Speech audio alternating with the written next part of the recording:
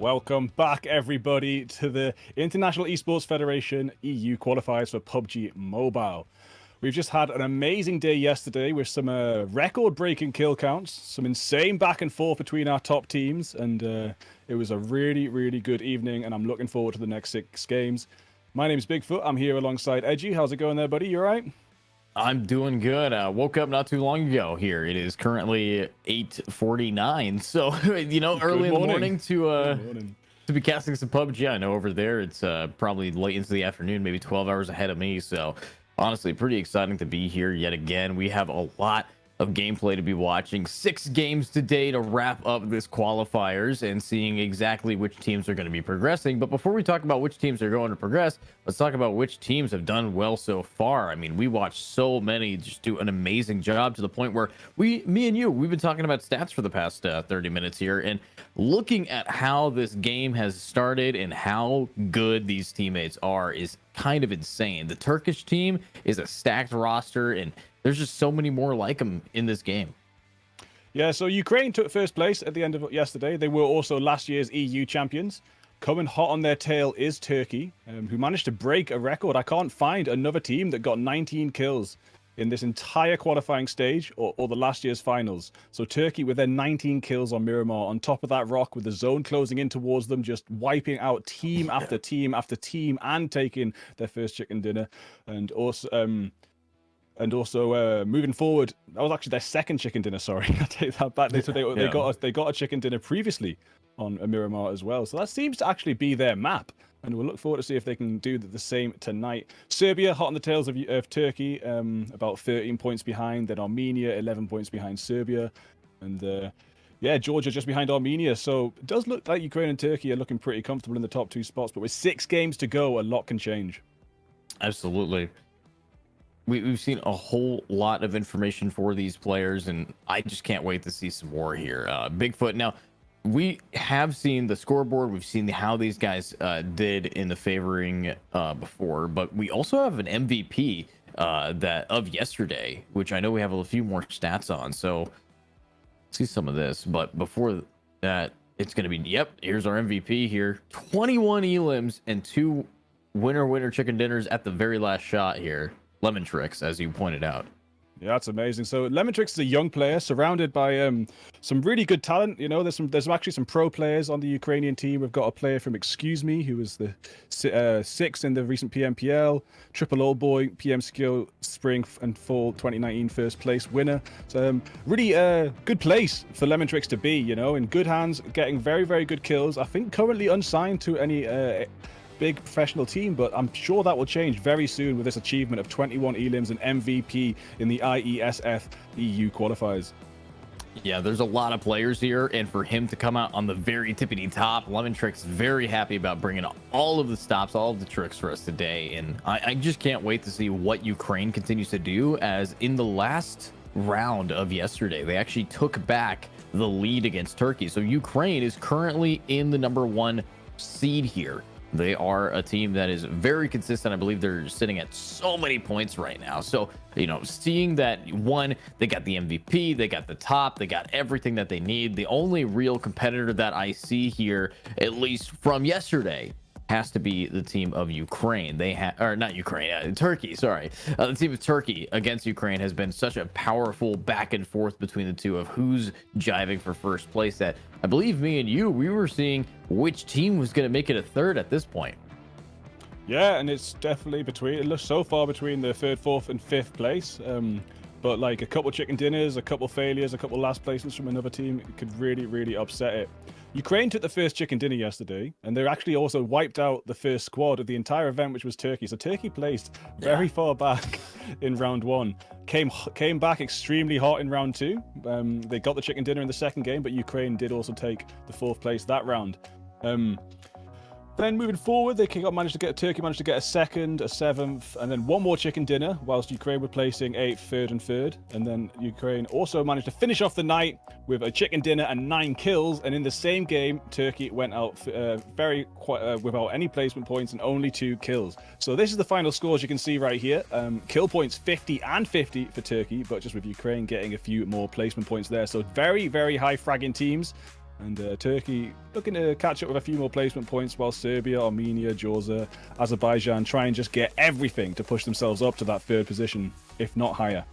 Yeah, it's going to be tough, though, as Ukraine and Turkey have been getting a ton of points, not only in the placements, but also in the kills. Both teams tying it up at the top here for 50 kills each team. That's 100 players defeated in 6 games. Now, that statistic is a little insane to me, just how much of a percentage of the lobby these two teams alone have taken out. It's insanity to be watching that. I believe that they've taken out about 25 or more percent of the entire lobby each time, and there's 15 teams here, so for 2 to be able to do that talks a lot about how much damage these guys can actually deal. But looking at the teams that want to jive for 3rd place, you got Serbia currently in there at 42 elims, total of 64 points. Then 11 points below is Armenia, who did a great job, but I also want to point out Georgia here, currently in 5th place. At the last game last night, they were on a hot streak of 11 kills. They got a ton of points for themselves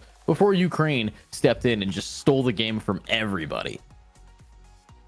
Yeah, and as I was doing some research today, I wasn't surprised. There was a couple of players I had some notes next to saying they've got a lot of power and force, good aggression, and it wasn't surprised to find a couple of these players were, of course, had a bit of a pro career on the side. I did note Biscay for Serbia. He's playing for Vista Gamer outside of this national team. And Serbia definitely looking strong to hold that position. They really were good at staying alive and getting kills, just not quite grabbing those chicken dinners that they needed to get those higher points. They got one chicken dinner in round 4 and 2 3rd places, so they were hot on the tails of Ukraine, but no one else managed to get 2 chicken dinners except for Ukraine and Turkey, so they really did dominate that chicken scoreboard. Yeah, they absolutely just started taking the cake and eating it too. Ukraine having 2, Turkey, I believe, having 1. Then we saw, I believe, which one was it? Azerbaijan? Did they take 1 before? Armenia have 1, yeah. Armenia have 1, Serbia have 1, then Ukraine and Turkey have 2 each, rejecting anyone else being able to get a chicken dinner. Azerbaijan came 3rd and 3rd. They got 2 3rd places, so that's quite why they're still quite high up in the placements there at 38. Managing to just accrue some points with placement. Yeah, that's kind of crazy, though. The fact that they've placed 3rd so many times, and yet they're only in the top 6 of players, so they keep it moving upwards there. So little things like that, you got to get the kills if you're going to get the placements. And talking about teams that have to get kills, we're seeing people on the lower side of the seed like Hungary, like Norway, Montenegro. These teams are having a little bit of an issue gathering these points together and actually making sure that they're on the scoreboard. But we got so much gameplay to watch here. We are looking forward to hopefully some of these teams making a comeback, as what we just saw can easily be duplicated by a different team today. Easily in a little bit of hyphen there, because of course we are seeing big teams in this lobby like Lemon Tricks on Ukraine as a whole team, as well as pretty much the entire existence of Turkey. I mean, I believe 1 player on Turkey has about as many approximate total winnings as the prize pool. So we got some big names in this game here today. So I can't wait to see what's going to happen as we're jumping into that soon. But Bigfoot, we're going to be starting off in the same maps. It's going to be very similar. Is there any team that you want to see perform differently, better, anything that you want more out of that you saw the potential for yesterday? Well, I would like to see someone dethrone Turkey from Miramar just to have a bit of excitement there, because I just also noticed I was talking about Turkey's record here, 19 kills on the second Miramar match. They also got 18 on their first Miramar match. 18.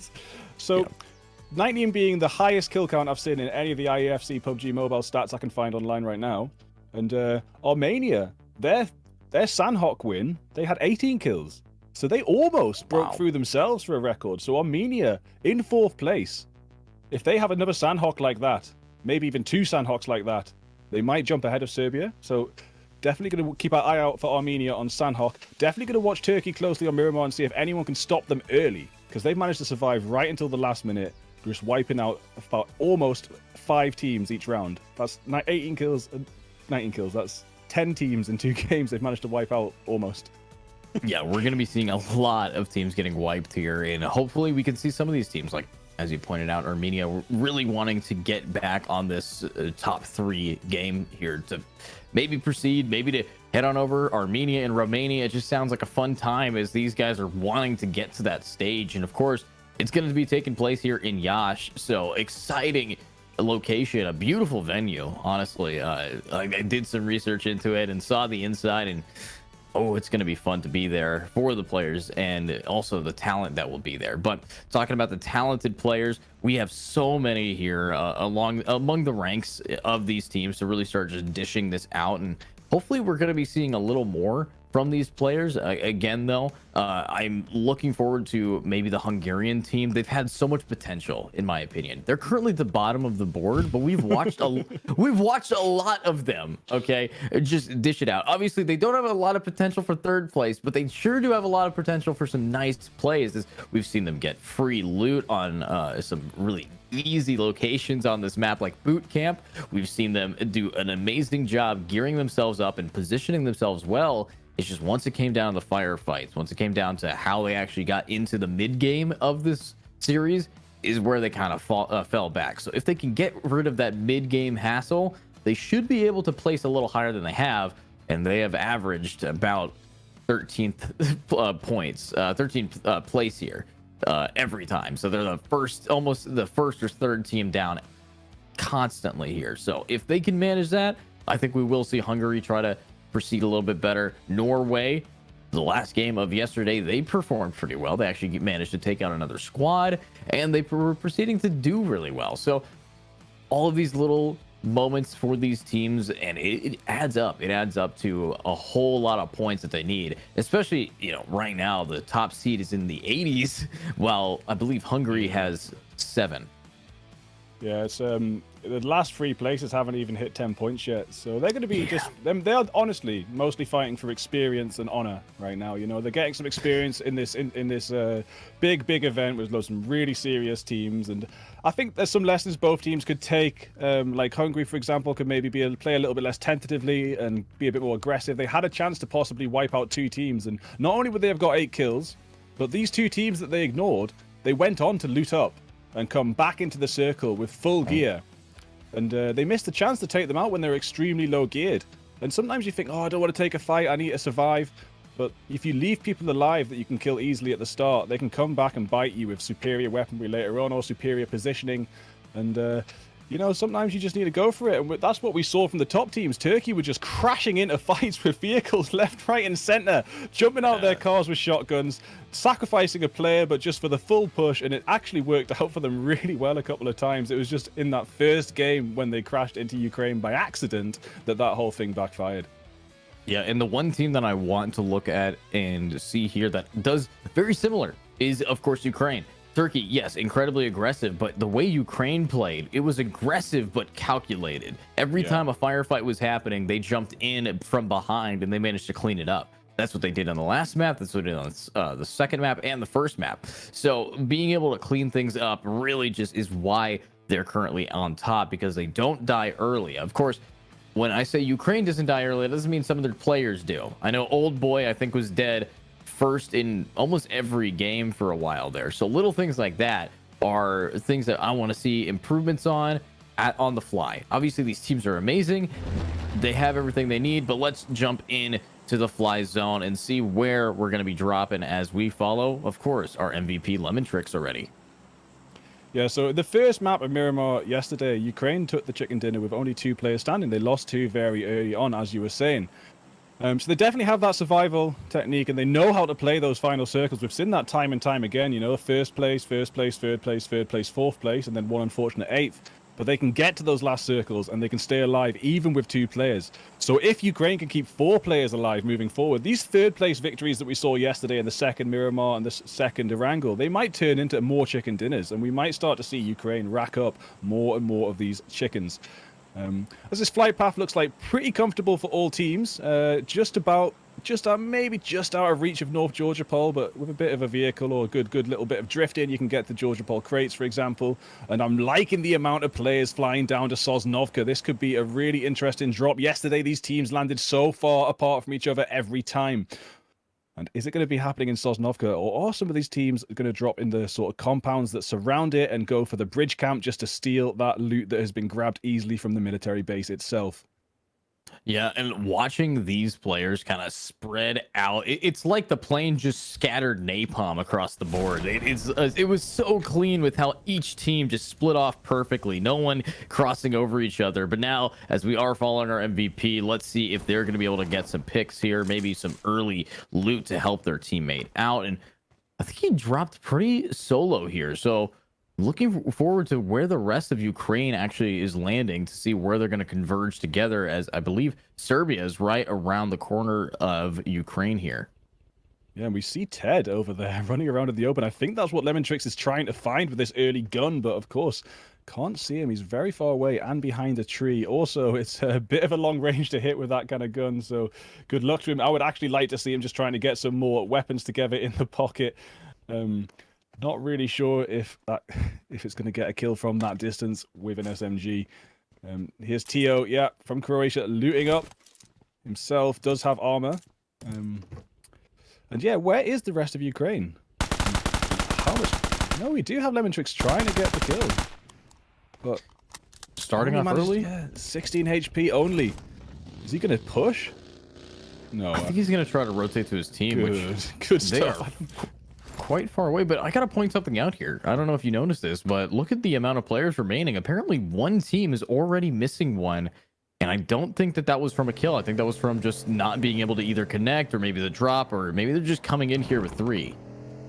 Yeah, a bit of a problem. We might find out who that is as we shift through the teams. Teo, who we just saw take a 16 HP damage from Lemontrix, seems to have got a good amount of loot, and there's 2 cars going, and they're just going to go compound to compound, looting up to start with. Does seem like a reasonably quiet area now. They've made their way away from Lemontrix. Lemontrix, if he managed to get a different gun, might have been able to do a little bit more damage, but from that distance, SMGs just aren't really going to cut it. Here we go. Let's see if any SMGs are going to cut it. Now we follow Albania here, still having all of their teammates. So it's not Albania who's losing some peeps, but right across was another player, and I don't think that was a teammate. So this could be a little bit of an issue here. Turkey managing to find themselves in a nice submerged location, might be able to hopefully get some free loot, as no one is in this entire town here. Yeah, people hate the water town because it slows your movement down. If someone catches you off guard and you've got no much slower movement, it's not the best. But because people hate it, it is often free, and it's a medium tier zone, so you can still get most of a team's equipment. And I think that might be why we only see 2 of them there so far. Zone has closed in up on the North Island, so the people that have been to Sosnovka and could have been a little bit of a trouble as they head to that bridge. But we have this early fight with Albania Epic Elise trying to get a grenade through the door onto Norway's Entech. This is maybe Norway's chance to start getting points back on the board after quite a low score for them yesterday. Ooh. Bison is enough though, and he falls, and that is Entech taken down. It's a first blood by Elise. First blood down, second player not in this lobby anymore. So let's see what they can do, as they have now found some nice vehicles to drive themselves into a new location to hopefully loot up and continue dishing out damage, because you know, we pointed out a little bit that Albania, they are very consistent in hitting these shots and doing a ton of damage here so far. So you know, hopefully we're going to see them keeping that momentum going. And look, we can see in the top left, it was Norway that entered the game with 3 players, and after losing Entech, that does leave them on only 2. So they're going to be at a very big disadvantage moving into this first map, and they're going to have to do what Ukraine did yesterday and just keep those 2 players alive. But with that, instead, they're also not going to be able to get many kills. And look, they're already being pushed by Albania. I think Cuzzy has got the switch on them, knows where they are, and is making the rotation around the backside, and they're trying to surround Norway, and I'm not sure if they're going to be able to make it out alive of this. Albania are out for blood. But Vital sending some shots off, trying to get some kills on Cuzzy before Cuzzy strikes him, but now the spray is coming back, and Vital's going to have to retreat as Cuzzy takes him down to extremely low health. Let's see this now. Taking these players down, it looks like Cuzzy is going to be rotating in with her team. Is Norway Vital car is flipped and actually blocks the entranceway. No way. He can't leave, but the car actually hit him while he's getting shot from behind. Vital here is gonna fall, and that is the second player from Norway no longer in game 1. What a start for Norway. That's really not good for them at all. They've lost one player for connection or couldn't even make it to the lobby. 2 players down instantly as Albania are out for blood. And now the last one standing is just going to be playing the hiding game for the rest of this map. Let's see what they could do. Hiding game and hopefully taking some names down. Obviously, no one else has fallen quite yet. This has been a very early fight. It's not something that you would expect to see this early on, but yet it has happened. They're ready for some more. But of course, Bob Hustler, he's got to see if there's anything else he can pick up, get in the car, just drive his team together. And Milton Power too, like we're talking about, Watertown could be quite a dead zone. I think that's maybe why Norway went there. They flew out to Milton Power thinking it was one of the last stops on the plane, but it's actually quite likely that Albania just followed them, followed their flight path, landed around them, got the cars together and just went in for the kill. We didn't actually see them drop, so I can't confirm that for sure, but would not be surprised if that was exactly what they did, because they just seem so hungry to take that team out. And talking about Hungary, it's Hungary. Looking to see if they can get some nice rotations here. They managed to find themselves a decent amount of weapons before they are hopping on these bikes to move together into the zone. Obviously, first zone, it's just going to take away at their pill supply here. But Georgia, they are looking to find something as well. Very split off. This is what Georgia did a few times now with Latvia at the top. But wait a second. They should know Ukraine. Lemontrix has found the one of the final Norway players. I hope they spotted him. Memo, they're actually looking the wrong way. Memo's managed to stay underwater, but now Memo's dying from lack of oxygen. So is it going to be a suicide, or they're not sure where he's came out, have they? Now Talika's going to go around the other side of the river. So, man, Norway have just been hunted left, right, and center since they dropped. And yeah, here we have Talika rotating around Memo. That is Norway eliminated instantly in the last place with 0 elims. What a terrible start for Norway. I hope they can pull themselves back together moving forward, because like I said earlier, these bottom teams, they're playing for experience, they're playing for honor, and not only have they lost a little bit of honor, but they've lost the chance to really get experience by going out first. Look at the bottom island. We see 3 teams heading up onto that one bridge as well. It's going to be chaos moving into this zone. Yeah, and I want to point out now, back to being balanced, teams remaining at 56. So Norway was actually the team that only came in here with 3 players. So they, of course, were at a disadvantage at the beginning no matter what. But Hungary, still in the zone area, needing to just find their way together, will be able to just keep moving forward. But they're taking pot shots at Georgia there. And are they going to be close enough to the ring where they're not going to waste too many of their supplies? As if you look at players like Ryzen, very little on that healing amount. They're about 1 kilometer away. I think they'll probably make it. I'm really interested to see what these teams that just come over the Southern Island bridges are going to do. They managed to avoid themselves so far because we don't see any more fights in the kill feed. But that was 3 teams making their way towards one bridge, and because the zone had already swallowed it, the chances of camping it were slim. Yep, here we have Georgia making their way across. I think another team have already crossed, and it might have been on the east side too. On the west side, there is 2 bridges leaving Sosnovka, so 4 teams so far managed to make their way across the bridges without anything dangerous happening to them. Let's see. All right. Tren with the rest of Croatia looking to find something. Is close enough to Ukraine actually start a firefight, and Ukraine will be able to flank them as they like to do, and they're right across from another team. So Croatia is not in ideal spots here. That'll be Spain. Yeah, we got the Spain team, which is also the Respect Esports team. They are currently, one of them's taking that high ground, dotted around as well. This could be some really, really good angles for them. Might be very, very awkward for Croatia, like you said, if Ukraine push in from the other side at the same time.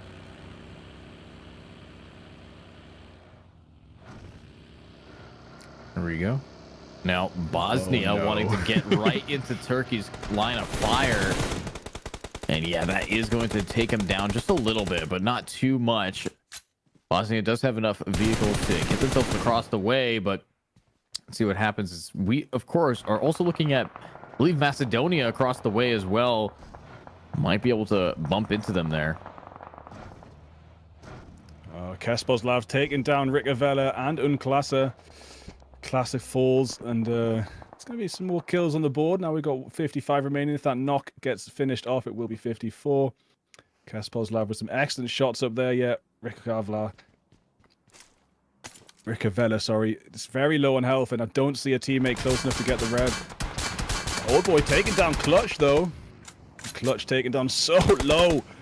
There we have it. We have Bosnia managing to avoid Turkey, but what the sight of Ukraine.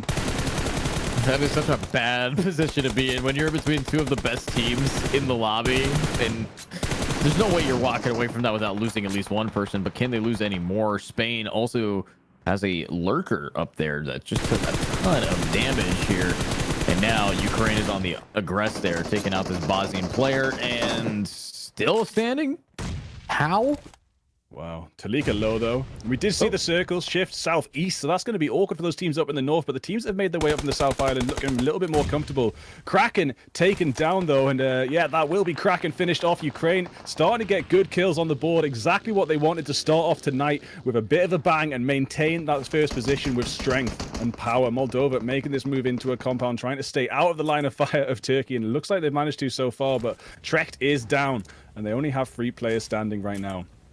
Yeah, and also I just looked at the kill feed and someone just got ran over by a car here. So No Turkey way. being able to run someone over and just keep this momentum for them. They actually already have 1 defeat, and it was from the just vehicle elimination here. So good job to Turkey so far. Hamzi being able to use that Dune buggy to become a Doom buggy. Now let's see what can happen with Grays and the rest of their team. They got so many vehicles to just constantly move around, but of course they need to get some with a little bit of thicker armor before they get into any more firefights. Yeah, they're making that rotation. Looks like they're heading south. It's a good idea, you know, the circle shifted quite hard south, so the north side will be busy. The further the circle shifts south, the busier it will be on the north. It's simple maths. The teams even generally have an even spread, so that is how it goes. Tiger getting a nice M24 shot. We were talking yesterday we wanted to see more ball action snipers, and this might be the match for it. There's already a knock there. Moving forward, it does seem like most people have been favoring the ARs, especially even in the long range. We see these extremely long range sprays, but it's nice to see the bolt actions make their way back into the fight. Ooh, and there goes a fight. We're seeing one player get knocked down for this team of Montenegro. Moldova's ready to find some more here. That nade could be insane. Oh my days, it is insane. Wow, that was such a good gameplay read, knowing exactly where they'd be to get the finish off. And as I'm talking about finishes, another bolt action finish has happened in the kill feed, so the bolt actions are back. Can we get some shots of them tonight as well? Turkey now looking down the hill. They've got their information, but not taking that fight just yet. It was quite long range, and now shots hitting onto Kespozlav. Kespozlav tries to make a rotation themselves, and that will be Turkey shooting down. Ooh, decent amount of damage, and actually we're seeing that Hemsey manages to down Marlow, so little picks like that is pretty powerful. And now we're seeing this poor team of Moldova stuck in this corner, and I believe that is going to be a large amount. Their team's still standing, so they still have maybe 1 or 2 players lurking around. I think they only have 1 left. They're making that move into the western side, which fortunately for Turkey looks pretty calm right now. So they do have a bit of respite now. They can take a breath, they can get their loot back up, and they can make their plan for moving into the next circle when it does shift. Their current area is a really safe spot, so it's looking good for them moving forward into the final zones. Georgia making that push in to the middle of the map. Pachinki is where the zone is surrounding, and Pachinki can be a really exciting last zone because there's all those layers on the rooftops. Some people can get right up on the rooftops. Other teams might be running down beneath them, and it would be really good to see that as a final zone, but we're not quite there yet, and it could shift away from the city. It absolutely could. Now, looking at these, of course, Bosnia, they are down so many players, and the 1 player left is camping inside of this Hex building, waiting to hopefully get the drop on someone, but the odds of a 1v anything happening here are pretty low. Looking at this now, Azerbaijan, we haven't seen them at all today, so looking at what they've got geared up for us today might be good, but Ukraine getting into a little bit of a fight as Georgia manages to take out 1, but wait a second, we're seeing Havlik go down for the side of Ukraine, and for some reason Azerbaijan is just going for vehicle kills right now. What's Zephyr doing? I don't know, but Oh, Naranx is taken down by Makitsa, though. That changes things a little bit. Old Boy trying to smoke up, taken extremely low. So was Lemontrix. Lemontrix has managed to heal back up. Havlik is now finished off, unfortunately, as Old Boy tries to get the health back up.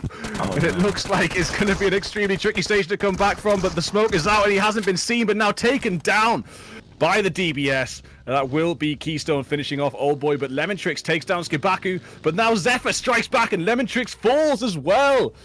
Skibaku will get revved also. So Azerbaijan looking great right now, taking down our first place leaders, and also that helps Turkey so much. 11 teams remaining. If Ukraine fall, they will not get any placement points. Yeah, and wow. Looks like Lemontrix just got down as well. Ukraine very rough there. And of course, they did get a few picks, but I also want to point out during that firefight on the other side of the map, Hungary got into one and lost. So Hungary is also down in, I believe, 12th place here. So let's see what can happen as Serbia fights more. Oh, no, there we go. Ukraine now falls. Tulika gets taken down by a nade as this fight with Albania is heating up. 3 teams all converging on one. Ko is trying to heal back up. There is a team taken down for the opponents. The DBS is going to come out close range as well. And there we have it. Albania falls to a grenade as Hungary place as well. There's 3 down for Albania. It's all on Cuzzy, but the DBS is pushing, and it will be a finish for Biscay. Wow. Crazy stuff here. I mean, what we just watched was a insane play by the side of Serbia to take out almost an entire team. And I think they did come out on that on top, but they are down 1 player. If we look, it's actually Mela here, who's no longer going to be able to help them out. And a player like that you want to try to keep alive, but 32 players remaining, 9 teams, and they're spread out decently well. So I think the main firefights are going to calm down for a while. And the circle shifted a little bit further east. It's actually still looking comfortable for Turkey. The area of the map looks quiet. There's no one stopping them get into zone. If they just play tentatively moving forward, they might have a chance of coming further forward. And of course, with Ukraine so heavily disabled in this match, they might overtake them already in the first game. Rex, Pocus, trying to get some shots again. DBS meta just so thick and fast. Everyone's got the DBS out for the close range. The UMP is not going to cut it. And there we have Pocus taking out Tio. And Bozanak somewhere has fallen from a height and got knocked out. What is going on? This game is chaos. And Hungary eliminated for the 2nd time in the same game. Looking to see what else happens here. Maybe a slight API glitch, but we'll be all right. We'll get back to it as the zone has shifted away from Pachinki. I was hoping it would finish on the Pachinki city, but now it's out in the open, and still a great zone to see it finish off. J-Mail jumping out the window, trying to go for the rotation. And it's backwards and forwards as R4 Meek is very, very low. Gonna have to retreat and maybe even get a med kit off before continuing that fight with J-Mail. Yeah, and on the other side, we do see Salazar getting a pick down with a nade, but this is a perfect nade, and it's going to connect. Wow. Do you know what my notes say from yesterday, mate? Next to J-Mail, they say hot nades. Yeah, that's what my notes say. Well, if you remember, J-Mail got a triple kill with a single nade twice. So he's just that guy, all right? But let's see this now. Salazar is now permanently taken down, and we are seeing just more teams falling. I'm surprised that we're still seeing so much conflict. As a lot of teams are spread out, but they immediately get right back into each other. Spain, though, Morphe here with it, and oh no, Croatia! No. How many times has J-Mail been the last player standing? I'm not sure, mate, but all he needs is a grenade. I'm sure that's one thing I am sure of. He doesn't need guns at all, mate. I mean, he's got so many grenade kills. If MVP was based off grenade kills, I think it might be J-Mail himself. It's just racking them up. Now we have Morphe Boy. Last player standing for Spain. Gonna try and get some heals off and get into that zone. It will catch up with him very soon. Do see Serbia already a little bit further into the zone than some others. And shooting down on North Macedonia over there. We're going to try and disable their vehicles. Yeah, it does disable a vehicle. Spain actually eliminated as Lasafat finishes him off with an M4 outside of Pajinki. It doesn't look like he could have made it into the zone after all. Ooh, somehow we're seeing this player Keystone still standing, but will they stand for long? With Macedonia actually taking a lot of chip damage as well. And they're kind of stuck behind a bunch of cars, so you might want to be careful in that position because one still can go boom here. Yeah, they can be a risk. You know, we talked about them yesterday, how you need them to get into the final zone, but if it's your only cover and you've got to stand behind them, and Hamza is right behind them too. Oh my days. Hamzi, sorry. This could get awkward for North Macedonia. Hamzi actually might make a push down a different direction, though. Kesposlav desperate to get into the circle, throwing grenades after grenade, trying to take out Silas, but Hamzi is watching, can see where they're coming from, and is making sure he can't do it. We have... Okay, so for the first time in Turkey's movement east, they've come across a player. They come across the team at the edge of the zone. So now they're going to be up against Georgia as well. This could get interesting, but so far, looking at kill count, odds are in Turkey's favor from what we've seen so far. But Georgia definitely looking to take them out and move forward in this ranking, because Georgia are one of our teams that could take third place with a chicken and some high kills. Hamzi, though, taking out skills with a nade. The grenades have been so good this round. Yeah, earlier on, I actually saw a team with 7 grenades on one player. So things like that definitely coming up big, though. Oh, Chapov now down to Hamzi. And the Turkish team, they're just cleaning these players out right here. And looks like they are going to be aggressing up this hill to finish off North Macedonia.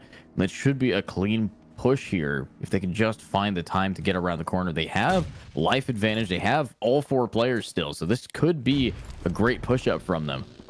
Yeah, they just really need to watch out for the Armenian third party.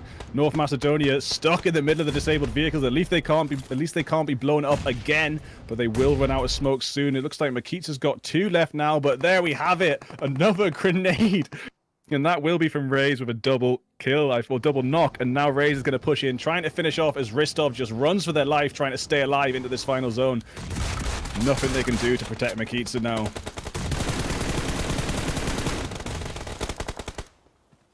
Here we go.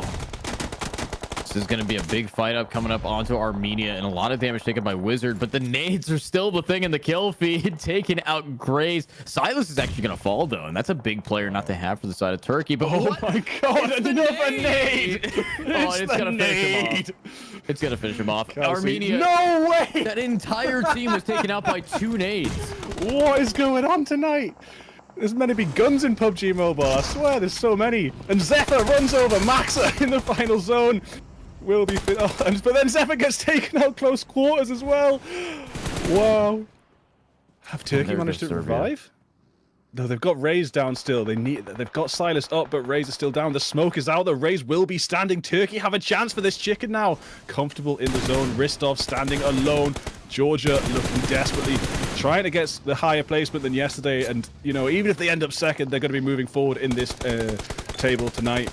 But Azerbaijan looking pretty comfortable as well. All 4 players standing for Azerbaijan. Very, very good amount of loot as well. Vehicles getting stuck inside one another. Ooh, good hide here, but North Macedonia is going to fall. 4 elims, decent attempt. Azerbaijan, though, we know them as the team that took out Ukraine, and they're taking out more. Zushki now down, and looks like he might be able to crawl his way away.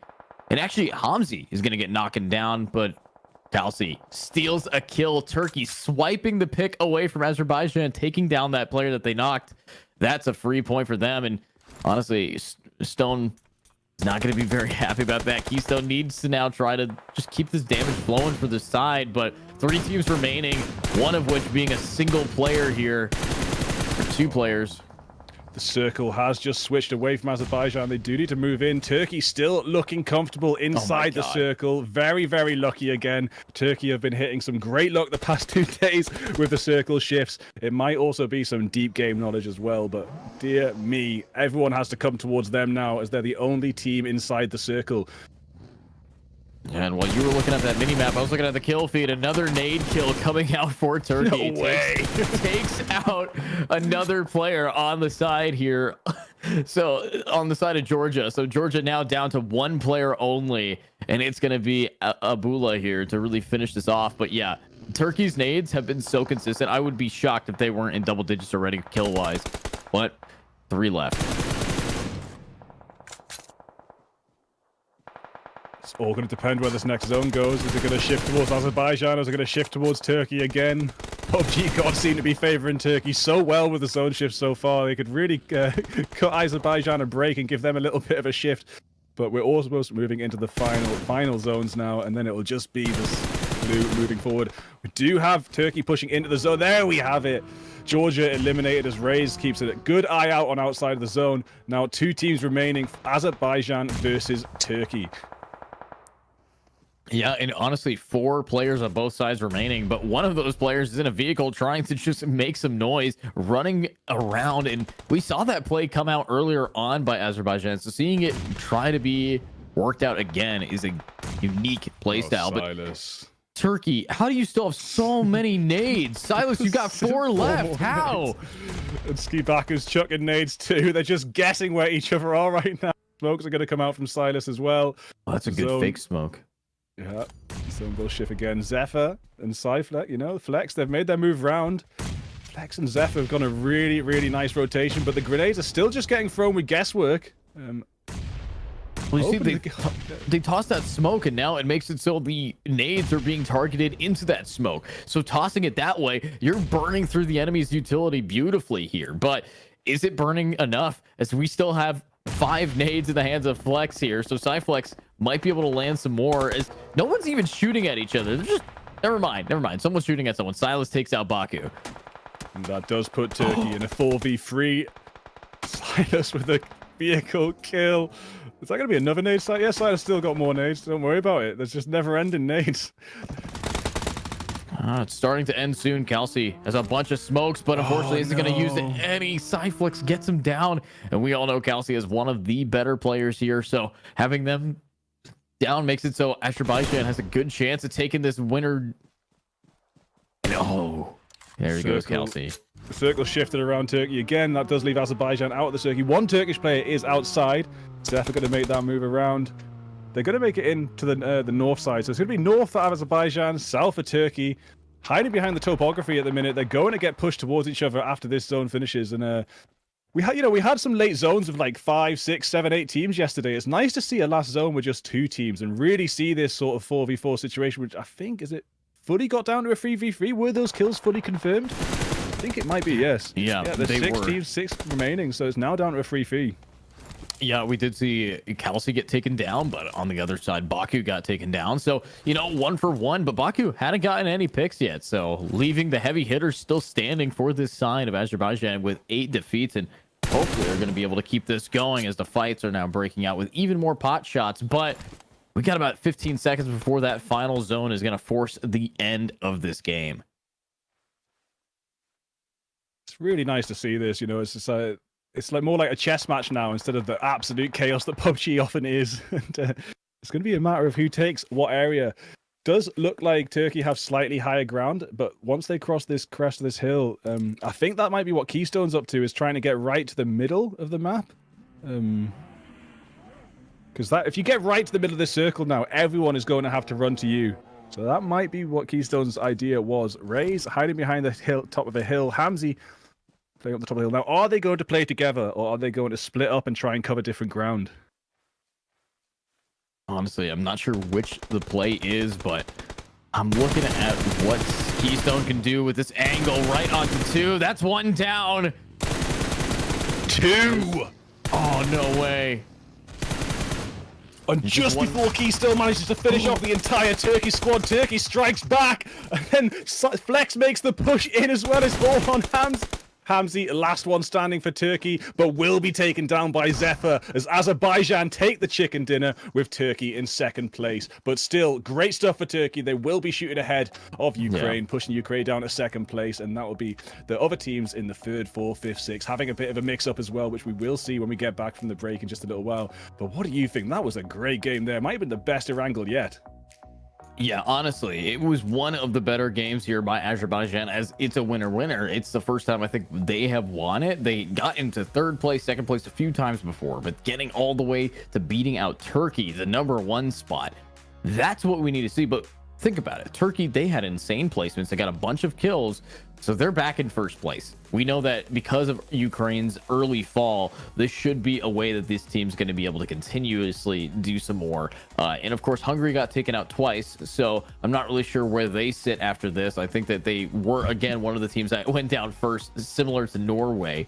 in Norway going down first. You know, I would say I'm shocked, but I'm not, as we are now going to be going into the next game here on a new map, a little deserty, a little bit more open than this one. And one thing I will point out, that, and more so not point out, but go off the back of something you said in that last game, is that was like a chess match with how it was just 2 players versus what, 2 zones at the end there. It was nice to see it be nice, slow, and methodical, and actually watching these 2 teams start focusing on their 1v1 potentials. So that exactly is what we want to be watching. But is that going to happen again? Out of 7 games watched so far, that was the first time that it was that narrow at the end there. It might have actually made Turkey a little bit uncomfortable. They seemed so comfortable at the end of Miramar with 6 squads around them, but with just 1 squad at the end, they seemed maybe a little bit confused. They didn't maybe know exactly what to do.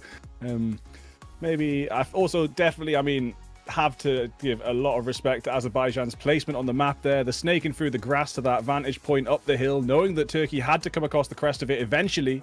And nearly getting that 1v3. Everything hit a little bit chaos after that, and Turkey almost managed to claw it back, but not quite. And I think, looking at the scores, Azerbaijan might be able to move forward to 5th or 4th place, and that puts them steady for 3rd if they can continue this momentum. But beautiful stuff, so many nades. My favorite Erangel match we've had so far in the IESFF.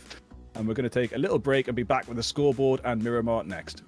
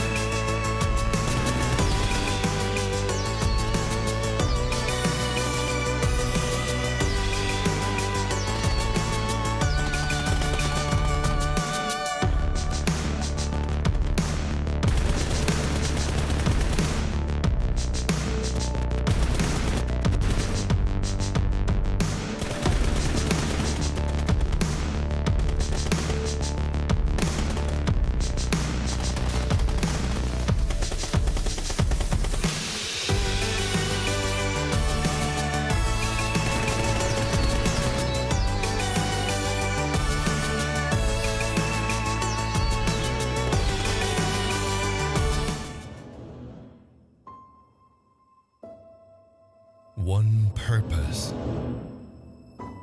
one dream, one rhythm, one step closer to glory. Enemy spotted. They say history remembers the winner. So who will be the ones writing the future?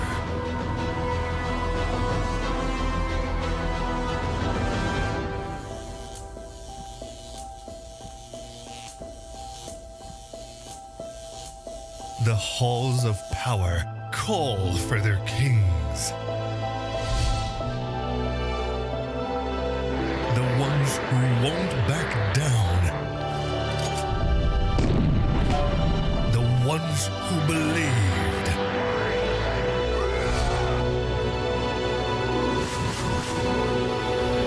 The ones who knew that over 100 nations can't be wrong.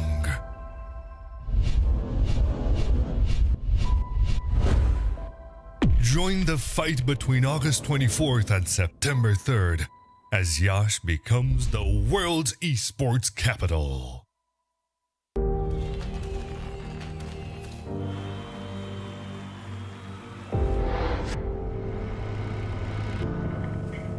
In the heart of Iași, Romania, the world's top gamers have gathered for the ultimate showdown. IESF brings heart-stopping matches across a variety of gaming genres in an electrifying experience that celebrates the passion and dedication of esports athletes from around the globe. This is more than just a tournament. This is where champions are born, legends are made, and anything is possible. Get ready to witness the ultimate display of skill, strategy, and heart. The IESF World Esports Championship. It's about to take your breath away. Do you think you've got what it takes? The challenge will be tougher than ever.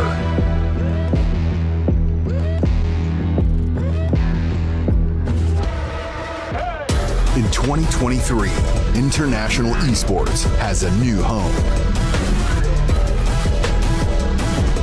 Over 100 nations fighting for the championship in a celebration of everything that makes esports great.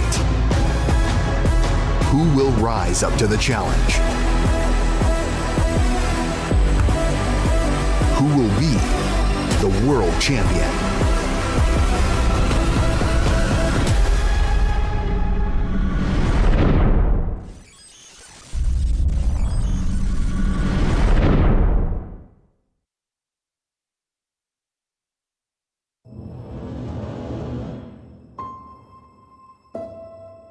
One purpose, one dream, one rhythm, one step closer to glory. Enemy spotted. They say history remembers the winner. So who will be the ones writing the future?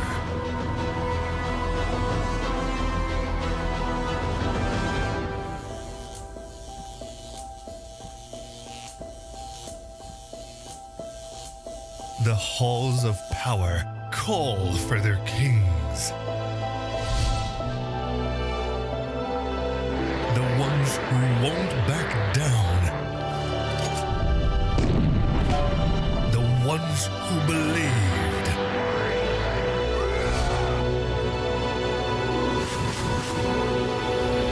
The ones who knew that over 100 nations can't be wrong.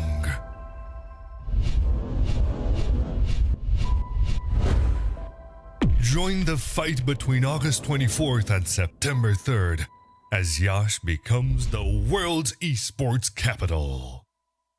Going to be pretty exciting gameplay to watch there at the Iași finals. Of course, before we can get there, we have to get through today. 5 more games on the roster here at IESF EU Regionals for PUBG Mobile. I am Edu, joined by Bigfoot. We just watched game 1. Bigfoot, what can we expect in game 2? Well, we can see the leaderboard now and see exactly where people are standing. I think Turkey have taken a over, and what we can expect from history in game 2 is Turkey getting a chicken dinner in Miramar. But of course, we have these 2nd, 3rd, 4th, 5th places trying to dethrone them. Azerbaijan, they've shot forward to 4th place from 6th with that excellent chicken dinner there. Serbia got enough points yesterday to keep Azerbaijan back another 12 points for now. But, you know, morale is a big part of sports, and Azerbaijan are going to be feeling good taking down Turkey. So they might be moving into Miramar pretty strong. And maybe they could be the team that can push Turkey back from their chicken dinner habit that they seem to have. Both games on Miramar so far, chicken dinners went to Turkey. Yeah, absolutely. And looking at Turkey as well, 99 points here, 10 above Ukraine. And you compare that to 3 teams, Norway, Montenegro, and Hungary, who have lacked the ability to get their final team points and maybe double digits on the score. So with that in mind, you know, the comparison of the top to the bottom of this seed is an astronomical difference. 91 point difference. That's crazy. Wow. Yeah. Well, like we said earlier, you know, these bottom teams, they're pretty much fighting for experience now. Even if Norway were to get 5 more chicken dinners themselves and say say 40 kills in the process, they would only just make it to first place, and obviously they're not going to get 5 chicken dinners and 40 kills. It's going to be so hard for them to do so. So these bottom teams, they're hopefully going to get some more experience in this like extremely high pressure environment, but there are teams that seem to thrive in that, and we can see them on that left hand side. Ukraine going to try and get some, if they have a bad match again, they might go down to 3rd place, and that is 1 place away from not qualifying, unfortunately. Azerbaijan going to continue forward. Serbia looking to hold on to that 3rd place as strong as possible. And then, of course, Armenia and Georgia with a couple good games could catch up to 3rd place as well. Albania 7th, looking a little bit harder for them, down on 36 points as well. Yeah, the gap between 3rd and 4th is a pretty big one, to be honest with you. We're looking at a gap of 12 points, which that requires a whole lot of picks. So Serbia is going to have to fall early if they are going to have to give up 3rd place. And the way Serbia plays, they're usually the 5th or 6th team to or 5th or 6th team left before they fall. So with that in mind, I also want to point out Turkey kill points. They've managed in the past 7 games to kill an entire lobby full of people. Wow. that's kind of crazy to me. And even more, they had some to spare. So little things like that definitely go a long way. And now let's see what they can do next. Of course, getting into the next game coming up here on a desert map, we did see bolt actions actually come up a little large early into the game. I know Hungary was starting to rock one. They managed to down 2 players. So little things like that. Hopefully we're going to be seeing more gameplay as we go on. And yesterday, you know, we asked each other, what do we want to see from this game? You said bolt actions, and I said this one on, of course, the deserty map here. Yeah, and it's definitely harder to get those DBS and even grenade kills on Miramar. You know, the long-range weapons do come into it a lot more. So, oh my days, that is a southerly flight path. That's going to leave so much out of bounds. People are going to be scrambling for vehicles. I wouldn't be surprised to see some vehicle kills in the kill feed in just a few moments as people desperately try and land on a vehicle first and make their way north. You can see that westerly road. There's a couple of teams trying to fly up the top of that, and they'll be trying to get a vehicle to maybe drive up to El Pozo, where there's extremely high loot area, and praying that the circle isn't also really southerly, because that'll be really playing hard tricks with time if that's the case. This Keystone makes a drop in as well. Like avoiding Los Leones, maybe heading towards Picado. And yeah, it's going to be awkward for these teams if this circle goes north as well, because it'll be so south. We'll have to see what the circle drops in just a moment. Let's find out. Now, we are following, of course, last game's winners, this game's hopefuls, as they are now dropping straight in together to find some decent damage. But they're kind of going into a dry spell here. I mean, this position is not exactly loaded enough. So looks like where are they going right now? I'm trying to figure that out. They're going to the compound above Picado, which is actually an extremely low loot area, but there might be a spawn. I wonder if they're hoping to look down upon Picado itself.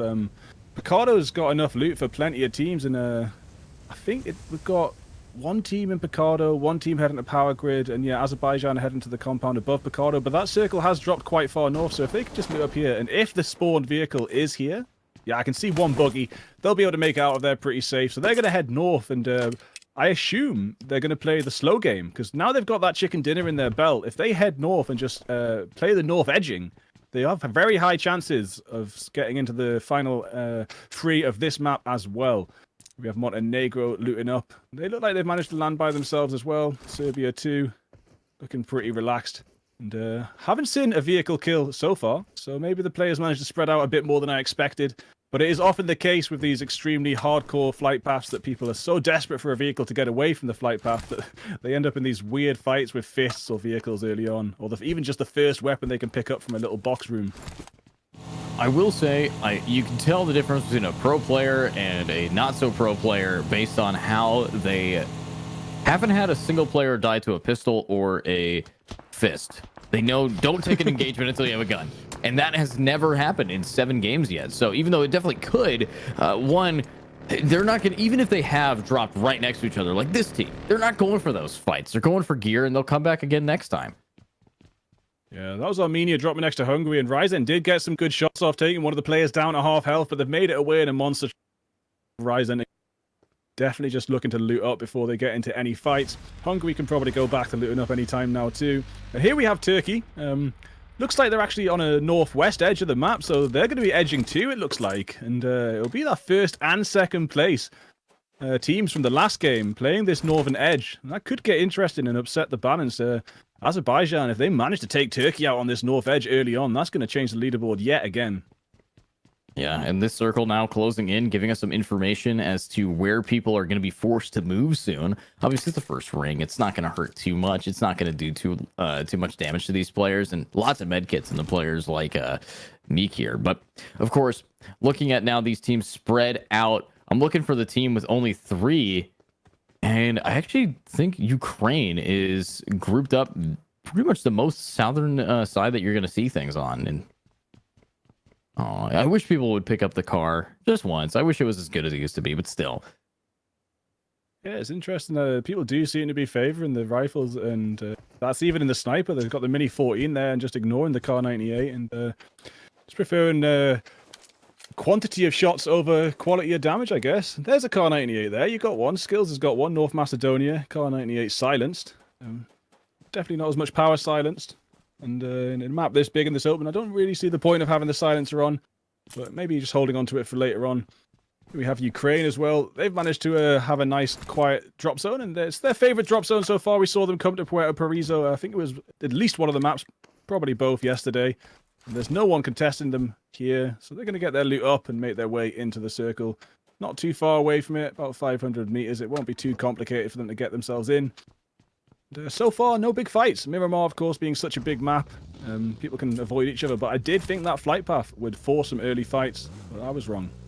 Yeah, and looking at Ukraine, they are split off here, looking just absolutely different than they have been before. Currently, Lemon Trick's very far away. And yet again, you know, looking at that, 59 out of 60, we are still missing a player from Norway. It happened last game, and they still have yet to have that player in. So them competing today without that player, I think, is 100% purposeful. It cannot be a technical difficulty at this point. This is just a player not at the showing.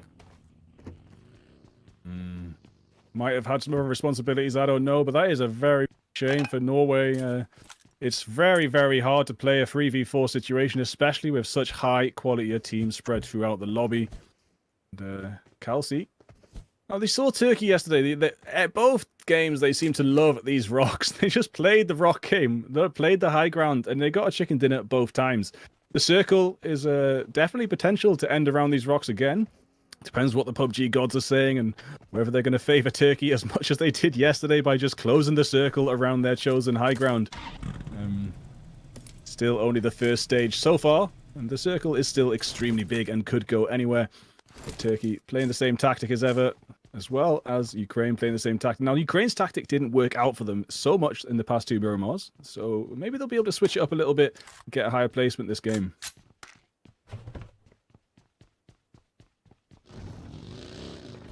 And the mute button being my downfall. Let's see if it's going to be the downfall of other players. They're now working together here. I like what we're seeing from Serbia so far. They are picking each other up. They've split off to get this loot, and they come out on top here. I love the weapons we see. We actually see an M249 in the hands of Biske. That's a big gun to have early to try to shred some of these players who might not have decent armor yet.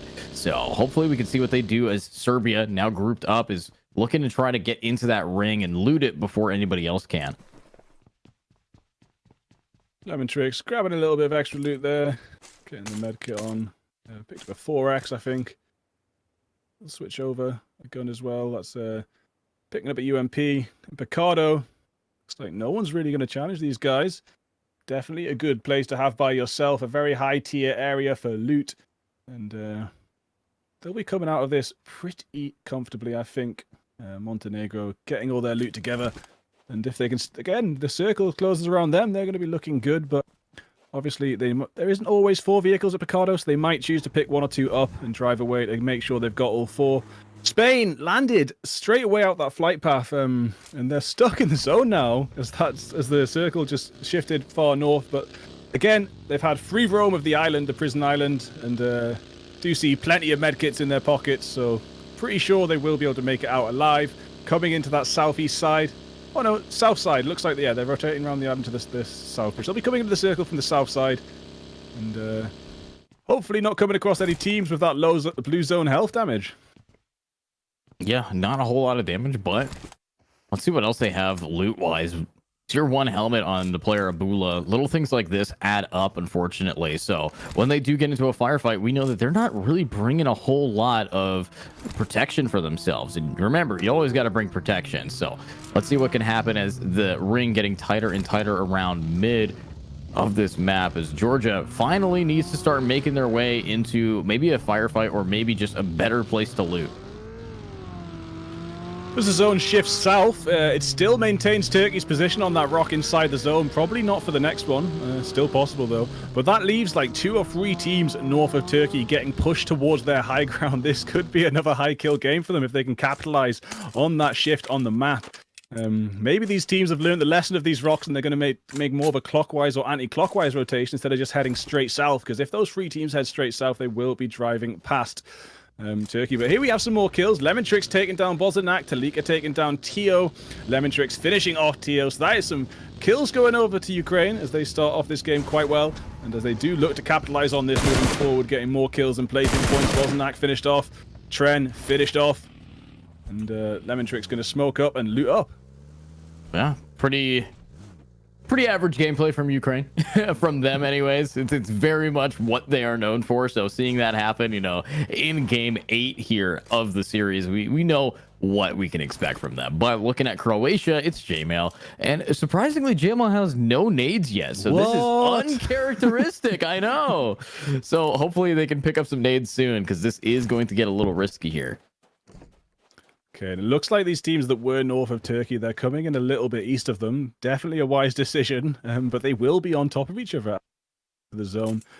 Jmail's got 5 smokes at least. And here we have Turkey. They're looking south. I think it's east they need to fight. If they're gonna find anyone, it's going to be east. But I think the teams are so far away on the roads, they might not be able to capitalize on the air. See, look, now they're looking a bit more east. They see that team fly past. But I don't think they're going to be able to get those kills. It's such a long distance, and now Turkey aren't going to be able to capitalize on their spot with a zone closing in on them, and they're going to have to do some rotations and play different tactics to what we saw get them 2 chicken dinners yesterday. So things might change for Turkey this round.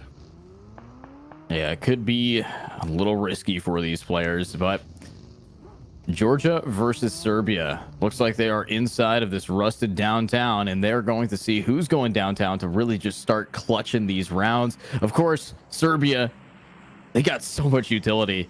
I think Mela has 1 of each and more to spare. So if Georgia is in a bad spot, I think it's because they are getting absolutely surrounded by this Serbian team. High ground advantage is huge. Yeah, Bula having a look through the window. They know someone's there, but they're not exactly. Meles considered the nade. Marlow takes down Bora elsewhere, but Lassifer going to send a nade out to the vehicle. Going to at the very least try and take out Mela's vehicle, and that will put Meles in quite an awkward spot. There's not many other ways out of this situation without that car. Georgia could just make a very, very aggressive 4-man push, but you can see behind Meles, up on the hill, there is an overwatch for the rest of Serbia, and that overwatch actually takes down Asterix. A nade comes out trying to finish them off, doesn't quite do it. Now a molly. Meles is also getting shot from another angle. That is a third party to the Serbia versus Georgia fight, and there we have it. It's coming in. It was Abel actually with the spray there. It wasn't a third party, it was one of the players of Georgia. Armenia here on the top of a mountain as well. Is Armenia in the zone? Armenia's not ready, but Georgia's got a clean nade, but counter nade. However, it's actually when he gets knocked to get a trade. There we go, as they are going to be able to keep this going. And talk about the nades, Georgia's just doing so much damage. Grabbing 2. We'll be able to pick their buddy up, but Biske still stands, still waits out something.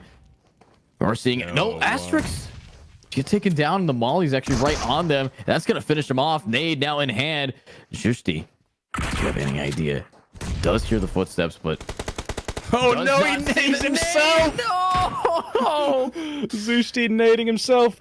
Hamzi already almost burned to death, but getting away with 5 HP before getting a med kit off. Abula trying to do their best to finish off for Georgia, but they won't be able to as Serbia finishes off. And now Armenia challenging Turkey. Hamzy, it looks like they're about to fall, and they will. Armenia taking down a player of the strongest team right now. All four of them pushing forward so strong. Can Rays do anything as well? Rays will also fall, and Turkey are out. Oh my days, we said it might be the match where Turkey can't get that Miramar victory, and it was Armenia to be the team that stopped them. Wow, Armenia shutting them down with 3 kills, and looks like they are going to be able to res Viking as well. No L's taken, only success, and it's this mountain. We know it. We love it or hate it, as this is going to be the place where a lot of players are going to start setting up. But Spain looking to find some more trades here, as North Macedonia is already going to get 1 player down. But what? Triple Old Boy from across the game just snipes that pick away from Spain. No way. They're like across the map. What? Oh, Ristov try to do their best with the DBS, but yeah, just too many people around. Armenia taking down Turkey is such a big switch up to the leaderboard, maybe, and just at least what we've seen so far, because Armenia managed to finish in 4th place yesterday, just 1 place shy of making it to the finals. So taking down Turkey and preventing Turkey from getting their 3rd Miramar chicken dinner is such a big win for them. Can they stay alive? I think they might. They had the high ground, but the zone shifts away, and yes, it does seem to shift away from their high ground. So they're going to make that move now. Got Flex. Etc. at the bottom of that mountain, see who can come out on top. But right now it's Salazar shooting down a goal against Bob Hustler, and Bob Hustler falls from Pocus. Spain trying to do their best against Albania. 1 knock so far. Man falls as well. Yeah, I think it might be a good win for Spain here. But Ukraine, Lemon Tricks with the 3rd party. Here we go. Nade in hand. Lemon Tricks is going to toss it a little high. Does go just over, so won't actually hit. That's the thing about mountains. It's tough to actually land these nades because they will roll. They will go right over, especially if you're on the low ground to use these nades. But if anybody can, it's our MVP. Lemon Tricks here still has enough to go, but actually will be able to back it up. And that's what we need to see here. Ukraine coming in to steal the kill and leaving at the nick of time, as it looks like a drop package or care package is about to fall perfectly for Ukraine here. Seen that a few times from Lemon Tricks. Lemon Tricks going out by themselves, trying to take some like really hardcore fights, but the minute it gets like shifty, gets in the vehicle and runs away. Really good play there. Not getting into anything too stupid. But Havlik is still up in the Spain's grill and throwing grenades, but not managed to get much off the back of it. And hopefully the cover from the team across the map will be able to help. But Spain are on the edge of the circle here, and they do have to push towards Ukraine. Ukraine have the positional advantage. Havlik might want to retreat as well and just play with the team. And as I say that, he gets picked up by the taxi. They're going to retreat and just hold the edge of the zone because Spain will have to come to them eventually. Here we go. I like the high ground advantage. I like what we're seeing, but I also like the fact that Armenia is getting right behind to finish off whatever is coming up against them. These guys know what to do. They know how to hold it. Azerbaijan now stuck in this pretty odd position here, as they are losing 1 player, Keystone, who we just watched this team triple up against Turkey. So for them to be in this position against a team like this could be an issue for them. Oh my days. Elsewhere on the map, Maxa takes down Havlik, so that is a Ukrainian player falling. It looked like they had a comfortable position, but they've been surrounded by a new team now. Right now, though, on this side of the map, we do have Baku hiding away from Wizard. Wizard's teammate Surugod does get finished off there in the road. Keystone is down. Keystone was the player that nearly managed to wipe out the Turkey squad with a 1v3 before Hamzy shot back and took them down. Fortunately, though, last game, the team managed to finish off Azerbaijan Zephyr. Does he know that he's knocked? Does he know Viking's knocked outside? He could just take a quick peek and finish that. But Wizard making that move in. They're all in the zone now. Their health is dropping pretty fast as we are moving towards the circle. Definitely needs to make a move in before it's too late. Wizard extremely low, will be finished off there. And now Azerbaijan get in the vehicle, make it to zone. Just a little bit longer.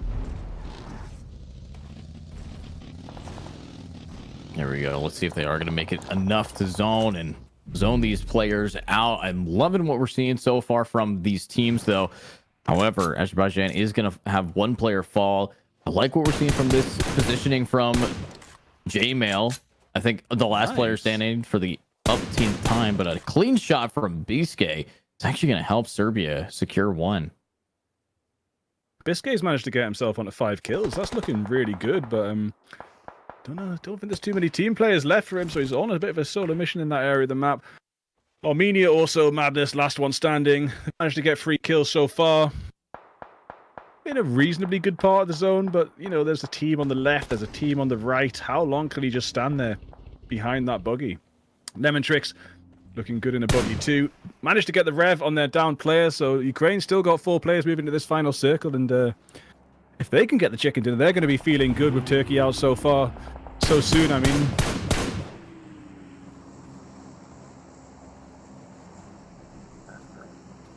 I'm out in meta, forced to a grenade. Wow. They're already at 60 limbs here for the side of Ukraine, and if people keep driving their buggies past them, they might increase that number to 7. So Ukraine happy about their positioning, but talk about positioning, it's Triple Koa getting immediately taken down by J-Mail, who unfortunately will fall early on here. But Norway, not being the first ones down, still having some players, are right next to Serbia. So if they want to rank in this game, if they want to rank in this tournament, they're going to have to take out this team. And they're doing quite a bit of damage to help them with that. But oh no, from behind! No way. Just when Norway looked like they might be able to get something, they get third-partied by Moldova, and now watch me is going to crash in, moving forward. Might get another angle on a player, but right now focusing on J-Mail, and there's an explosion of a vehicle as meta drops as well. Now it's all on Vital, but Get Wrecked is moving in fast. I'm not sure if Norway can survive this. Falling down just before placement points yet again. Vital and Entech, though, one of them's got back up. They've lost one player, but surrounded so much, it's going to be very difficult for them. Maybe Moldova will get distracted and move around. Oh no. Kespos Lab moving right in. Oh dear. Feels bad for Norway tonight, I think. Every time they look like they might be able to get out, something terrible happens. Here we go. Let's see if something not so terrible might happen to some more teams here as we're watching Moldova. Now, this is the team anytime I hear Moldova's name and I see a hill, I associate it with them. They have been always at the high ground advantage. They like being above people. They just need to be as well as in this kind of map. It's the only coverage you really get. So let's see what happens here. Moldova versus Serbia now. Zone's about to shift again, and it does go directly in. That leaves Spain in a pretty comfortable southeast area. A few teams are going to have to move in from the north, though, in the northeast and northwest. Moldova looking pretty comfortable, but they are forced away from that high ground, forced down towards other players. But now J-Mail might be getting a taste of their own medicine as a nade comes towards him, and it does not kill. Does not kill too much here, but we are going to be seeing Moldova doing a decent job. Now, look at that. Oh, Kaspalov not being able to hit those shots, but will hop into a car. Let's see how this thing can navigate these streets, these roads. Off-roading, but J-Mail still somehow standing as the last player alive for his team. And never mind. Yeah, I thought it might have been Moldova that took out J-Mail, but it ends up being Maxa from Serbia. And yeah, whatever happened, J-Mail pretty doomed. Maxa running low on medication now, get down at the bandages. A couple health kits there, but we'll be saving them for later on. And now Ukraine looking very comfortable in this central high ground. There's all 4 of them still standing. Can they pull off a Turkey and get near to 19 kills with this high ground in Miramar? It's 21 remaining, so it is possible if they get pretty much all the kills that are left, but surely some will go to other teams.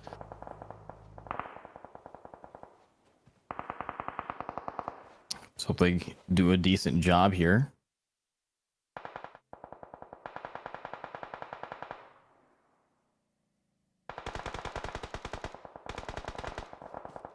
Oh, there we go. That's going to be 1 down so far. Hungary still standing, and they're hungry for kills. Let's find some more. Of course, it's Ryzen now trying to find something, but from the sidelines, it's going to be that DPS that really comes out big here for these teams. Biscay now stuck in a box as the Hungarian team taking that low ground advantage, if that could ever be said, against the side of Moldova, but they're actually getting pushed as well to hopefully find these picks in.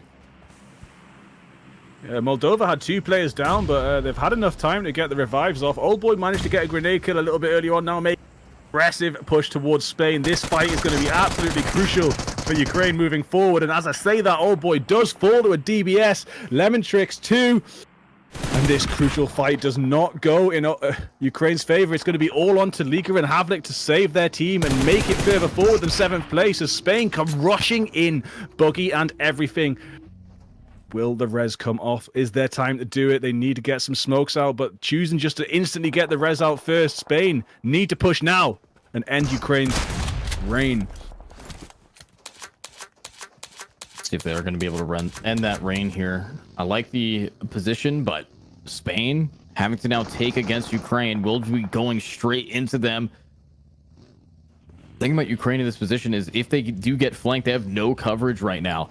It's just about these slight little ebbs in the wall, but there we go. One player falls for the side of Hungary. We still have now 6 teams remaining here.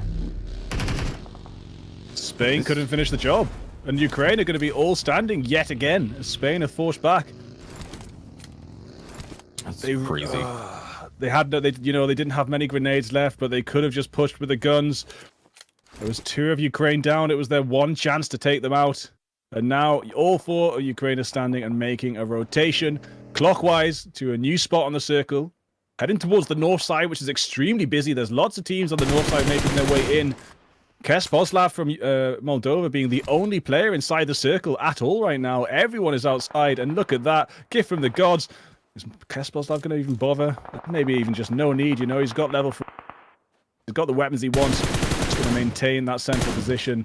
Just watch me. Sprays down very long range onto Salazar, but won't hit. Yeah, very long range. I mean, that's probably why it doesn't hit. Obviously, bringing a 3-time scope to this kind of fight might be a problem. Havlik's making problems here.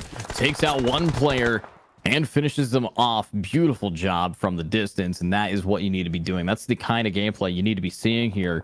So that's Montenegro losing 1 already. Look at Spain. They still want to try to help out with these picks, but Moldova versus Hungary seems to be the main fight going on. Where are you going, buddy? Looks like we have a single player from Armenia still standing. It is madness. How much longer is Madness going to be standing? Not much longer at all as Marlow finishes them off. But Ukraine, 8 defeats so far, heading towards the chicken dinner spot, desperate to get it and stay in that top 3. Talika gonna get a med kit off, gonna help a lot. Old Boy takes down Ryzen, so Ukraine still getting those frags as Lemon Tricks knocks Rex Morphy as well, but Marlow strikes down onto Basic. The kills are coming in thick and fast with only 12 players remaining. 4 teams, that's an average of 3 each, but Ukraine above average with all 4, and they're looking pretty comfortable on the southwest side of the zone, but it's going to depend where it shifts. They're going to be safe again. If it shifts towards them, they have a very, very chicken. If it doesn't, they do have to move through open space, but it looks like they're ahead of the game, moving through that open space before the zone even shifts, as Marlow elsewhere gets another knock on a Rickavelli. Oh, I like this angle from Moldova, but I also like players falling, and oh, Serbia lost a player to the play zone, and I think that's actually going to wipe their entire team. It's now a 3-team versus all. It's a 3-team free-for-all is what I mean to say, as this is looking a little rough. Only 1 player remaining in Spain. I think they are going to get targeted out here to make this a 2-team versus 2-team here. Yeah, if Spain drops, we're going to have a beautiful chess match finish again, but we're pretty much there already. And there it is. Spain drops, and it's a 4v4 Ukraine versus Moldova. What a beautiful end to the first 2 matches we've got tonight. So they're all in the circle. They've all got cover. Can they get knocks before the circle shifts again, or will it be the circle centralizing that makes them push together? This is going to be pretty tough, not going to lie. I'm kind of concerned for these guys, and we'll see what happens. But, of course, looking at this chess match of a team, we know which team is favored in this position here, but It all comes down to who's on the better side of the hill, as we do have Moldova on the highest ground possible. But where is this final ring going to be taking them? I believe it's actually going to benefit both sides. And once it forces these players off of their little hidey holes and into the main area, it's the side of the mountain where the players will fall. Yeah, and we talk about chess. Chess is a game where you need to take control of the center of the board. And in the center of this circle, Moldova have a little bit more control so far. But of course, Ukraine, the more experienced, more powerful players we've seen as well so far, and they might be able to deal with that situation. Kesposlov right in the center of the circle. Just trying to get as much information as possible, but Talika extremely quietly waiting and watching carefully. And there we have it. No circles left. The zone is just going to push them all into the middle, into that open space. High ground, looks like it's Moldova. Low ground with a nice peak is Ukraine. It's going to go over. But Old Boy with an amazing clockwise flank. Old Boy has worked their way all around the circle, and this is probably going to be the most crucial positioning in the end of this game. Like a queen in the corner of an empty chessboard looking down at the entire space. Old Boy might be able to shred some serious damage. Here we go. Triple Old Boy helping them out, but Havlik's grabbing a pick down and will actually watch as Tulika gets finished down on the ground. Triple Old Boy, Bill, picking up where his teammate falls.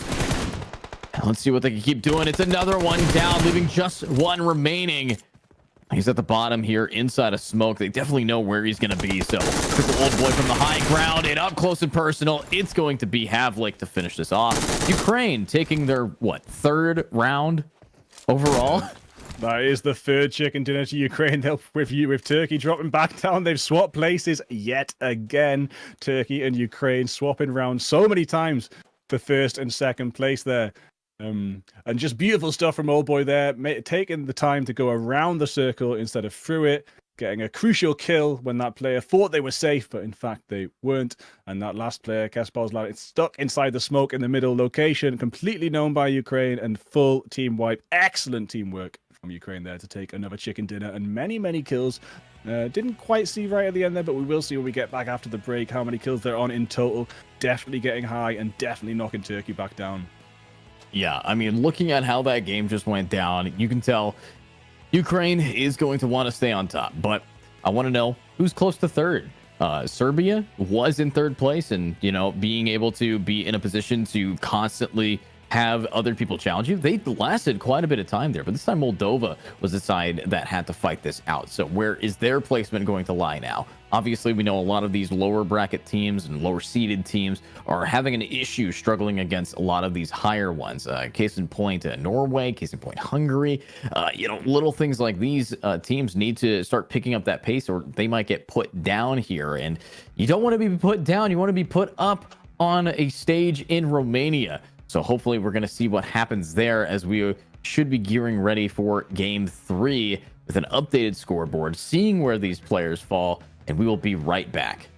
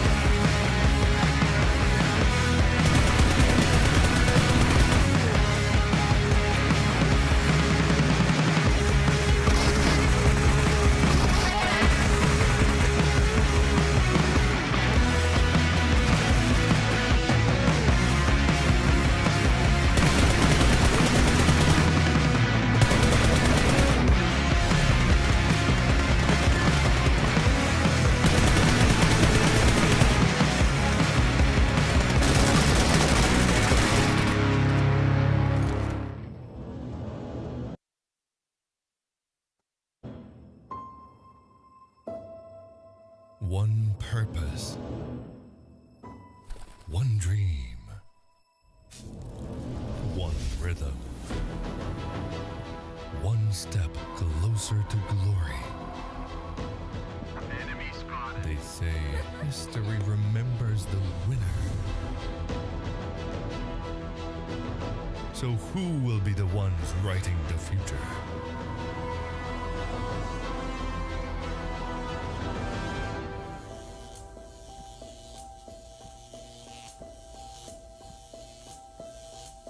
The halls of power call for their kings.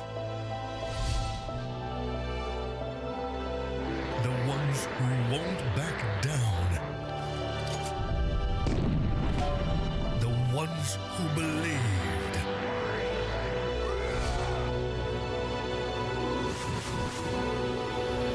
The ones who knew that over 100 nations can't be wrong.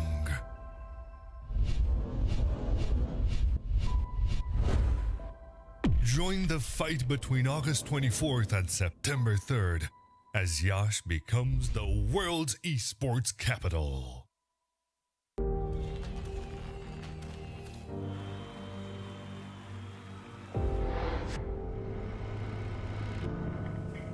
In the heart of Yash, Romania, the world's top gamers have gathered for the ultimate showdown.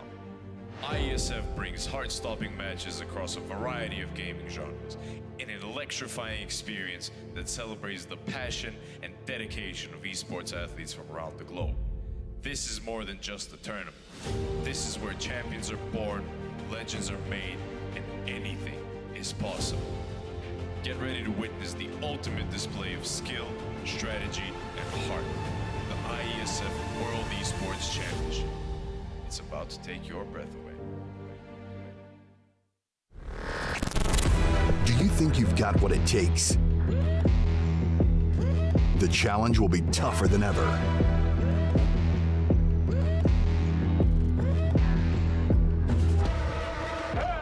In 2023, International Esports has a new home. Over 100 nations fighting for the championship in a celebration of everything that makes esports great. Who will rise up to the challenge? Who will be the world champion?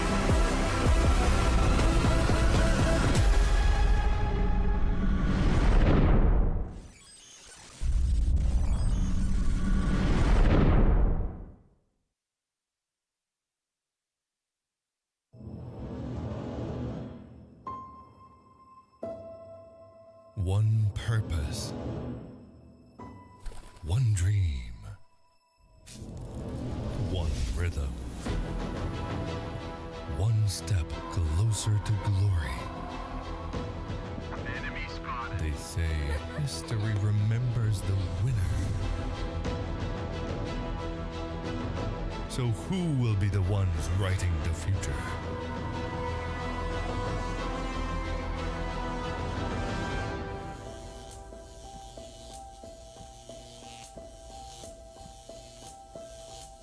The halls of power call for their kings. The ones who won't back down. The ones who believed.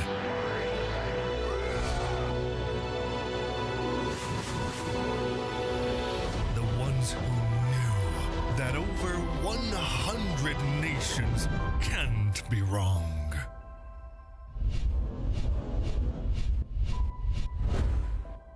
Join the fight between August 24th and September 3rd as Yash becomes the world's esports capital.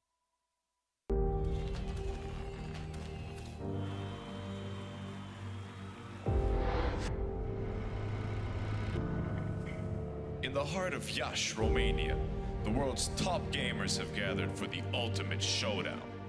IESF brings heart-stopping matches across a variety of gaming genres in an electrifying experience that celebrates the passion and dedication of esports athletes from around the globe. This is more than just a tournament. This is where champions are born, legends are made, and anything is possible. Get ready to witness the ultimate display of skill, strategy, and heart. The IESF World Esports Championship. It's about to take your breath away. Do you think you've got what it takes? The challenge will be tougher than ever.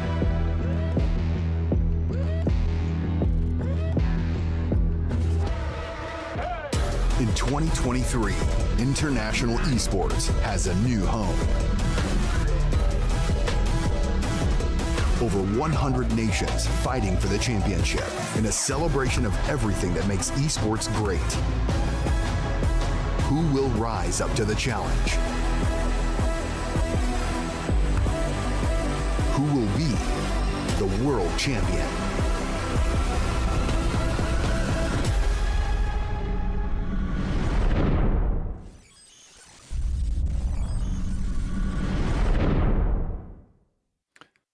Welcome back, everybody, to the IESF EU PUBG Mobile Regionals. We've had 2 stellar matches previously, and we're going to be moving forward into Sanhok. And I won't be surprised to see it go as absolutely crazy as Miramar and Erangel just did. I hope you were with us, because they were insane matches, and we have 4 more to go. Sanhok, and then the whole map pool one last time before we crown our leaders. Yeah, and as we make sure to crown some leaders here, who's in the lead is the question as we look at our leaderboard. Wow. Turkey got dethroned. Ukraine at now 70 kills, 115 points in total. And the fact that they have more placement points earned than the bottom 4 have points in total is insane. Wow. It's just, these guys have been stacking their placement points up. They have almost consistently been in the top 5. Actually, I don't think we've seen them fall before the top 5 yet, except for maybe in game 7, but I could be wrong about that.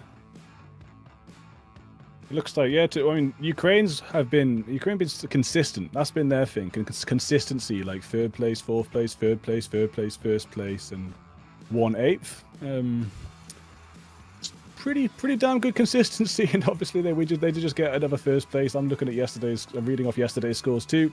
And moving into Sanhok, we've had a chicken dinner yesterday from Armenia, from Ukraine in Sanhok.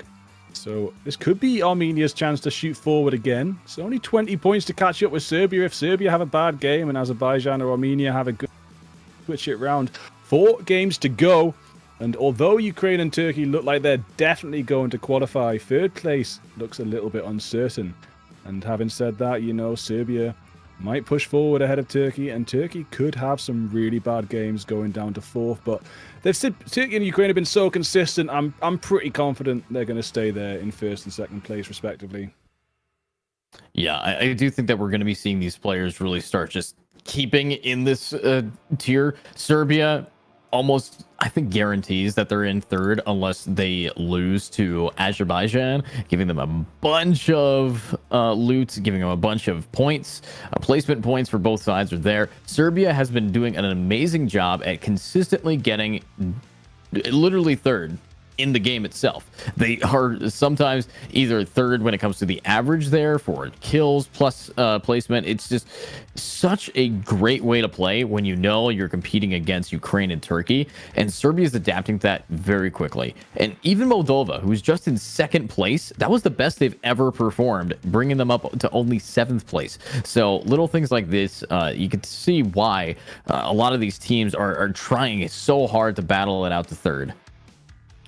Yeah, Moldova seem to have a lot of support online at the least, so maybe they've got a lot of energy back in them. So all the best moving forward. Again, even 41 points, it's not impossible in 4 games to get up to 80 and overtake. But it's going to be tricky for these teams that aren't in the top 5 now to place. It's these top 5 teams looking so comfortable, and the top 3 looking even more so. We might not see much difference going forward, but it is PUBG, and there's a lot of chaos, and even these top teams might fall down straight away if they land in the wrong spot. Ukraine still in the plane as we head over boot camp. Would be interesting to see Ukraine smash down a boot camp and try and take out Hungary, but don't think that's actually going to happen. Turkey looks like they're heading a little bit north towards Paradise Resort, maybe Tatmok, maybe even further up to Mongnai. Painan might be a drop zone for some. Looks like Ukraine, they did land at Ruins once last game, and that might have been the game they got the chicken dinner in.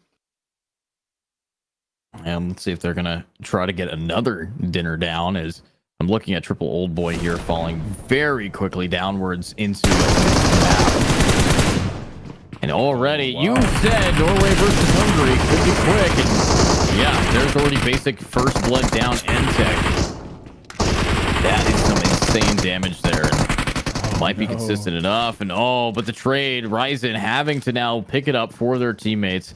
But Vital needs to finish off more. Does he know that there's a player behind him? Because he is giving information for how long that player gets to stay up. This boot camp fight, we were hoping to see it yesterday. We're lucky enough to see it today. Norway just dropping right on top of Hungary. But yeah, it will be Hungary with the 2 kills each, I think, so far, actually. So it's still equal as Memo shoots one player down from the sky. There's now just one player left standing for Hungary. Can Memo finish him off? It is Tiger. What can Tiger do to save the squad? Memo shooting down. Tiger gets low. Very low. Almost dead. Gonna have to retreat. Uh-oh. That's not good. That's not what we want to be seeing here. Tiger at that incredibly low position might have an issue here for these guys. Memo, though, should know where Tiger is based on where he isn't. Yeah, good point. Tiger does have a shotgun and a QBU. Now going close range, trying to use that pumpy. Can definitely hear Memo's footsteps now. There is a nade being pulled by Tiger, and Memo is going to make a bit of a rotation around. This is awfully tense. Whoever wins this 1v1 will wipe out the other squad. Wow. Just armor, just a shotgun. No head armor on Tiger right now, so... Versus the opposite, just head armor on this one. Body armor, right. Someone's going for headshot. That Uzi can do so much damage close range. Silas is pretty nearby as well. Has probably heard all of these shots. It's trying to get in on the third party. Will have also seen the kill feed. I mean, that is what PUBG Mobile is. If you're watching the kill feed, it can give you so much tactical information. Silas hears those shots, knows that 3 players from each team is down, knows that when this last player falls, there's 1 player left. If he's been keeping an eye on that kill feed, he might actually just choose to move into boot camp with the rest of the squad and clean up the last player standing. To move around the map, though, we are in Painan, the little riverside town. Serbia have 2 players down. And the circle has shifted heavy southeast and southwest, and with so many players on the eastern side and northern side of the map, it's going to get extremely crazy around that middle edge. And it does look like it's going to be very tricky for Serbia now, getting pushed extremely heavily by Albania. But no, the peak with the AK, and Elise falls and is finished off instantly. Maxa, extremely low health with a grenade out. Might be able to get Cuzzy, but Cuzzy runs away. No, Cuzzy gets got by the grenade. Serbia looking comfortable. Gonna get a res off, and Norway are eliminated, not able to come out on top of that boot camp fight. Wow. You know what's funny? How many times have we seen Hungary drop in boot camp, and how many times have they not made it work? This time they made it work, but they're down to just 1 player. But now Serbia is here. Cuzzy is gonna fall. We're seeing the trades coming around with, of course, a great shotgun to use, but the damage is being had, and there is Albania eliminated with only 1 kill. Just a little bit of disrespect on top of that cake of death there. And Serbia, 3 players standing. They only lost Metas 999. They're going to get the revives off. There's no one else in Painan, so they're going to be able to finish up their looting. Hopefully Biscuit will find a helmet before leaving. I do like that ponytail hairstyle. And now we see Aero falling. Long range from a QBZ from Bora will be finished off by God's Clutch. And that will be Bosnia and Herzegovina getting 1 kill on the board. They are a team that have struggled to make it into the top 6. And they're going to be feeling good with that. But I think they're on the wrong side of the map. They're now 777 meters away from the zone. A long way to go, and it is closing in on them. So many players going to be forced into this eastern and northern side of the zone as this blue zone closes. Yeah, this is going to be pretty tight here. Montenegro not in the best of positions, but I think with one player down, they should be able to still find some picks here. Obviously, we're already at 13 teams very quickly into this round, and that's 2 down so far. 14 players eliminated. So lots of teams have just taken a loss here, and you know, we don't have time for a memorial service. What we have time for is these guys being able to just keep pushing forward. Talking of them, Turkey, each one of them is in a car right now, so they should be able to get the jump on somebody, especially since they have a decent amount of loadout. What are they? Oh no, it is Turkey and Ukraine. I'd say oh no, but this is exactly what I see, to be honest. Turkey and Ukraine getting into early fights. It is very exciting, and I'm so happy to see so many early fights on this Sandhawk map. You know, the starts of these games, these early games, have been quite quiet so far, so to see like drop zone fights has been an absolute pleasure. Now Ukraine on the high ground looking towards Turkey. They've done some damage. Do they know who it is? They might not know who it is until they get a knock. Look at the kill feed, and that might change their reaction to how they take this fight. If they get one knock and see they're fighting Turkey, they might be absolutely desperate to go down there and finish them off. But Turkey smoking up around the vehicles might be going for a retreat. Let's see this now. Havlik. This is the 2 teams that we don't want to see fight early on. And why I say I don't want to see fight them is because it will be a firefight and a lot of resources being used. Because these guys have such survivability, such great aim, that I think whoever comes out of this is just going to be taken down a lot. Oh, we can see the airdrop now. AMR, yeah, there's an AMR in that crate. That's a deadly weapon. See if it gets picked up. Not actually retreating. I thought they might have been smoking to retreat, and it might have just been to reposition that car and the position of the player himself. But Lemon Tricks not giving up. They're desperate to see who this squad is. Desperate to maybe get a pick, find out what's going on.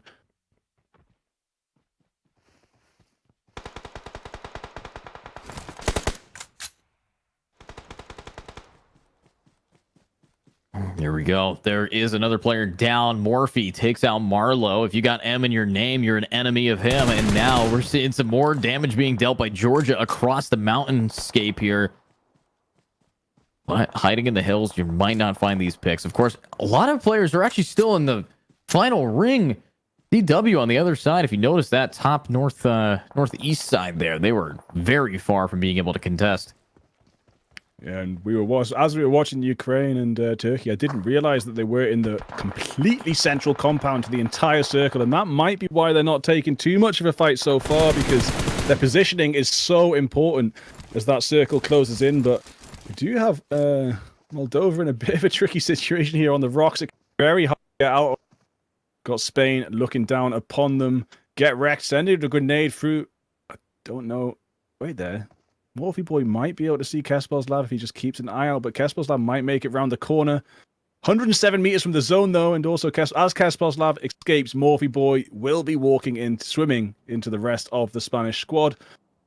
Watch Me might have made it away. Might be the only player that can really get out of this situation. But being in the water with these rocks that you can't climb is a very awkward situation to be in, especially with a team right on the top of the rocks. Oh, and that top team is starting to dig pot shots down. Spain bringing the pain onto Moldova. I don't know if you're watching on YouTube, you are a fan of Moldova, so you don't want to be watching your favorite team getting dropped so many times here. But this is not looking too good for Trek. It's kind of stuck in here, and no. That's the fire.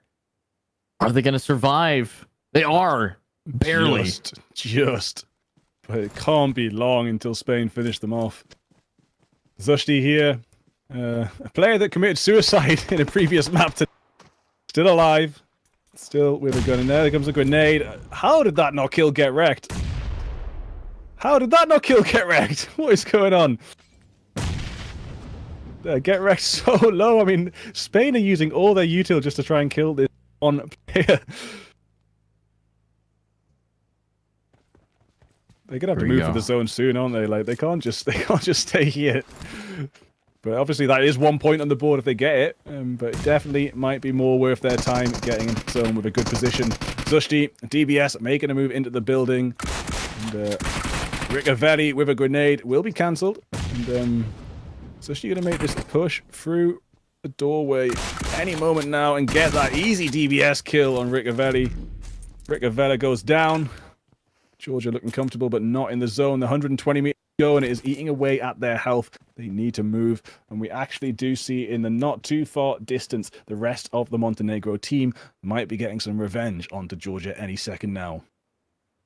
Let's see if they are going to be able to. Molly actually finishing off one of the players from, I believe, Macedonia there. Or was that Montenegro? That was Montenegro. My bad. And let's see what they can do now, as it is a big push up for these players. The zone shift does leave Ukraine and Turkey still comfortable in their compounds, and a hell of a lot of teams on the eastern side moving forward. So Turkey going to have a few teams coming their way any second now. They're in a compound, and up the hill is Ukraine. And, it's going to be an awful difficult push for a lot of these teams to move through our two top squads. Ooh, Montenegro now falls with 0 elims in 13th. We do see the play zone actually taking down Lasser.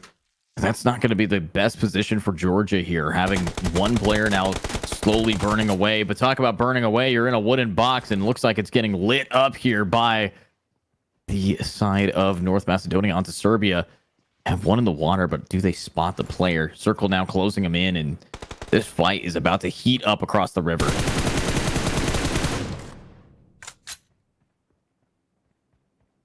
Hainan can be so awkward when you got one team on either side, because these knocks, they come back and forth, they hit back and forth, and then you get the res, you get the knock, you get the res, you get the knock. But unfortunately, Ristov not in a safe spot to get the rev. As I'm saying that, if he just managed to stay on that side of the river with his team inside the buildings, it might have been a bit.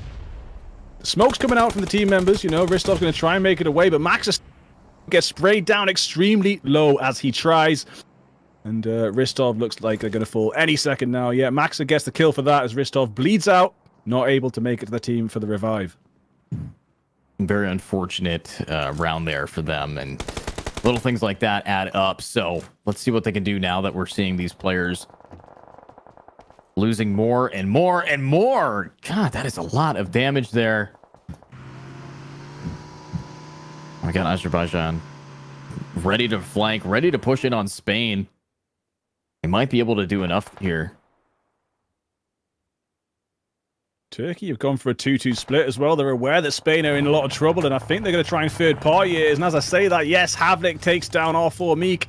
Havlik also takes down Morphy Boy. That's 2 more for Ukraine as they rotate away from Turkey. They never got to get a knock onto Turkey, so they never managed to find out which team it was. So unless they've got a super memory and remembered whose skins it was, they still don't know they were so close to Turkey earlier on. Lemon Tricks peeks out. Gets a little spray down, but knocked out. Nice little spot on the top of that hill in that sniper's tower, though, especially if the circle continues closing around Lemon Tricks' half of the Ukraine team. And, as these teams make their way out the circle, there's 22 seconds until it closes in. And it's going to get pretty busy now as we have 11 teams, 31 remaining. The circle's just getting smaller and smaller now. J-Mail, no nades used this time. We do see some spray for once.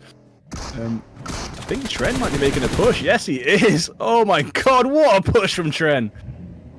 Wow, beautiful job. And now Moldova falls right after Bosnia, and them fall as well. So honestly, I'm concerned about little things like that. It adds up to being quite devastating for some of these players here, but let's see if that devastation can continue. We do see a big circle, which is full of players on the outskirts. Not a whole lot in the main area yet.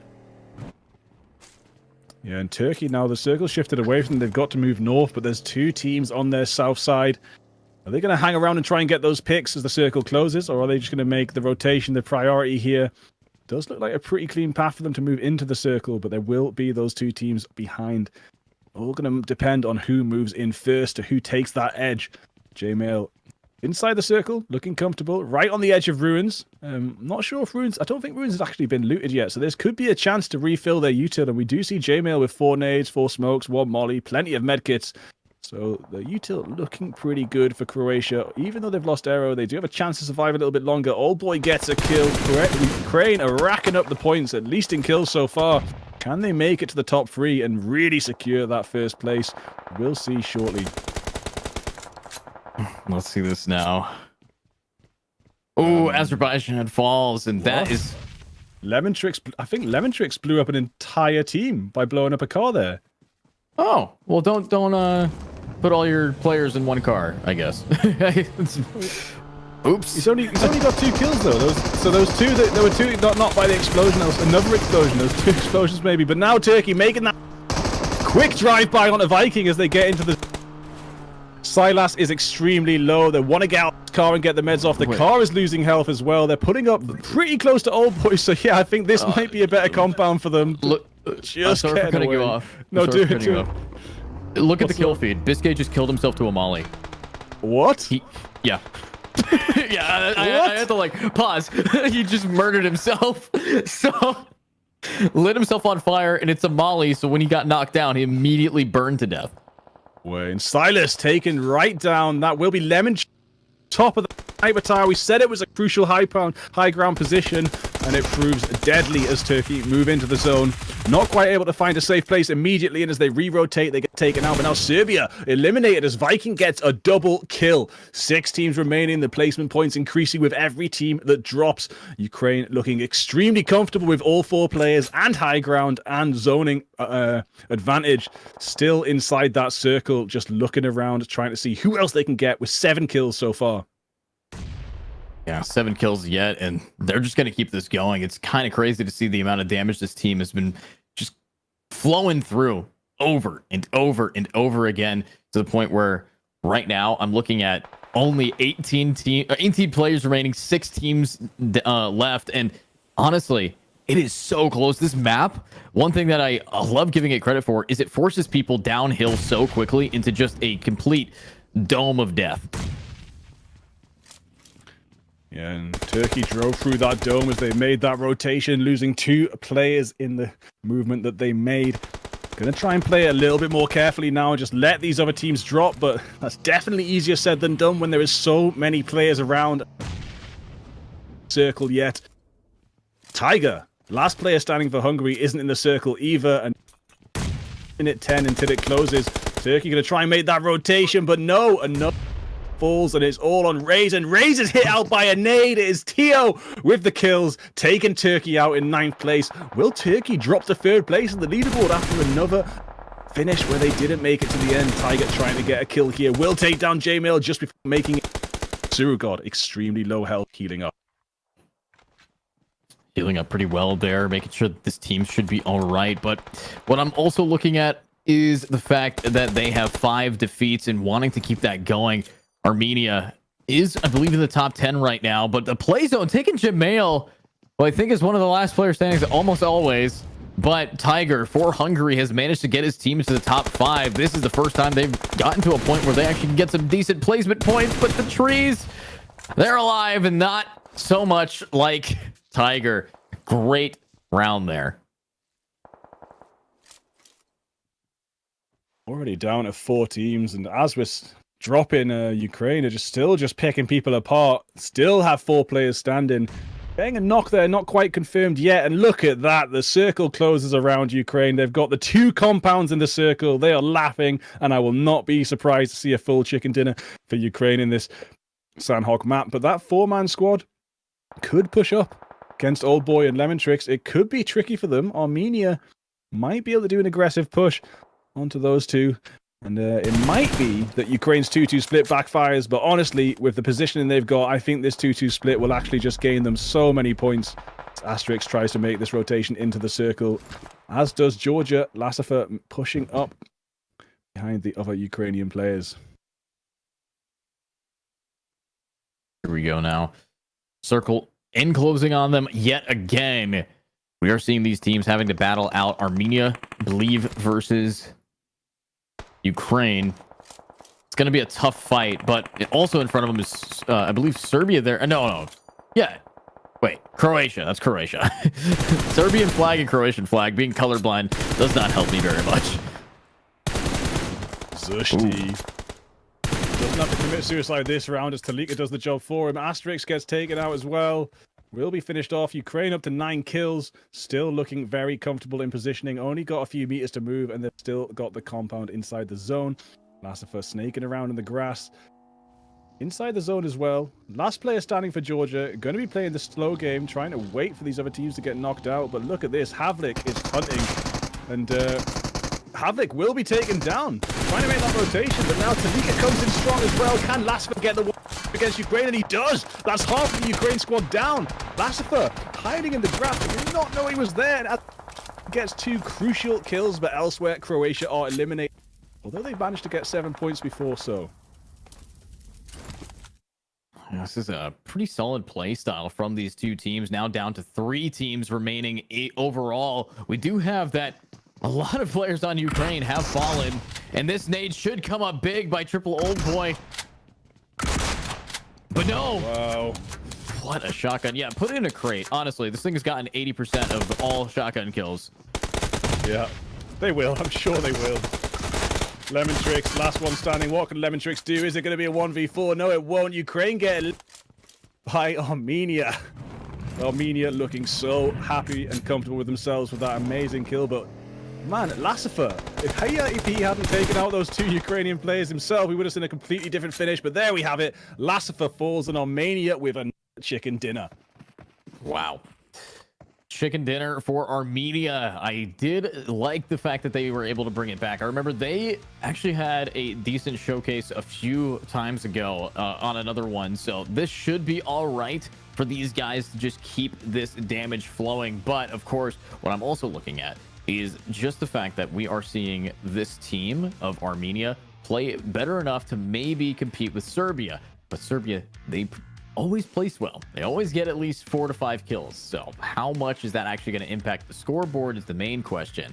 And, you know, Bigfoot, you watch that game. You've been keeping track of the stats. Do we think that Serbia can be taken out of 3rd place? Yeah, definitely. By Armenia, it's definitely possible moving forward. Armenia did take the first Sandhawk game yesterday as well. They got that Sandhawk chicken dinner yesterday. Unfortunately, in the second Sandhawk game, they placed quite far back. But then in Erangel and Miramar, the second Erangel and the second Miramar, Armenia they came second. So they've definitely got potential to move forward against Serbia into that 3rd place spot. Turkey, of course, dropping down. Might even be that Armenia or Serbia takes 2nd place. But we will find out when we get back after a break with the scoreboard. And we will also return to Erangel. See you soon.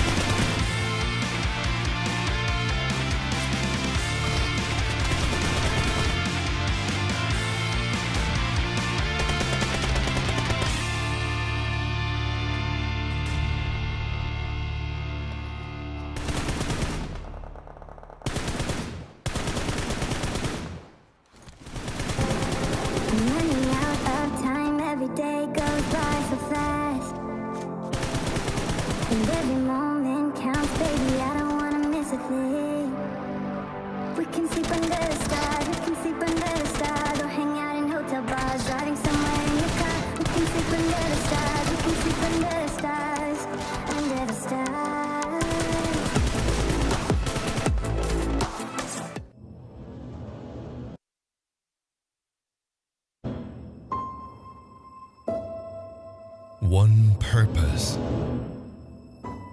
one dream,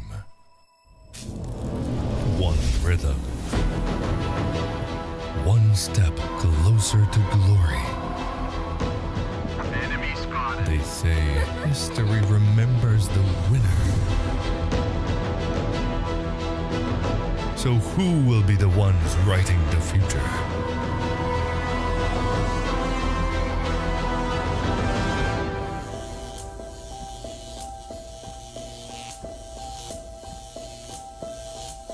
The halls of power call for their kings.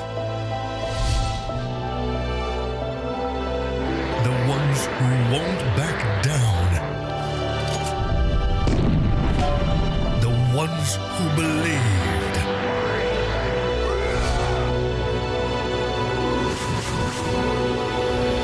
The ones who knew that over 100 nations can't be wrong.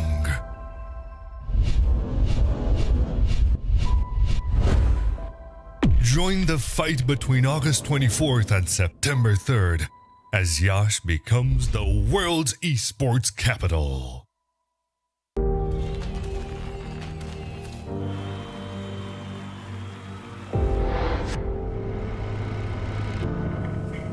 In the heart of Iași, Romania, the world's top gamers have gathered for the ultimate showdown.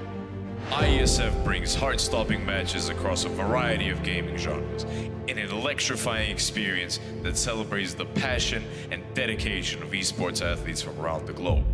This is more than just a tournament. This is where champions are born, legends are made, and anything is possible. Get ready to witness the ultimate display of skill, strategy, and heart. The IESF World Esports Championship. It's about to take your breath away. Do you think you've got what it takes? The challenge will be tougher than ever.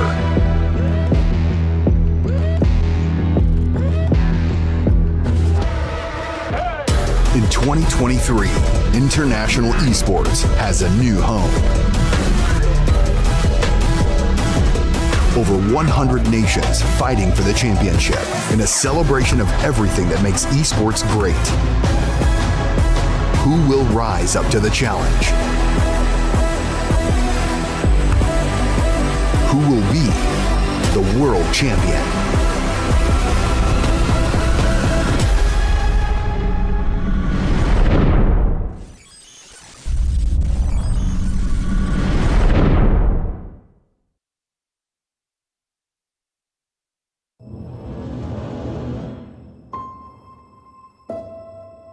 One purpose,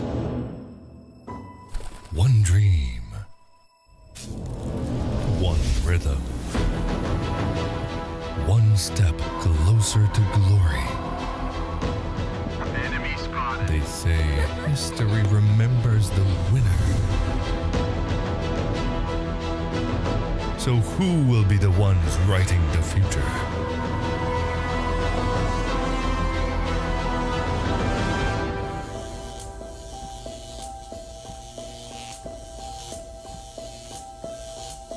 The halls of power call for their kings. The ones who won't back down. The ones who believed.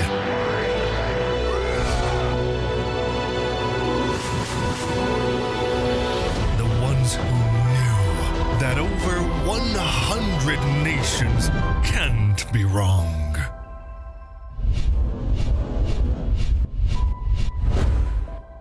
Join the fight between August 24th and September 3rd as Yash becomes the world's esports capital.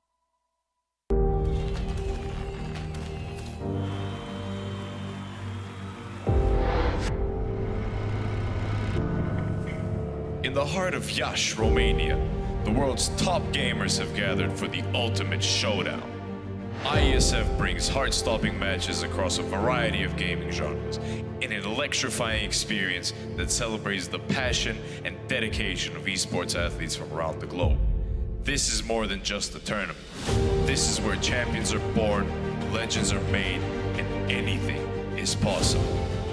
Get ready to witness the ultimate display of skill, strategy, and heart.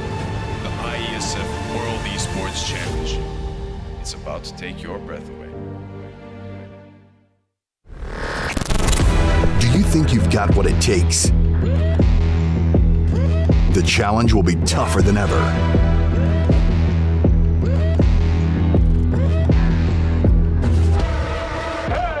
In 2023, International Esports has a new home.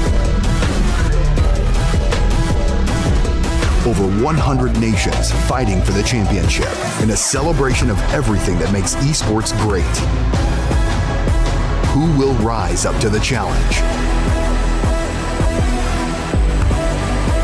Who will be the world champion?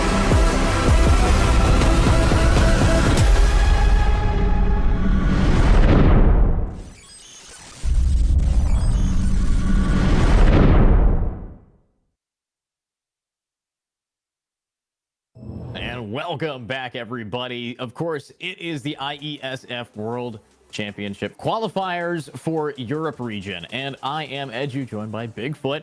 We're going into game 4 here, so I can't wait to see what the stats are. And Bigfoot, any ideas as we are moving back into our second rotation of the day? I mean, yeah, Turkey have dropped a little bit again. They didn't manage to get a super high placement this time, and Armenia managed to get one themselves. So I'm pretty sure we'll see Armenia move up again. Serbia might be struggling to maintain that third place placement, but in any second now, we will be able to see the scoreboards. Another amazing Sandhock game. It was Armenia that took the first chicken dinner yesterday in Sandhock, and the first Sandhock game of tonight, they've managed to take it yet again. Should they manage to take it on the second Sandhock game of the day, then they'll be in a very comfortable position. But the second Sandhock game of today will be the last game of the qualifiers, so that will be the deciding moment. And as we see now, Armenia have not managed to catch up with Serbia, but they're only 9 points behind. Ukraine had such a good game on Sandhock. They managed to make it to 130 points with 80 kills and 50 placement. They are doing so well in these qualifiers.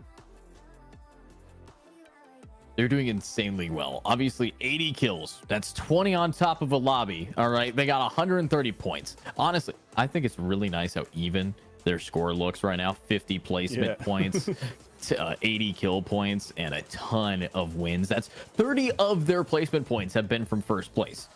So that should give you an idea of how these guys have been placing here. Now, obviously, Serbia might be able to take second place. If Turkey does not play as we saw them play yesterday, they will be taken over by Serbia here. If they get knocked down similarly to how they were knocked down in the last 2 games, Serbia has had a nice curve to keep them up. Armenia, though, catching them up here. Now only 9 away now from Serbia. So they just keep getting closer. And the closer they get, the happier they get. But talking about things that aren't happy, Moldova drops out of the top 7. Going in with Albania as well. Albania, one of the strongest teams at the start of this tournament, all the way down in 9th place. Croatia and Georgia seemingly jumping back in there, as Azerbaijan as well has been up in points. And talking about points here, I think we see Georgia and Azerbaijan being tied 64 points. So that is a little nifty to see how close they are.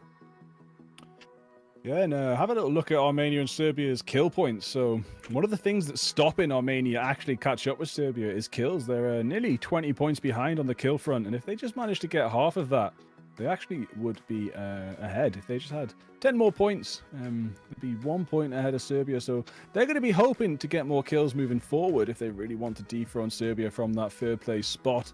Their placement points, though, are also 10 points ahead of Serbia. So where Armenia can survive, Serbia thrive in killing. And that is going to be a bit of a problem for Armenia if they do want to move forward. But moving forward into the next map, we'll be back to Erangel. And it is actually not Turkey's best map. It's, in fact, I would go as far as to say it might be their worst map. So it's possible that they drop again a little bit. Though they are a little bit comfortable ahead of Serbia, but good game from Serbia. If Serbia can match their kills with placement, you know, they might take Turkey out. Yeah, they might take Turkey out of the game here. They could have a little bit of an issue, but Turkey, I know, should be able to pick up the pace and actually jump right back into this. As yes, it might be their worst map. However, this is a map where you got to use nades. Enough said. I mean, the last time we saw nade gameplay, it was so many of the kills and also vehicle kills as well, which Turkey got 2 vehicle kills there. So, you know, they might just change it up a little bit because they don't have to compete very hard to get into the top 3. It's almost guaranteed for a team like Turkey. So that's the main concern is, are they going to get first or are they going to get second? Is Ukraine going to give up their position? It's this kind of momentum here. But as you are right, Turkey has not had a good luck on this map, being the first team eliminated in game 1 of the whole series and just now having to battle it out through and through consistently time and time again. Yeah, they will keep battling, though. They'll keep striving forwards, and they've laid such a good foundation to move forward. They are in a comfortable position. It's not like they're struggling to catch up with anyone. They're just struggling to maintain their position and stop people catching up with them, which is a slightly better position to be in. But yeah, Serbia, Armenia, really going to try and battle out for this third place. There is only 3 spots available for Europe to move forward to the World Championship finals. Of course, Romania being the host country, they will already have that. Meeting these top 3 teams when it gets to Yash. And I'm looking forward to it myself. And definitely seeing which one of these teams, how these teams perform on the world stage after performing so well on the European stage.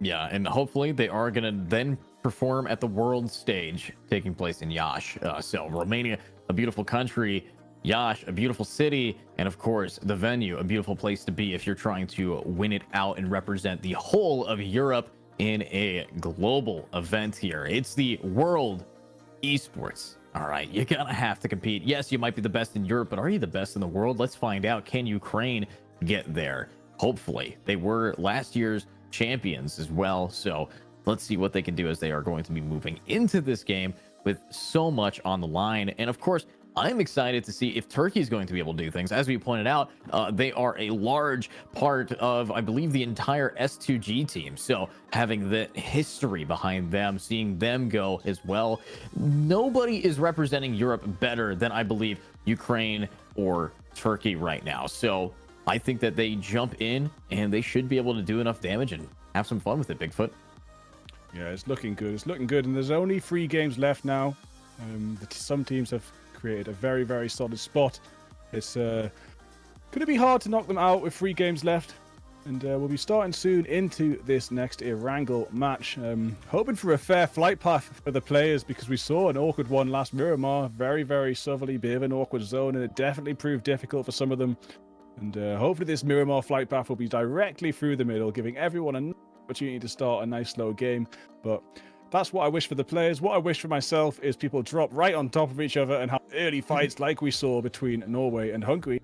Main boot camp building from previous game, and it was actually Hungary that came out on top, but with only 1 player. So Norway having such a rough time throughout this whole competition, but they've only recently qualified as Norway's best team. So this is actually a completely different experience for them. They might be the best in Norway, but they are learning that the greater European stage is a much more treacherous area.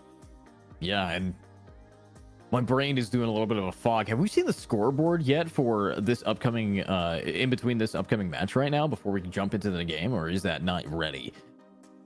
I think we did. No, we just had a bit of a delay with the lobby moving. Okay. Erangel itself. But it will be starting any minute now, and I wonder if Norway get their 4th player back, because they've been stuck with 3 players for a lot of tonight.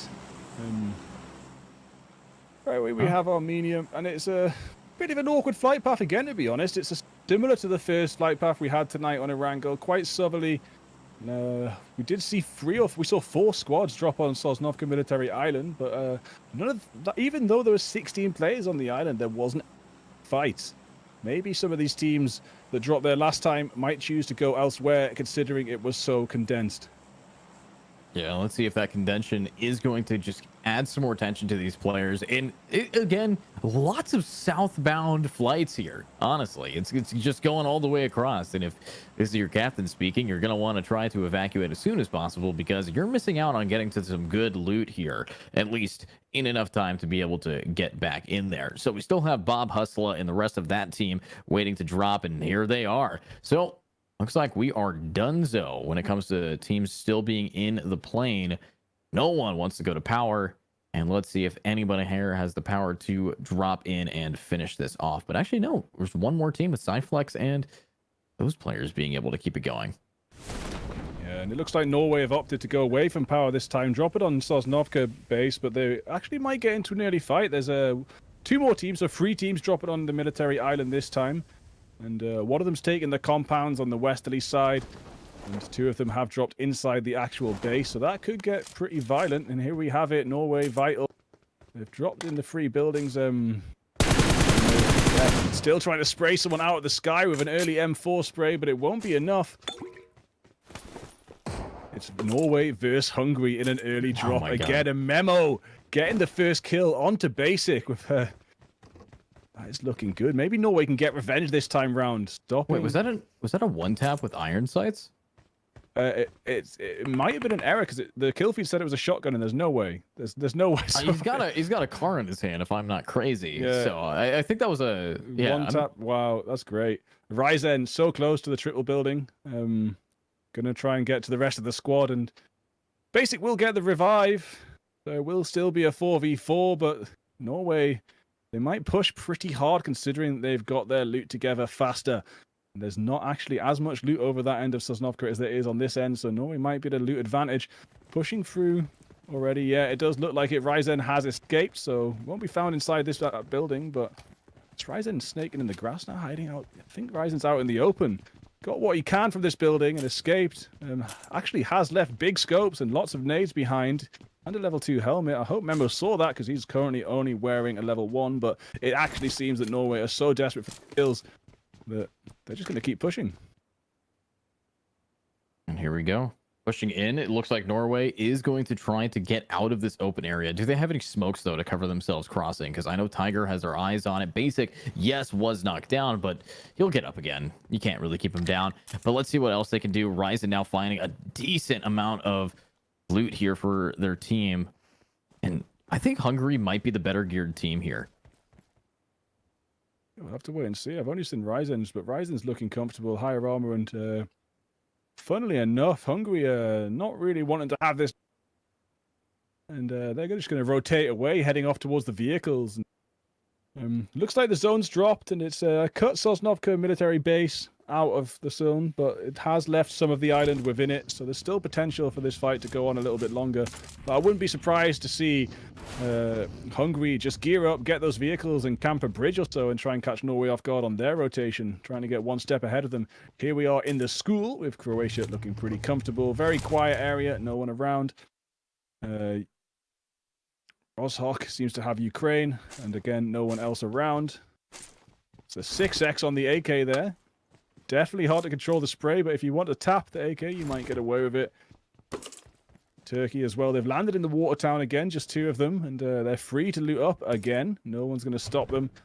They're probably just going to get all the loot from water town and then move on, meet up with the other 2 members of the squad. Georgia collecting vehicles as well.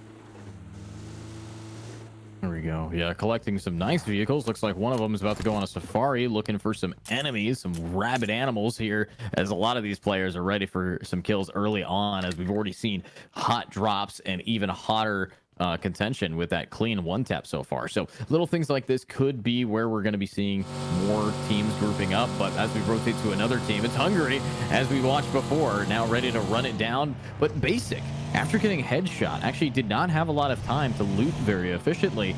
Only has armor and a smoke. Wow. Might need a little bit more util. Might want a helmet as well. Get some loot behind there. I mean, are they just heading really far north? But Armenia might have spied them out. Madness might have got a little angle on them. They will keep rotating. I would like to see them pull over a loot zone and start finishing what they haven't managed to pick up so far. And over here in Pachinki, we do have Spain looking reasonably comfortable. No one else around them. So again, very, very easy for most teams here. Just a little bit of a fight between Norway and Hungary in that retreat. And every team just focusing on getting their loot together and what they're going to zone. Up in Georgia, Paul, we've got Montenegro. Again, another zone all to themselves. Just running around room from room, doing the bits of loot together. Level 3 armor for Ricavella. Nice and comfortable. Yeah, decent armor here, and hopefully that armor is going to be as consistent as possible in keeping his teammates alive.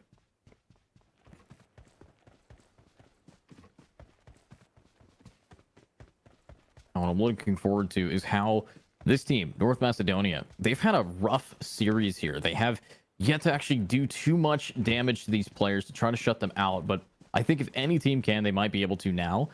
There's a lot on the line for these guys. I mean, I'm sure all these teams in the bottom half of the bracket have had a wonderful time. It's been so exciting, and some of them, it's like, especially I know some of them, like Norway, it's their first time in such a big arena with so many powerful squads. So it's been an experience nonetheless. Whether they can make it to the finals or not, they surely will be back next year with all the lessons they've learned.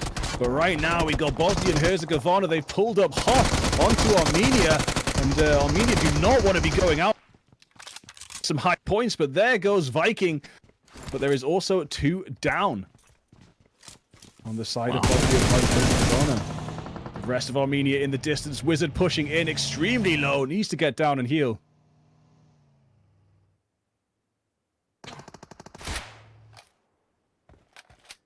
we go. Armenia pushing right into them. Of course, God's clutch. Their team is talented, but the damage is still flowing. They might be able to grab one, and we are going to actually see the counterplay. That's going to take him out instead. But wait a second. Hungary sweeping in from behind. They can take a huge advantage of this if they are going to stop and search for an easy frag. But talk about frag. It's the nade getting one down here. Yes. There was 3 players down for Bosnia, but then one of them stands back up. There's 2. He needs to get some health out. Madness so close to getting the finish, but just doesn't quite know where that player is in the smoke. Going to move round, pick up the health kit from his friend, and get it into his system before he rejoins the fight. And you're right, Hungary have joined. They've come from the long distance to do a third party. Kraken trying to get another nade off and do some damage, but doesn't really know exactly where the players are. Madness takes down God's Clutch. That's another drop for Bosnia, and there we have it. Basic with the third party finishing off Bosnia and Herzegovina. So now it's Armenia, and it's going to be them against Hungary. And now there's another third party coming in. Oh my days. Albania joining the fight as well. Some pretty crazy locations for these guys to put themselves in here. So now Basic with the rest of their team kind of surrounded. We got Albania here as well. Just a whole lot of players ready to do some damage, but let's see what they can do now. Turkey is already in a firefight of their own right against Spain here. Yeah, there's 2 players standing for Spain. One is knocked for Turkey. It could go either way so far. Rick Aveda actually has knocked a Ukrainian player elsewhere on the map. There's a lot of fights here. We haven't even fully finished into the second circle. Pocus goes down. Silas with an excellent spray. Going to try and finish off another player. We'll probably finish off Pocus any second now. There we go. And now it's just 1 player standing for Spain. I think Turkey have got this under control. Off for Meek. Very, very low there. The grenade taking him down to about 20 HP. Gonna have to do his best, but I don't think he can handle this. Yeah, I'm not quite sure about these guys. And here we go. Praise. We'll try their best to hold this down. Should be able to keep this going for their team, but no guarantees. Wow. And look at this. Turkey are coming in. We had a third party on the other side of the map, and now it looks like there's a third party over here. And there we have it. Mike actually getting another nade off onto Raze, and Raze falls, but Talika might be moving in. Is Talika going to be able to steal that kill and take Raze out? And there we have it. Talika actually takes Miku out. Now Raze is going to have a lot of trouble getting healed up. Ukraine are come here. They want to take out Turkey. They want to keep them down and stop Turkey getting the points that could push Ukraine further down the board. And also, this is just a matter of pride. There's been a back and forth between these 2 teams. They just want to get them knocked out in all ways possible. This grenade coming in the top, but unfortunately they are on the bottom and it will miss. Yeah, will be a miss coming up there, but let's see how else it can work this out. I think Talika's worked out. They might not be upstairs, definitely on the stairs. Triple old boy sees Hamzy and throws a nade in, gets a onto Raze. Extremely difficult stuff for Turkey to get out of this alive now. And there's another sighting from Old Boy looking over at Silas. Has actually naded his own building, so needs to run away before... Oh my days. Jeez, this has been just back and forth. Ukraine versus Turkey. We know what happens here. With Havlik now down, this is going to be just a lot more stress for these teams here. So honestly, I'm not really sure how they're going to want to play this out right now, but what I am looking forward to is how these players have been just very consistent, and if that consistency is going to be rewarded or if it's going to be punished by another team swinging in with this time. And looking at that, Serbia fighting Norway, and I think we know how this fight might go. Yep. Yeah. Wow. Well, Serbia getting some good kills on the board as always. Can they match it with placement? We hope to see it for them. They can. Fortunately, Turkey really did come off the wrong side of that fight with Ukraine, and they've only got 1 player standing. Right now, we see 1 player in Albania out in the blue zone, extremely low health. But Epic from Albania going to get an excellent long shot with the 8x. Will finish off that kill. You see that Mini 14 is just so effective with a 6x or 8x, and Easy kills, but yeah, here we have Lemontrix and Talika. They want to finish the job. They want to take Turkey out of the map. They're throwing their grenades through the windows first. If they can get any damage, they will move in. But if they get this kill, it will be Turkey eliminated completely from this Erangel map. Yeah, will be eliminated here. Oh, but... no. Wait, Lemontrix is... What just happened? Okay, Lemontrix Turkey is gone. Yeah, Lemontrix knocked himself, but elsewhere, Silas got burned to death. Been a couple of suicides. I did not expect to see one from yesterday's MVP, but sometimes it happens. It happens to the best of us. It happens to the worst of us too. Definitely concerning to see this kind of gameplay, but oh no, it's a big fight. You got Hungary behind Macedonia. You got Armenia in front of Macedonia. Everybody's all over the place here, and that's a shotgun right on it, and the teabag. Oh. Kind of love that, I guess. Sorry, that's automatic, mate. You don't need to worry about that. No, it's just the way that that looked immediately. He jumps on their head, and just the way that it's formed. It's crazy. You're telling me that's looting someone? No, that's making that player feel like a loser. All right, like that's crazy. Maybe it's just the PUBG developers having a bit of a laugh. But yeah, it's so funny. And now Chapov, get after that one kill. Is he going to try and get more off the back of it? And I would probably try and calm down after that kill. Look at this, 4 Hungry in a box. All 4 of them in Pachinki, on the edge of Pachinki. There's players in Pachinki. There's players in the big house over the field from Pachinki. And there's 4 players just in the box. I wonder how long they're going to stay there and what they're going to do as they leave.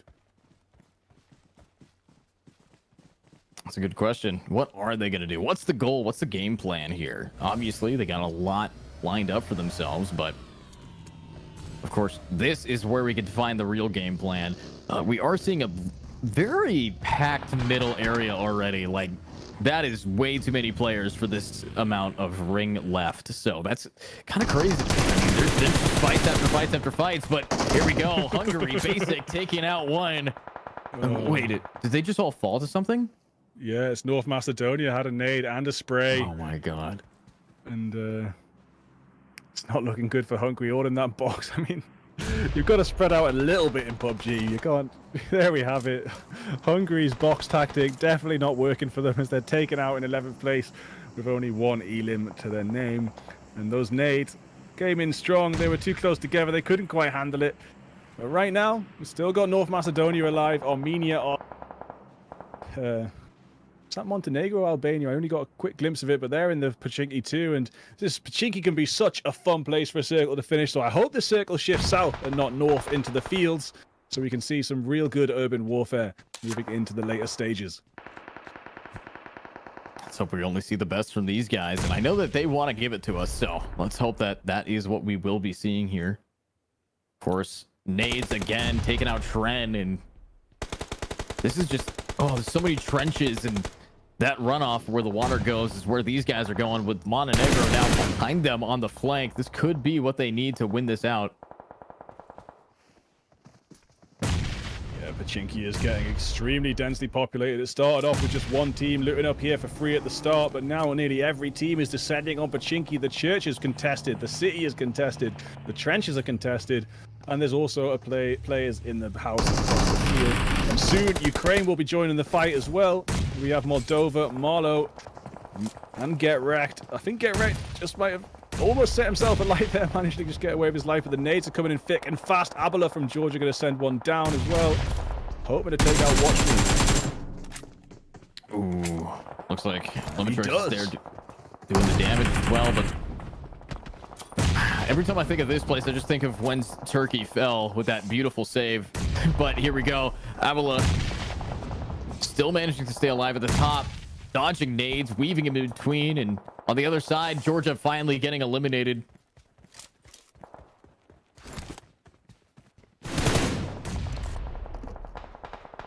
Ukraine have joined the fight somewhere. The Ukraine got 1 kill on the kill feed there, and Lemontrix, yesterday's MVP, getting another one on the Epic Man. Arrow taken down for Kika. It is absolute chaos in Pachinki. So hard to keep track of who is where. If you focus too far in one direction, you might get shot from the other side. Cuzzy making that rotation through the blue zone as Lemontrix sprays down with a 4x M4, trying to get a kill off the motorbike, but he's moving just a little bit too fast. Zephyr DBS through the window. Cuzzy putting up right next to him. Definitely gonna fall, but there the teammate Epic Elise on the revenge and won't get away with it. Epic Elise. Oh no, we can't get the res onto Cuzzy. Cuzzy as this kill is stolen by Triple O Boy, who jumps straight back into the car for a rotation. Yeah, and hopefully this car will allow them to rotate to another angle, but it's Ukraine actually now in these trenches, just looting the rewards and flanking, but they are missing a player, Havlik. Early on in that fight that we watched down, they did take the damage, but this city, God, it's an absolute war zone right now in this down area, as there's not a safe place. You can call it residentials, but no one's feeling at home right now with everybody just getting gunned down. And I like the positioning we're seeing from North Macedonia. They've taken a nice triangle of space, but oh, Tren almost grabs one down, and if you can grab that player, you should be happy about that position. But will they continue to play this out? Surprised that Croatia is kind of having this big split off, because if Tren gets pushed, he's gone.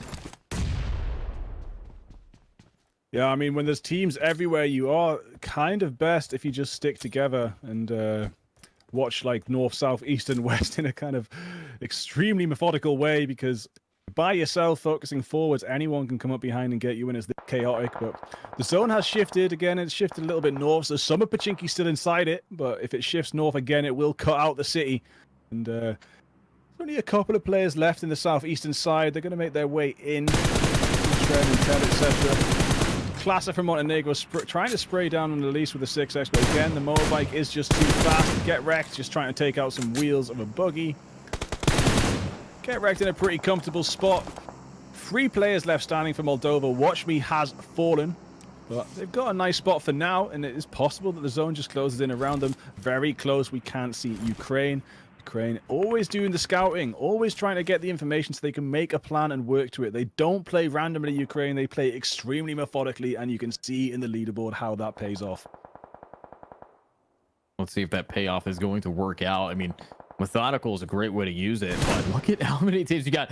West side Macedonia, east side, you got everybody just in one after another, and just pinching these players in. This is nearly perfect, but Moldova is a team with only 3 remaining. So let's see, in this high ground spot, that's such an easy place to get targeted by multiple, but talk about target, it's Azerbaijan nuking one, and that is done. Wow. Nice nade from Elise, as Elise sneaks into the side of the zone, and that's actually a perfect frag, because you need to move into this area and take it for yourself.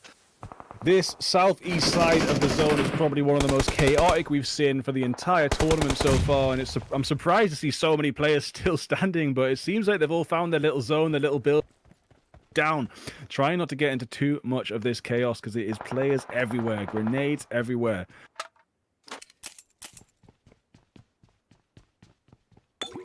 Kills are everywhere. Replay. Honestly, these kind of rounds just definitely help out. I love the nade usage on this map, but I'm loving right now that Croatia is still standing, but they have only 1 kill compared to Ukraine with 7. Damage being dealt, but not going to drop anybody quite yet. They're trying to go. They're trying to bail, but the Dune Buggy just saves them right out of there. So Ukraine will be watching as Albania falls.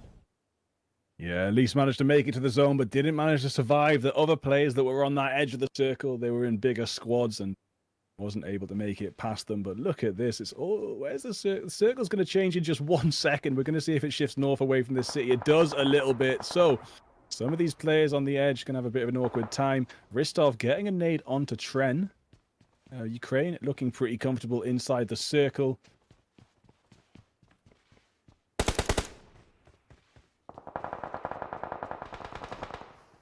Here we go. Like the util. I like what we're seeing from these players. Of course, Ristov and the rest of the Macedonian team, they've actually managed to get 5 kills. This is the previous bottom score team, and let's see what they can keep doing. Did he just shoot at his own teammate? Did he get jump scared, or am I crazy? I don't know. But yeah, still everything is in this southeast area. Ukraine looking so comfortable in the big open northern space. It's going to be very, very likely we see another Ukrainian chicken dinner. Even though they have 3 players standing, all these other teams are just swamped by each other, on top of each other, and they're going to do a lot of damage before they even make it anywhere near to Ukraine. I wouldn't be surprised to see one Ukrainian player do a bit of a solo mission as well and just try and get in on some of the action, trying to get more kills on the board. But right now, they're just going to hang around in that open space and just wait for these players to come to them.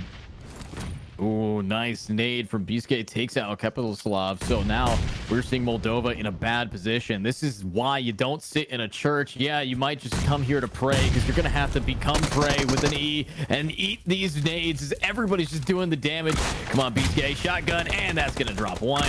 Where is the final Moldovan player? Looks like he's over by the back tree here, so staying alive, unlike his teammates. DBS just so OP. We are definitely in a DBS meta. It was in so many kills. Koa taken down on the rooftop by Talika, and that is Ukraine just picking off anyone they can see long range from their comfortable spots. But now Old Boy's actually choosing to make a push in. Does he know that Get Wrecked is right there?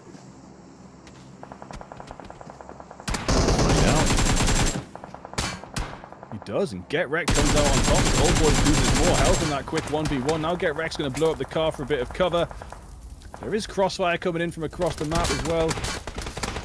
Very, very tricky. So many angles to watch out for as Get Wrecked takes a lot of damage from Lemontrix. And Lemontrix, again, a very, very versatile player. Also great at just playing solo as well, supporting his team from the distance. And Moldova actually get eliminated there. Triple Old Boy might even be able to get res now.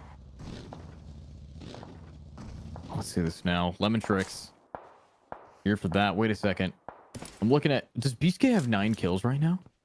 Yeah, might be the high. That might be the highest we've seen so far. It might even help him P of today. It's nearly half of what Lemontrix had yesterday in one match. It's pretty crazy. These, you know, if you have one player that starts popping off, then that definitely helps your team. So see if they can keep that movement going. Oh wow. Oh boy, man. They're just so aware of the map, Ukraine. They're just always looking. They know where and when to shoot. The circle is going to close in again. Will it aid Ukraine in their efforts? And it does. Now every single team has to come towards Ukraine. That southeast side yet again is just absolute chaos. Groza inside the airdrop. Will someone pick that up? These days, you know, I'm not sure if they will. They might favor the DBS. Groza just used to be a very, very close quarters combat weapon, and seems what we're seeing now is that DBS meta completely dominating. Grenades flowing from afar. Montenegro not quite landing it in the top floor, just hitting the floor outside the building there. Yeah, just going to be hitting the floor one tick at a time, but here we go. Circle now closing. We got Montenegro. They've been one defeat, but they're in the top 6 right now. And if they can keep that going, they'll be very happy about this. So let's see if that is going to be doable. A little bit of a med pack right in the middle of the zone. And wow, beautiful timing by Croatia. Bosnak staying alive, and never mind.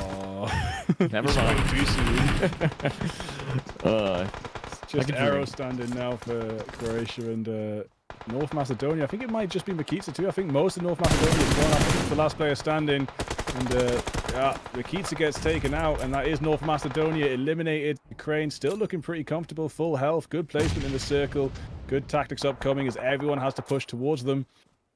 People have tried to make a bit more of a circular rotation, coming a little bit further north, but that south side, that east side, still chaos, and everyone so far away from Ukraine and getting pushed towards them step by step. Playzone takes down Aero as Croatia also get eliminated by the blue. And here we have Biskay trying to get up to 10 kills. Gonna throw a grenade down towards Wizard. Will save Wizard's life. What else could save his life here with damage being dealt? Biskay, you're the top frag of the game, of the series. Can you finish this off? Do some more for us today.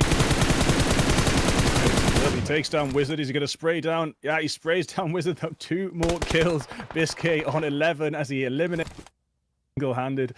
Talika looking comfortable, getting some painkillers in. Keep that energy boosted. Keep that health coming back up. Lemontrix looking pretty comfortable, although he has taken a spray from somewhere. I'm not sure who that was, but he will heal back up as well. Biskay not in the zone. 40 seconds to go. Gonna have to make the push down the hill for both these other players. 3 teams remaining. It's Serbia. It's Ukraine. And one more team we'll see in just 1 second. I can't see their flag just yet. But Serbia have 3 players like Ukraine. The last team has 2. It's Montenegro, actually. Klasa and Random.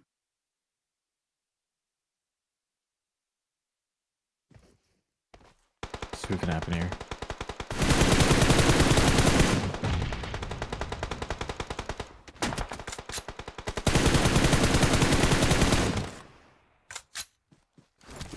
Random gets taken down by Lemon Tricks, so that's Ukraine up to 10 kills now. And positionally, it looks like they might be able to get the chicken too, but Serbia are going to be desperate for these extra points. They really, really do want to come out ahead of Ukraine in this final fight. Yet again, we have a 2-team ending. That seems to be the trend for today. In these 8th, 7th, and 9th circles, just 2 teams against each other through this open space every time. It's all down to their positioning. Will we see another interesting rotation from a Ukrainian player? That's a good question. Definitely have the potential for it. These guys know what to do. Triple old boy. Look at this. 3 at the top. Serbia is going to start, but Tulika grabs it. That's the ring. It's going to be getting these picks, and here we go. A lot of damage. Triple old boy getting another one, and I think we're about to see the 4th win for Ukraine as this zone is forcing them right into triple old boy. This guy, 11 kills, but is it enough? Taking more and more damage, and that's it. Nice try from Biscay there at the end, trying to spray them down one by one, and fortunately it's not enough with the 2 other players downed. Serbia will come in 2nd place, but that will help them maintain their potential for 3rd place. But what will be happening is Ukraine will jump forward another 20-something points, so they're going to be above 150 now, and I don't think anyone... Yeah, I don't think a lot of people are going to be able to catch up to that. I completely agree with you, Bigfoot. It was really tough to watch, that team have such an insane player just keep it moving over and over and over and over again, and then for it to all just get shut down at the end by the team at the top. It was an underdog story, and that dog got put to the pound, if you know what I mean. So it's a little bit upsetting, but at the same time, these guys know how to play this out. They know the strats that they're going to have to bring, and I think they will be able to do a decent job to hopefully keep this momentum going for not only the side of Ukraine, but Serbia. They were the 3rd place team, and now they're putting themselves hopefully closer to 1st place, and that definitely might change some things for these guys. Yeah, well, Turkey didn't have a great game again, so it's entirely possible that Serbia jumped forward. I mean, 2nd place does guarantee you 6 points. It's not the full 10 for the chicken, and they were really trying their best to take it. But with those 6 points, and especially with Biscay's 11 kills, they'll be moving comfortably, I think, into the top 3 moving forward. But we'll check out the exact scoreboard when we get back from a quick break, and we will be back again with the 2nd Miramar game of the night.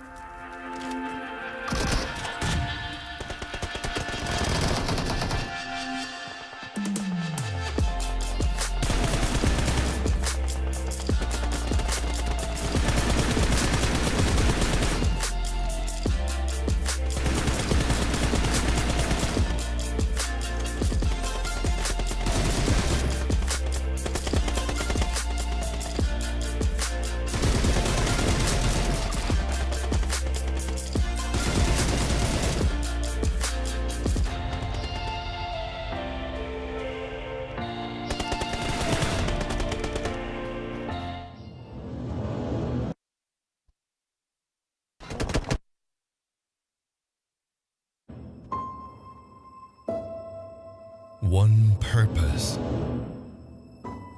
one dream, one rhythm, one step closer to glory. They say history remembers the winner. So who will be the ones writing the future?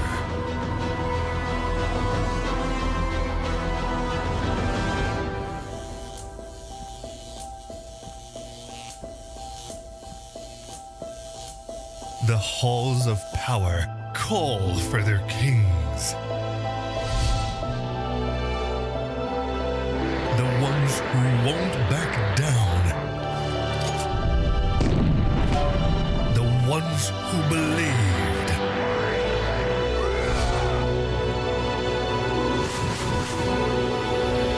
The ones who knew that over 100 nations can't be wrong.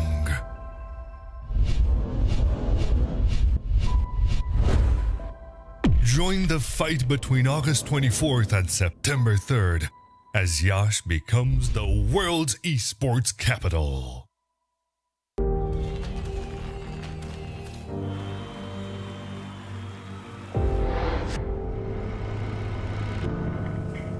In the heart of Yash, Romania, the world's top gamers have gathered for the ultimate showdown.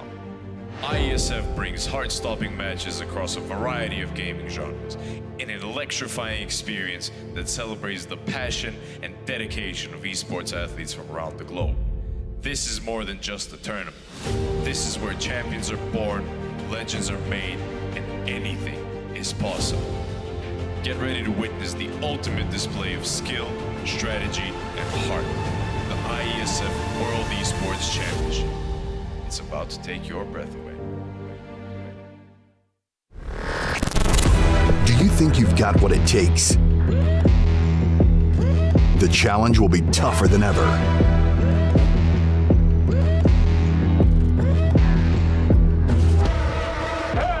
In 2023, international esports has a new home. Over 100 nations fighting for the championship in a celebration of everything that makes esports great. Who will rise up to the challenge? Who will be the world champion?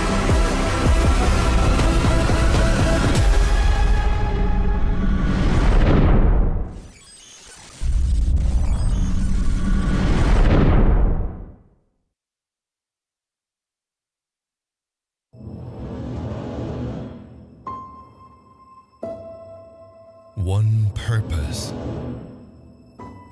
one dream, one rhythm, one step closer to glory. They say history remembers the winner. So who will be the ones writing the future?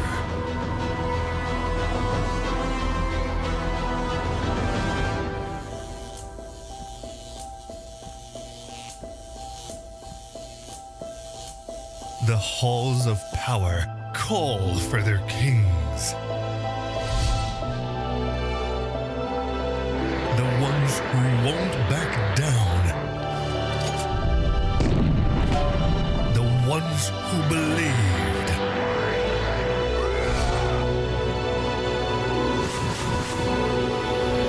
The ones who knew that over 100 nations can't be wrong.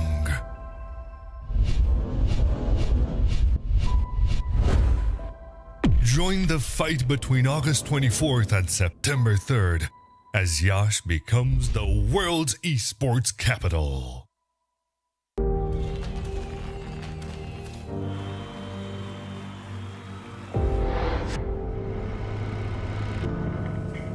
In the heart of Yash, Romania, the world's top gamers have gathered for the ultimate showdown. IESF brings heart-stopping matches across a variety of gaming genres in an electrifying experience that celebrates the passion and dedication of esports athletes from around the globe. This is more than just a tournament.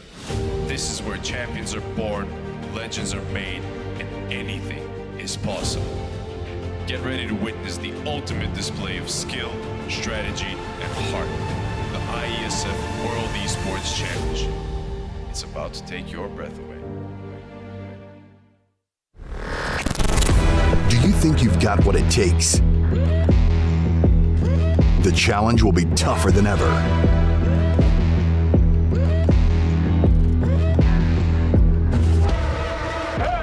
In 2023, international esports has a new home. Over 100 nations fighting for the championship in a celebration of everything that makes esports great. Who will rise up to the challenge? Who will be the world champion?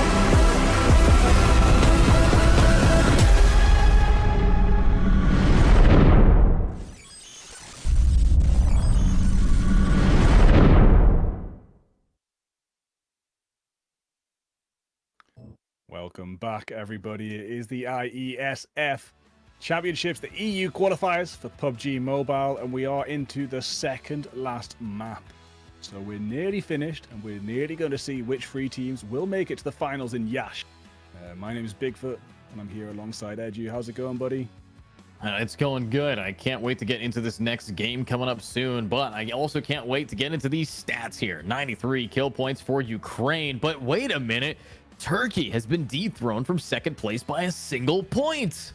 This is something you don't get to see every day. So little things like that lead us into seeing, wow, Serbia making the upset. We said it was definitely possible, but the fact that Turkey has fallen this far is a little concerning. Yeah, man, and Miramar is their map, so they had a bad Miramar today, but yesterday they did take both chicken dinners on Miramar with 18 kills in the first map, 19 kills in the second Miramar. And both of those kill counts are actually the highest that IESF has seen in PUBG Mobile so far. Might be worth just an honorable shout out to Armenia with their to get 18, but that 19 kill count we've seen for anyone from the whole IESF PUBG Mobile tournament so far. So moving into the second Miramar of the night, the last Miramar of the qualifiers, Turkey are definitely going to be looking to survive till the last circle and get some high kill points. Unfortunately, they was pushed off their rocks. I think it was by Armenia in the last Miramar map, and they couldn't stay on that high ground. They got taken out. They were too spread out. Armenia had them had their positions locked and just did lots of 4v1s to just erase them from the map extremely early on. And Turkey did not manage to get their third chicken dinner on the first Miramar of the day. So what do you think we've got to look at moving into this Miramar, especially for Turkey? Yeah, looking in on this map, I would expect that, one, this is their map, obviously, but the first time we saw them play it today, it wasn't that hot.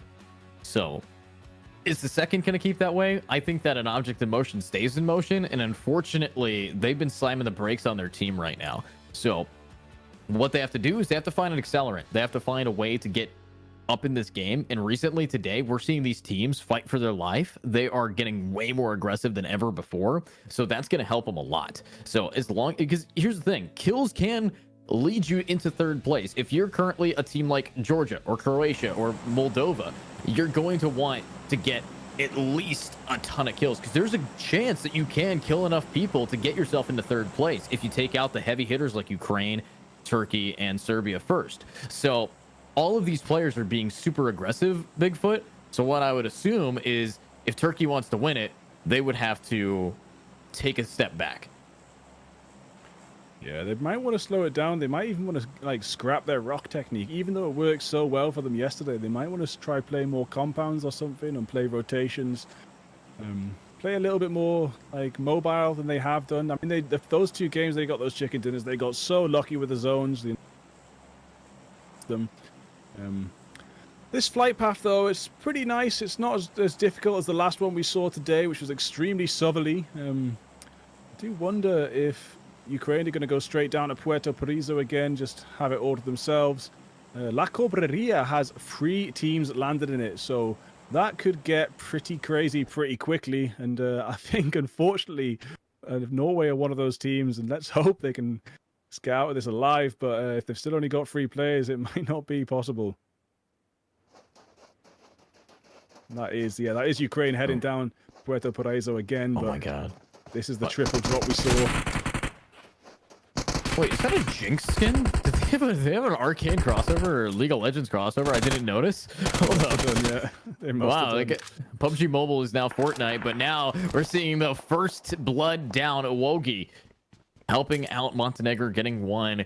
And with Montenegro being able to take that player down, we should be seeing even more picks coming from these players. Oh my god, it's even Georgia falling as well. God's clutch for, I believe, Bosnia grabbing some more down, and this is looking extra clean. Bolt rifles, this is what we've been looking for. And what a shot! Yeah, the Win 94 being a great early game where people's health are low and you're in that quick spot. Quick, fast drop in the same place. You can come out on top. And I did get my team colors wrong. Norway on actually here. But Zushti from Georgia getting pushed pretty heavily right now. Maintaining that angle, waiting for them to push up. Elsewhere, Watch Me takes down Morphy Boy from Spain. But right now it is Kraken making this strong push into Zushti. Zushti with the Thompson and no body armor. What can he pull off? He does get one. He can't get the second. And he'll be bled out immediately as Kraken gets the res onto the team member. And now Abula does have level 3 armor. Does have a level 2 helmet. Thompson and DBS in the pocket. Oh, what the DBS? DBS could come out clutch. Nice headshots from Lassifer. Least falls. Now, Mano 69 gonna try and make that push in and take out Lassifer before getting the res off. Cuzzy do the double push, but he takes out Cuzzy. He takes out Mano 69. Can Lassifer take out Cuzzy too? The reload is there, and it's not going to be a free K for Lassifer as Lassifer gets bled out. Does look like Cuzzy's going to heal the friends. Here we go. Now, bleeding out, though. We're switching over to Georgia versus Algeria. And, oh, wow. One remaining behind the register, but get cashed out right now. There's 3 players down for them, but this single player on the side of Georgia is trying to rack in the team points before this series ends. They are helping with that, but Bosnia is also giving them a little bit of an assistance from the side, keeping players down. And I don't even know if Bosnia knows how much you're helping Georgia right now. Yeah, and yesterday we barely saw a double drop, and right here we got a triple drop, which just hit completely chaotic proportions. Abela still coming in, does have 2 kills under his belt, trying to get more, trying to find Elise, but then cracking across the road, also looking at Elise's little hiding spot. There's shots coming off from everywhere, but you know, it is Bosnia and Herzegovina avoiding this fight. They're the only team that landed here that still have 4 of them standing.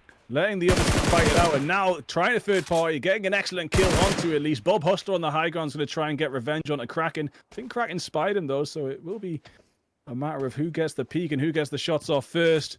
Maybe Kraken's going to go for a bit of a rotation. Now he knows that his location has been given away. Here we go. Abula. Ready to go in. DBS. Oh my god, what a gun. But no. Clutch. From so far. Yeah. I mean, that's why he has clutch in his name. Yeah, and Bosnia and Herzegovina have played this so well, you know, they haven't got loads of kills. I mean, well, actually, they've got 4, and they've only lost 1 player. That's quite a few kills. They managed to, between them, through picking out the various players from each team, get up to 4 points. And right now, it's like Spain are in a bit of a tricky spot. And Pocus goes down to a grenade. The push is coming in strong. Moldova, Kesposlav, they're going to punch him out. The disrespect on a Pocus. He gets punched to death. Is there any other Spain members standing? Albania have been eliminated, though. Bosnia and Herzegovina getting that last kill on that rooftop. That'll be 5 kills for them. Looking comfortable moving forward. Is this in the distance? Is that in the distance the last Spain player up to the northeast? I think it might be. Yeah, I do believe so. Spain not quite knocked out yet, but Moldova is definitely doing some damage to some teams, taking out 2 players so far. However, I'm also looking at Bosnia, who is down by 2.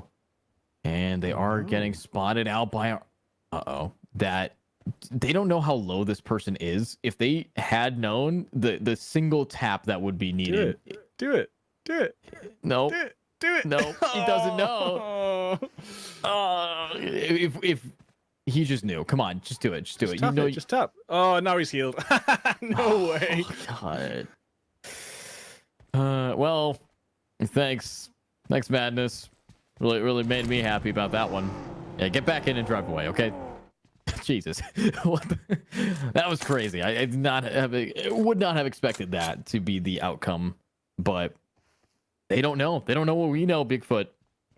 No, they haven't got the wall hack. They haven't got the radar. They haven't got a clue compared to us. But, you know, probably a good call in some respect, because now Bosnia and Herzegovina still think they're alone. And they haven't got any idea that there is a team on the hill above them waiting for them to try and leave that end.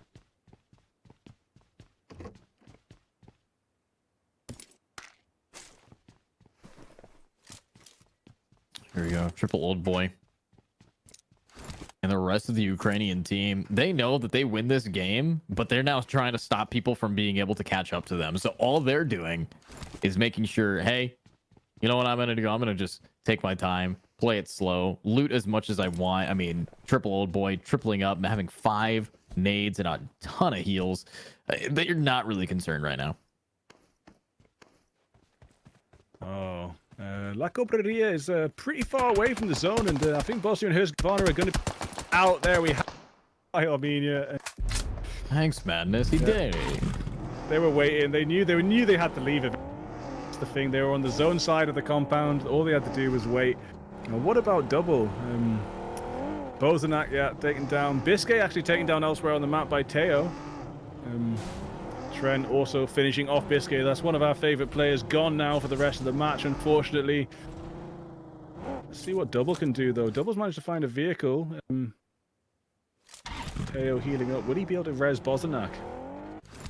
Let's hope so. I mean, these guys have the skills for it, but let's see what they can do, as Croatia versus Serbia has gone down, with Biscay going down as well. These guys are having a battle of whose flag looks similar enough in the kill feed. But let's see what they can do, as Armenia spots out CW. No!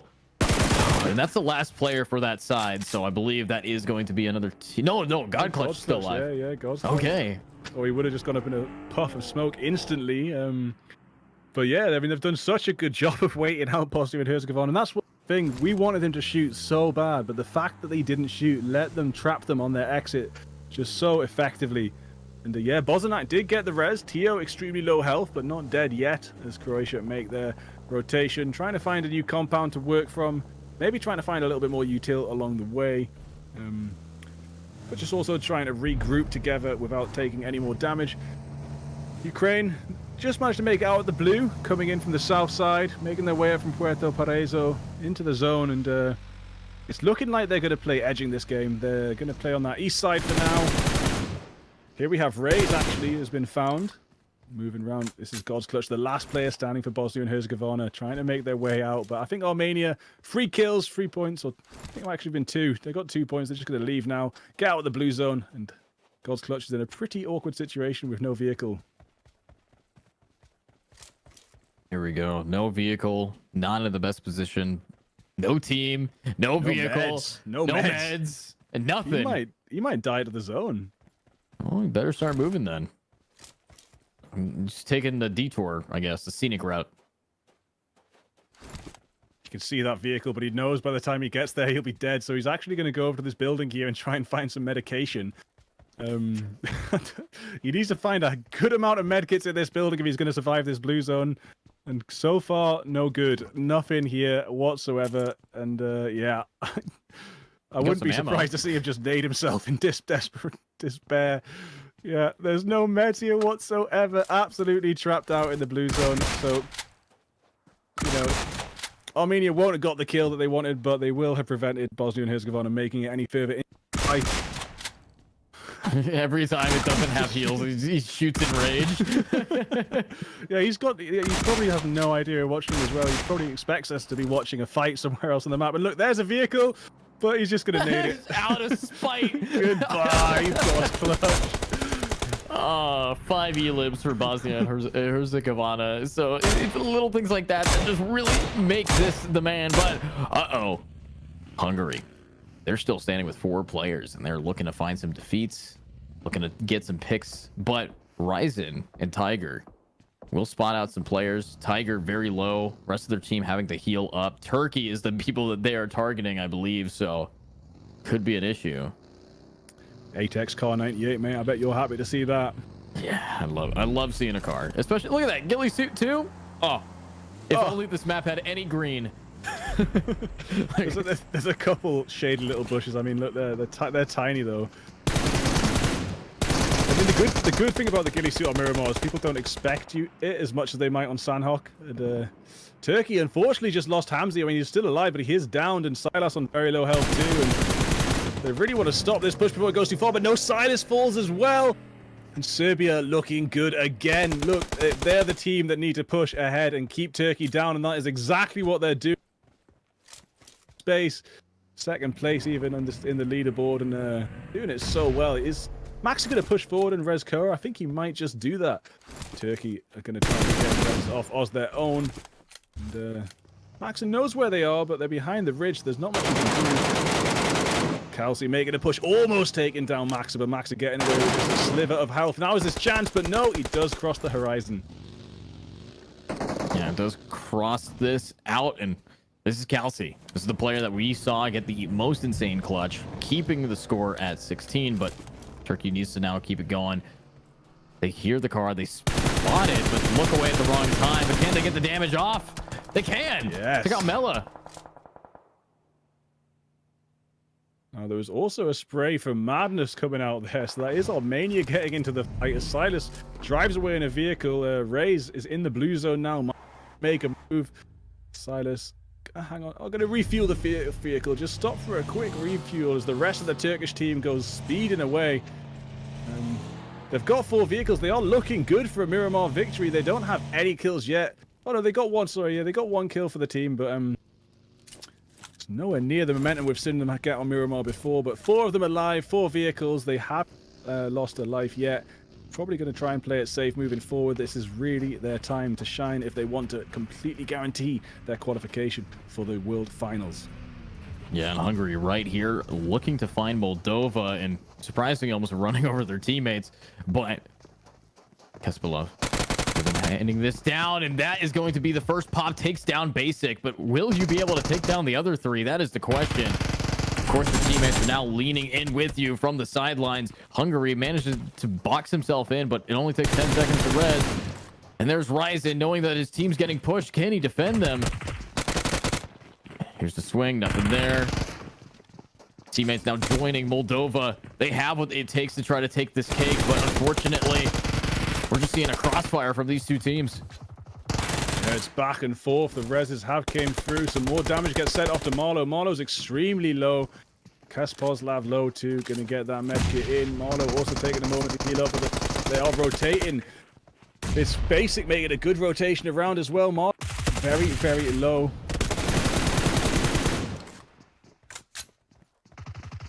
All right, here we go. This flank is so big, but can you actually make it work? Full HP in a dream. You got Basic right next to you, and Basic swings but does not miss, taking out 1 and finishing them off at the same time. Moldova completely eliminated.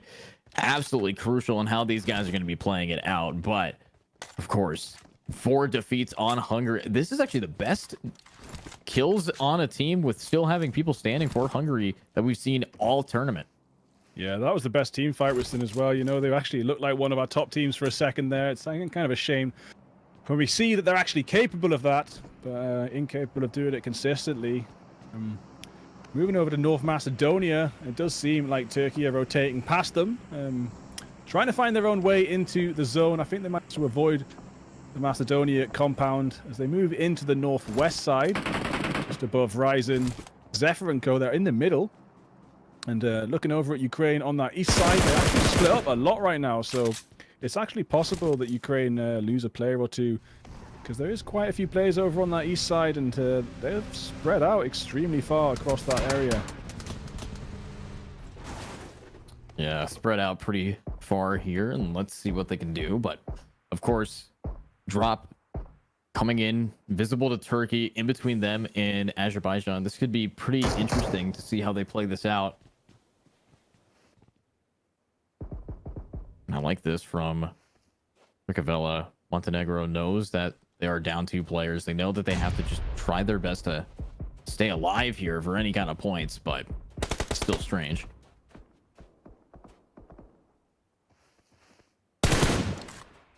Yeah, Montenegro looking down on the North Macedonian squad. Don't think they're the only team that are. I mean, Turkey are too, but they're much, much further away. And if that shots, I think that might be shots from Turkey there that just hit Ogi. So far away though, Ray's right on the 1 minute 9 until the circle closes in completely. You know, North Macedonia will be safe for this zone, but as soon as it shifts again, it might make them have an extremely awkward rotation coming up next. Montenegro too. We'll probably have to rotate from this compound when the zone shifts, but look at that. We still got Norway alive. They've managed to keep all 3 of them alive. But they are extremely close to Ukraine, and that might not last too much longer. Wow. Here we go. Oof. Well, that's just one down. Doesn't mean that they can't get picked up, right? Right. Yeah. It's not like they're going to just drive into them. But it's good. I mean, if Macedonia aren't going to make the push now, that what they're doing is using fire rotation. What they've done is actually a light push. So they haven't pushed all the way to the compound, but they've made... I think that might be Rays. Yeah, it's Turkey spraying them down from a real big distance. Kelsey has been knocked, though, out in the distance there. Rays is playing this extremely long game with the Mini 14 8x scope, but definitely time for them to get moving again as Spain are eliminated in 10th place. Hopefully for Turkey, Kelsey can get back up. Like we said, this should be their map. They got 2 chicken dinners on it yesterday. They really want to get back into that safe space, standing strong in the top 3. So this is the time to do it. Oh boy, making this move towards Norway. Lemontrix is down. Was that Norway getting a kill onto Lemontrix? I think it is. Gold not getting a kill, getting a knock, and I think Lemontrix is alone enough to make this a little bit of a problem, but there is the teammate that's trying to back him up. Smokes to get the res off. Triple Old Boy getting covered in fire. Norway managing to stay alive here with Hungary. These 2 bottom frag teams have decided to finally turn on the screen for them, and let's see if they're going to be able to keep this moving as Ryzen is looking to try to get a nice crossfire. Spots out one of the Turkish players. And oh no, Unwogi is going to fall, and that is the end of Montenegro.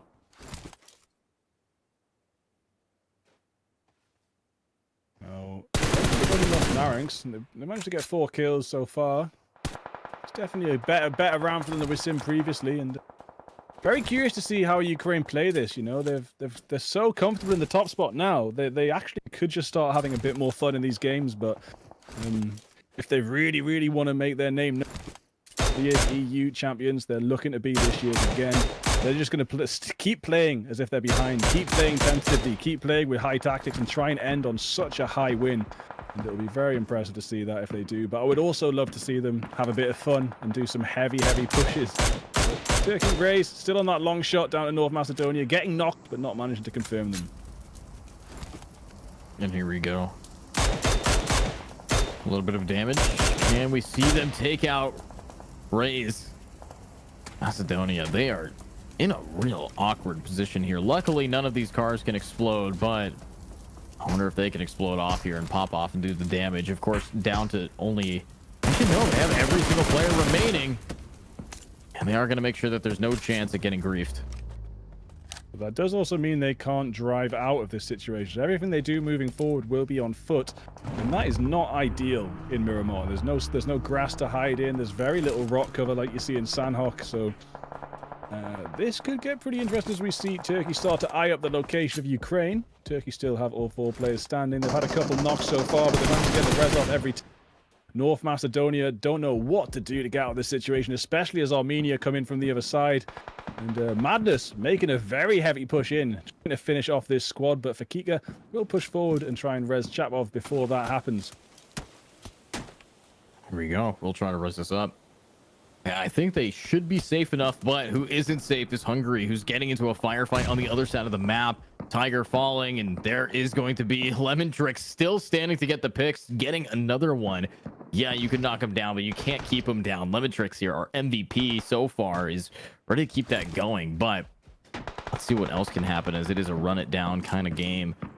And of course, Hungary still standing with 3 players. The nade takes out one of these North Macedonian players. Yeah, 7 teams remaining, 23 players. Moving into the 5th circle, 43 seconds to go until the circle closes in completely. Silas, sick of playing long range against North Macedonia, has just made the move in. Gonna throw a grenade out. How much can that get? It does. It gets for Kika. Man, North Macedonia have been under so... Turkey with a trademark push on the buggy, just moving in. Jumps out the buggy and just wipes out the Macedonian squad, getting many more kills on the board. And now our other top champions, Ukraine, looks like they're doing a heavy push of their own. And they're doing a heavy push, so pretty much this Azerbaijan team is going to be in a bad position here, as Hungary's behind them as well. So with all of this happening, they are able to try to escape out the back rooms here, but Lemon Tricks isn't done. He's going to try to now swing around. I think they know that Hungary is also up on this mountain, so which one do they want to target more? Yeah, this southwest side is so busy. Turkey looking pretty comfortable away from this triple condensation. Like, it's 3 teams down on the south side there, and Turkey just north of them. They might just be able to pick it out, pick players out. But talking pick players out, we've got Ukraine looking down on Norway, pick them apart one by one. Meta did get knocked, but has been rezzed by Vital. Havluk is keeping a strong eye on them, but there goes Silas down to Tiger as Hungary get an excellent knock on the Turkey. That might change things around a little bit, but judging I think Turkey might have time to get the resident Vital with a nade. Changes quite a lot, especially if that kill can be confirmed to Oh my god. Havlik's confirmed. That's one player down for Ukraine. They've only got 2 kills so far.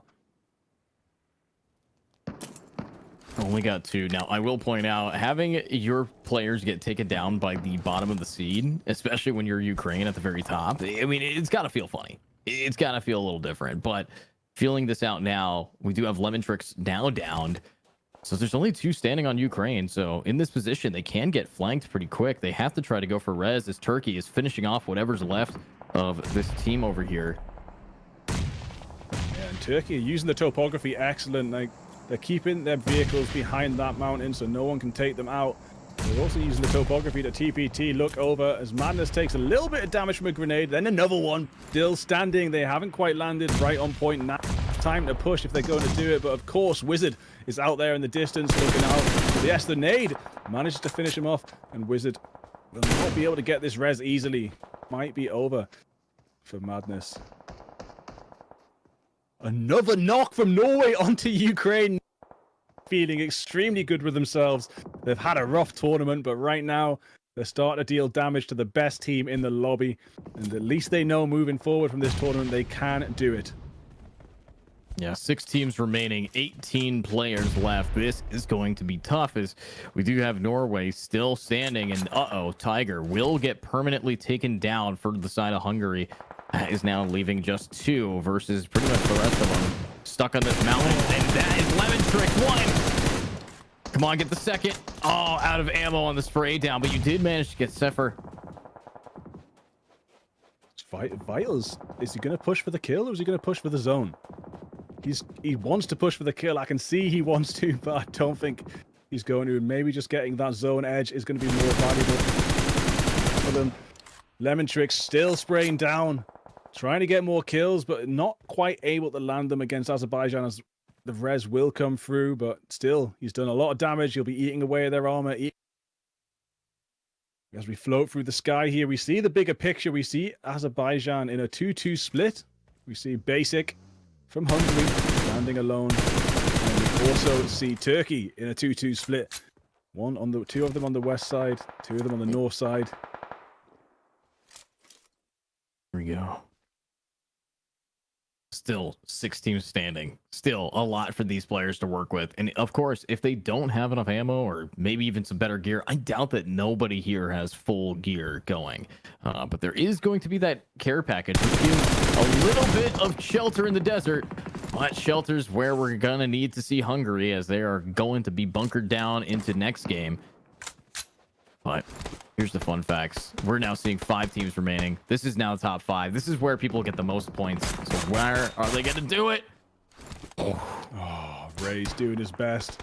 Not able to land those shots. Unfortunately, he has done some excellent stuff with the 8x Mini 14 so far. He wants to get away from that in, but Silas gets taken down by a nade as Raze is sprayed down by an M4. That is 2 of Turkey knocked out, and it's with that 2-2 split, it is unlikely they'll get the revives, but there is still 2 Turkish players standing out of danger for now on the other side of the map in that compound, but that compound will very soon be out of the circle unless they hit the luckiest zone shift of their life.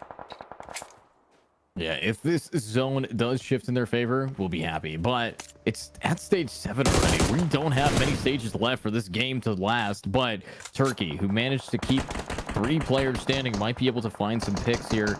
Unfortunately for this ring, it's going to just go straight to the center here. Not moving anywhere besides in. And let's see what kind of position these guys are in, as we still see a lot of players from Norway actually anchoring this down, as Azerbaijan is going to be the 5th team to fall, or 5th team left to fall. Yeah, it's Javla Bra for Norway right now. Mykje Bra as they move forward into this top 4 for the first time in this entire tournament. Turkey, though, losing another player to a grenade. He is just down, though, and the confirmation hasn't come through.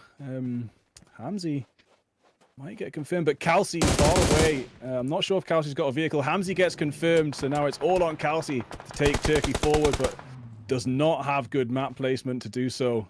Old Boy might, like, Old Boy, if they do anything, they check every single angle, so he might find Kalsi pretty soon. Let's have some fun with it then. Oh, they're alive. Vital stayed alive against the Ukrainian team. The firepower, the house at the top. And let's see what they can do now. Having to crawl, army crawl their way through. Does have this frying pan, so might be able to jump up and block a single bullet before dying, so that's good. Let's see what else they can do, though, as I am noticing 6 defeats on the side of Ukraine. On average, that's pretty low for them. It doesn't look likely, but we might see some crazy underdog victory for Norway. But looking at the map, looking at the positioning, it looks like Ukraine have got a really, really strong hold on this final zone yet again. But Kalsi taking down Triple Old Boy with the MK14. Excellent shots there. Seeing the replay, Lemon Tricks getting some excellent sprays earlier on as well. And Ukraine, they've only got 2 players left. Norway, 2 players left. Turkey have 1. Who is that last team out of the 4? It is going to be Armenia with 1 player standing as well. So a 1v1v2.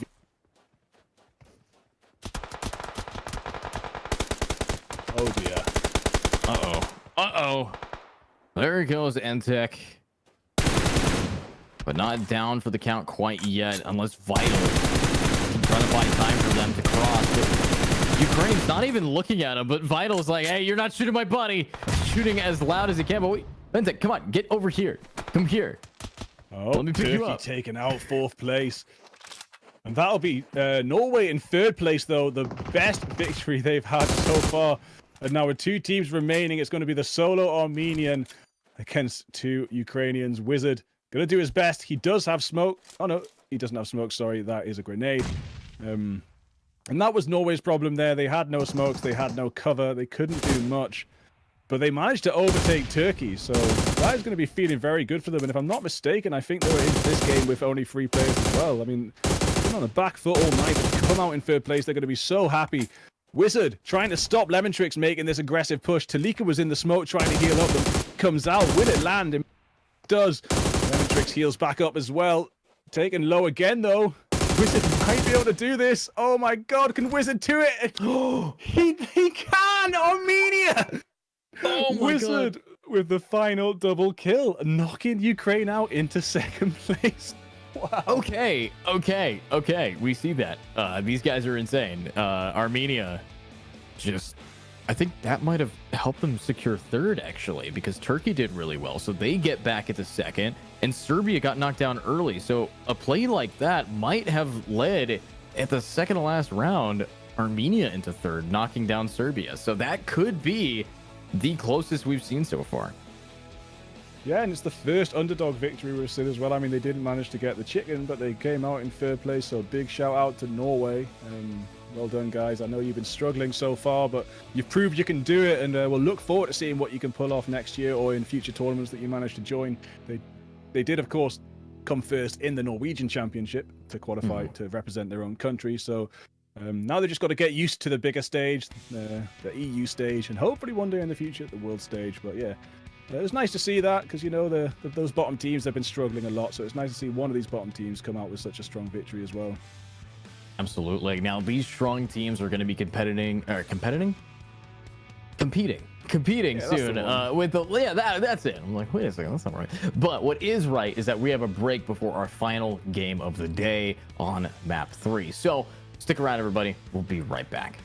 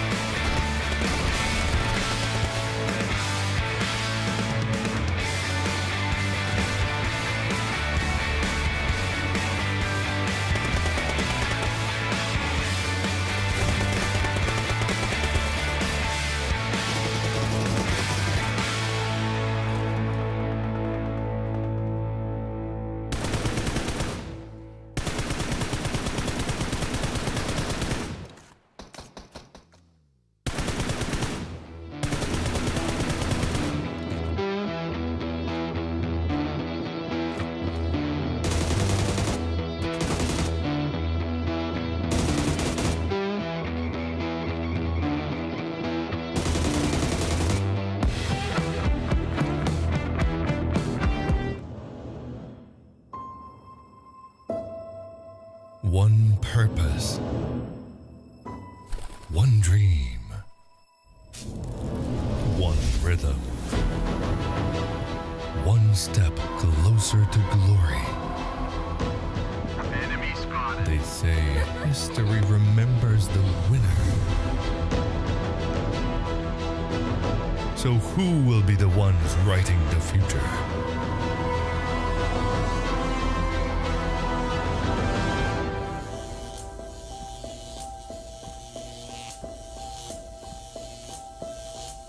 The halls of power call for their kings. The ones who won't back down. The ones who believed.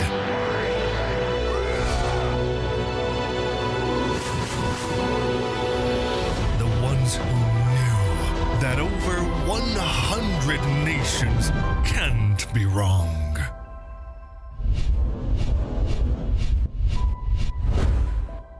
Join the fight between August 24th and September 3rd as Yash becomes the world's esports capital.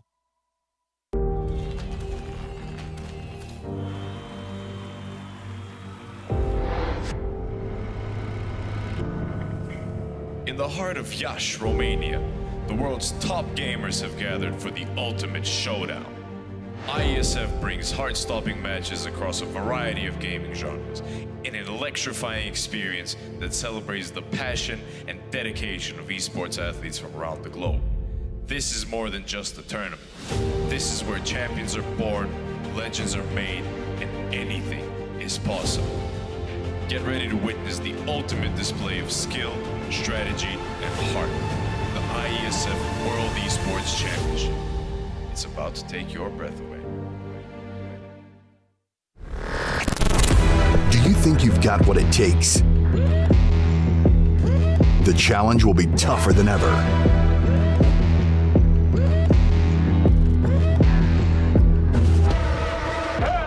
In 2023, International Esports has a new home. Over 100 nations fighting for the championship in a celebration of everything that makes esports great. Who will rise up to the challenge? Who will be the world champion?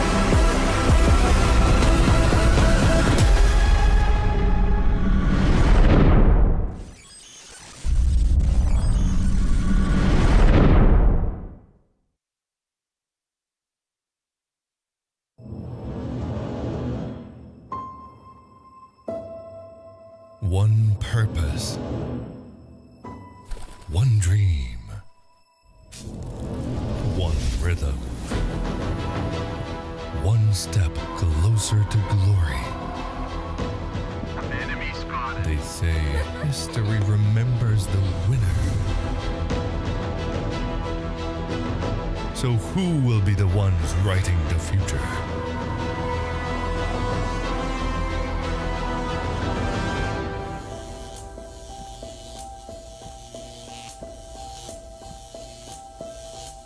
The halls of power call for their kings. The ones who won't back down.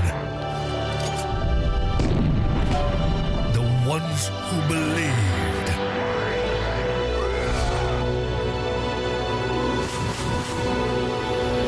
The ones who knew that over 100 nations can't be wrong.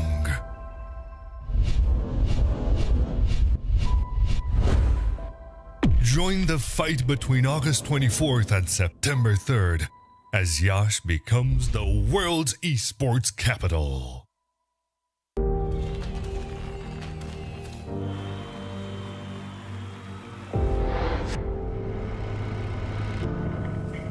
In the heart of Iași, Romania, the world's top gamers have gathered for the ultimate showdown.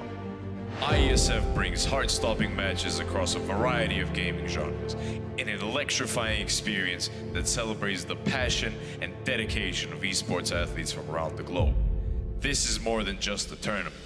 This is where champions are born, legends are made, and anything is possible. Get ready to witness the ultimate display of skill, strategy, and heart. The IESF World Esports Championship. It's about to take your breath away. Do you think you've got what it takes?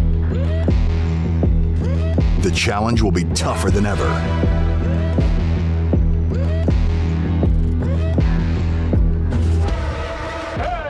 In 2023, international esports has a new home. Over 100 nations fighting for the championship in a celebration of everything that makes esports great. Who will rise up to the challenge? Who will be the world champion?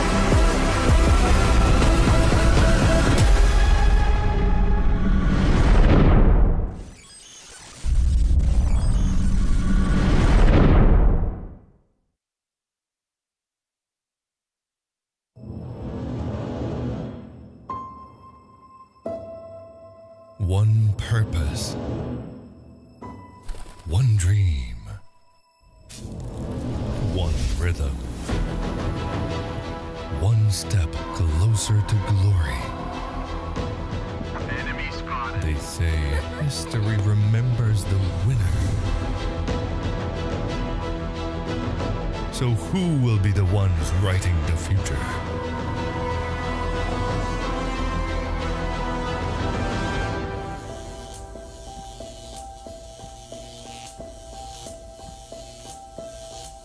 The halls of power call for their kings. The ones who won't back down. The ones who believed.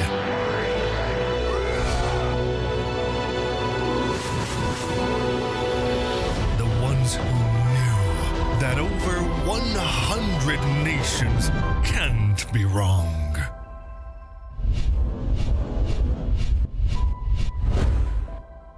Join the fight between August 24th and September 3rd as Yash becomes the world's esports capital. And as we are heading towards the world esports capital of Yash, Romania, we are also heading towards the finals to see who's going to be going there. I, of course, am Edu, joined by the wonderful Bigfoot. How you doing today, Bigfoot?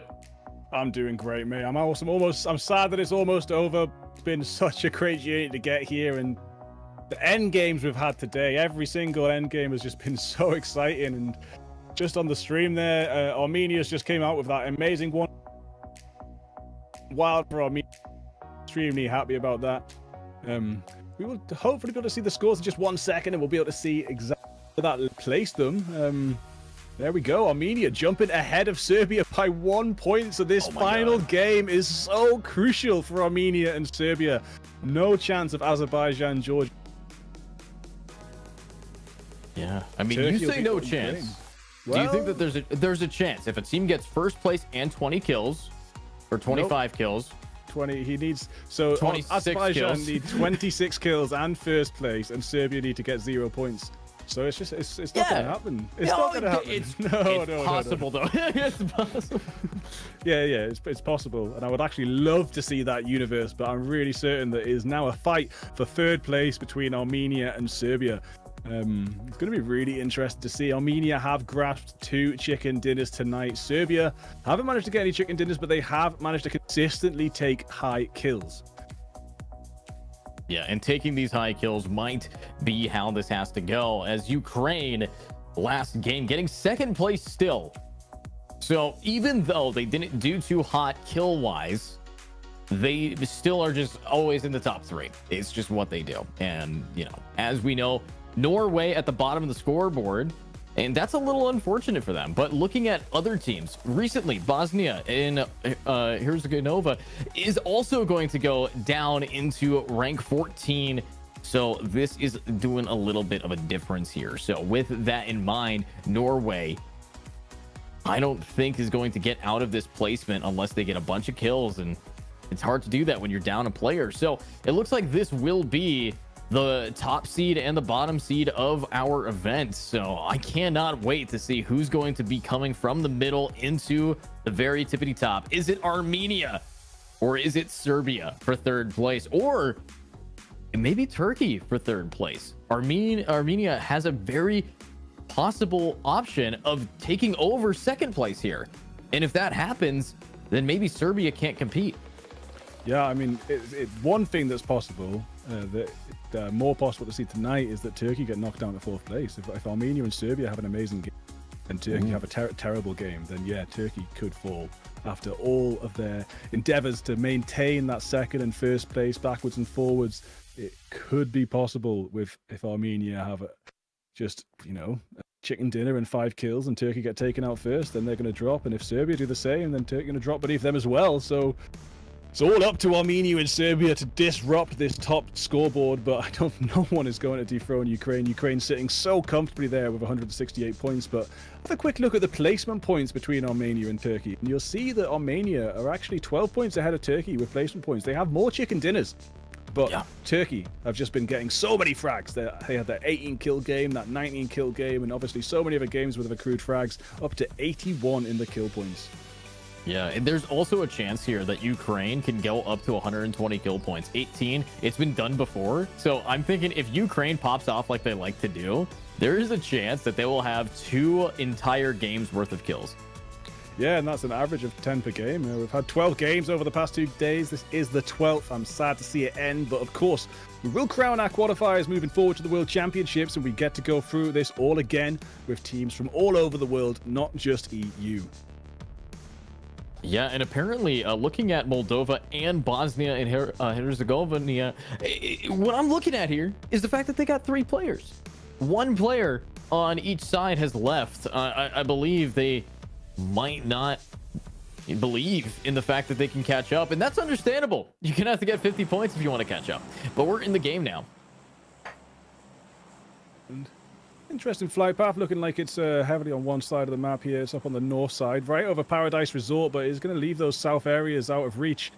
And Let's see if we see another boot camp double drop. That would be nice to see. Maybe Norway, Hungary are going to go at it again in boot camp. But so far, it looks like a pretty even spread. But yeah, most people jumping south from this flight path. That's what you would expect with a northerly one.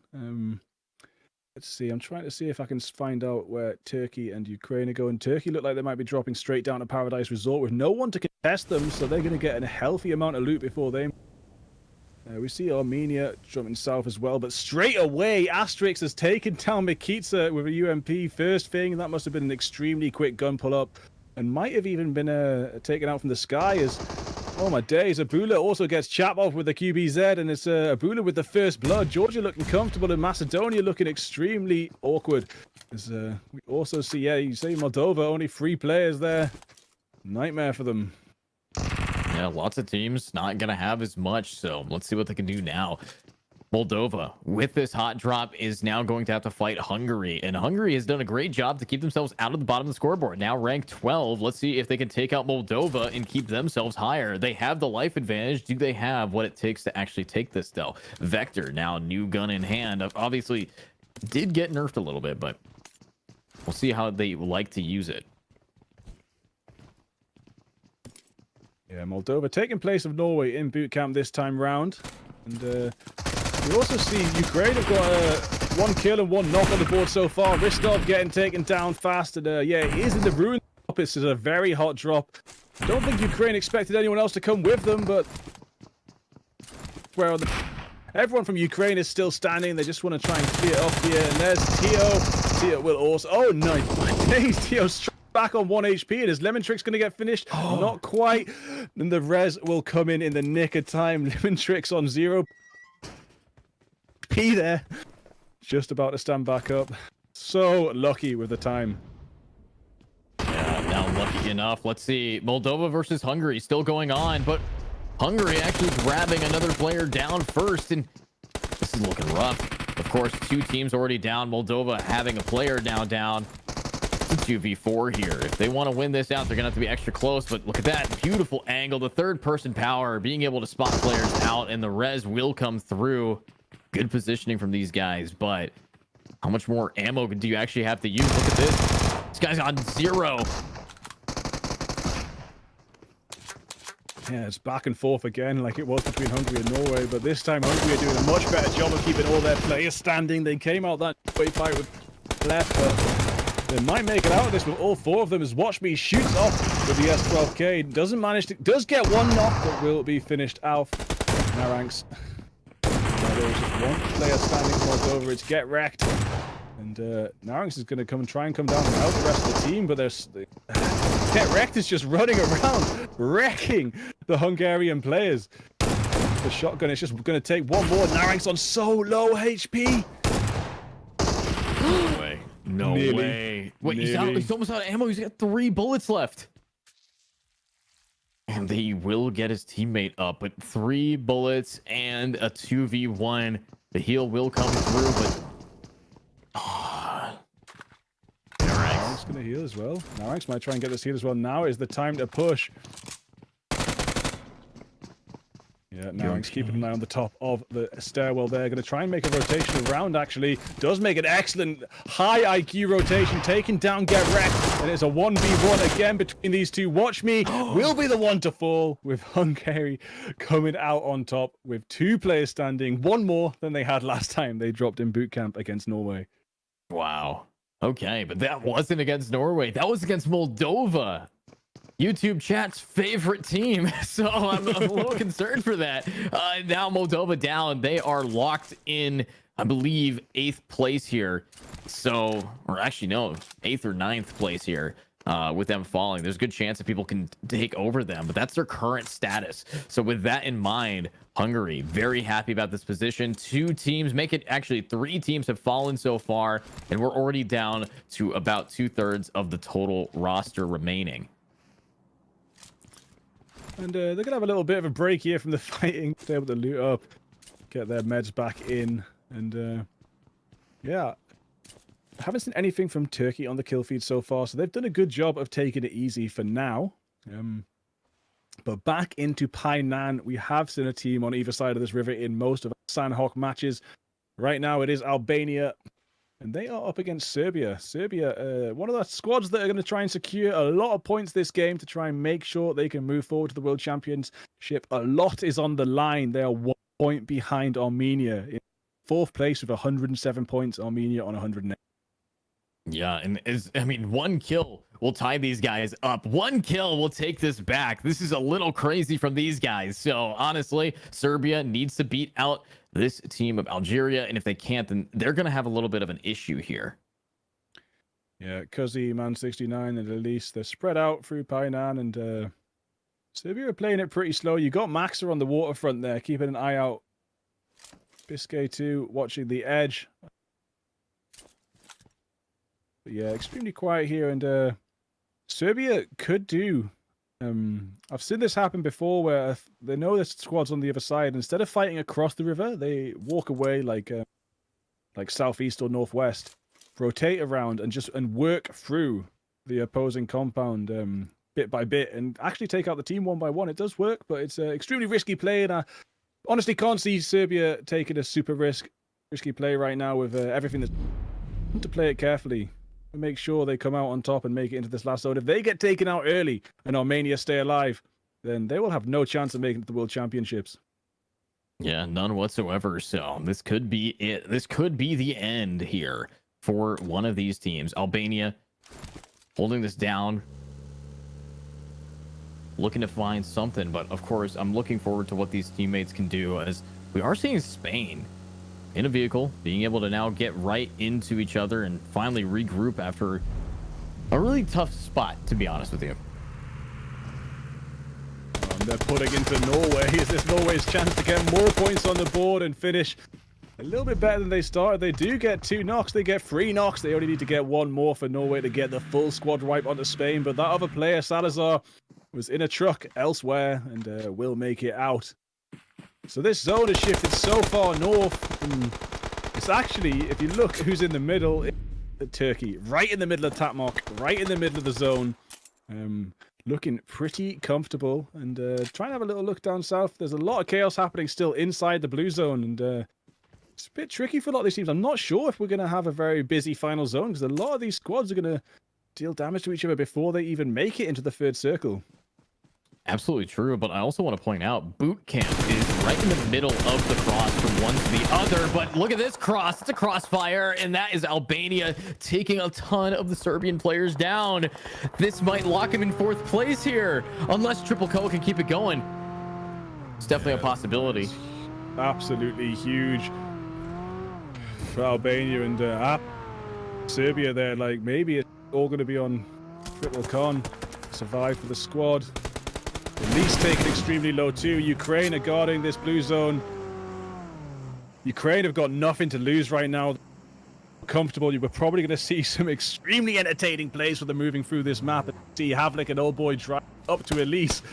Very, very heavy push here. But Elise, with the shotgun, the S12K gets an excellent knock, but it won't be enough. The fire comes down from up the hill. And this smoke will come out. Old Boy will be revived any second now, but bear in mind these guys are in the blue zone with about 1 kilometer to go. They want to get moving. They want to get back in their vehicles and rush to the zone. Triple Koa up there next to Mano69. We've also got Mellors a little bit far away on extremely low health. So Serbia are surviving, but not yet thriving.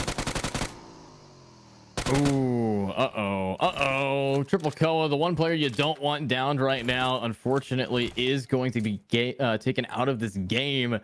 No! And Serbia eliminated! To the play zone! Oh my god. Okay, well, I think we know what the top 3 teams are. Yeah, we might actually have it locked in already. Ukraine, Turkey, and Armenia moving forward to the World Championships. I think the question can change that now. I don't think anything can change it. Yeah, well, the question is, who's going second? Turkey or Armenia? Because they're so close to get together that one team might be able to take over the other. Case in point, we're actually seeing a lot of damage being dealt right now. Yeah, I mean, that's Spain getting a good kill. I mean, there's only 2 of them left, but they're still thriving on. But to answer your question, judging by the map and the placement of the zone and the teams, I think Turkey will probably maintain their 2nd place position. They have the PUBG gods on their side. They have the clever rotations. They've managed to place themselves comfortably in the zone. They do have Calvin down, but generally, they're looking comfortable. And I think moving forward, they're going to be able to get quite a few more kills and also quite a high placement. So my prediction for the end of this scoreboard is Ukraine, Turkey, then on.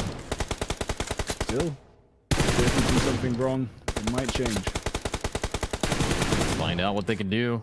Oh, beautiful pop of that. That's going to hurt a lot of players. And talking about hurting players, it's Abula taking out Montenegro almost completely alone. Good job when it came to the final blows. 4 kills for Abula there. That's a whole squad. And Georgia on their way to try to just keep racking up the points here. But there's not enough players to share enough for some of these teams to catch up, unless you were maybe in the 5th place. It would, yeah, you know, we talked about the math. You need about half the lobby killed by yourselves. Yeah. It's we really have seen just a few teams just shoot ahead, or four teams shoot ahead so much this tournament, and with Serbia dropping out at that point, I think we are down to the last few. But this could be interesting, you know. Hungary are guarding this rotation against Ukraine, and are Ukraine going to push through this typical area? I mean, this is the sort of rotation you do if you're on foot. You'd walk towards Narings, but now they're in the cars. They might take a slightly different route, and it does look like they are moving down towards the road. They do have time, but they are actually making the rotation I thought they would. Yeah, I thought they wouldn't take. So what's Narings going to do? Is Narings going to get a 1v4 onto Norway? But no. Drive-by as falls to the DBS drive-by from Havlik.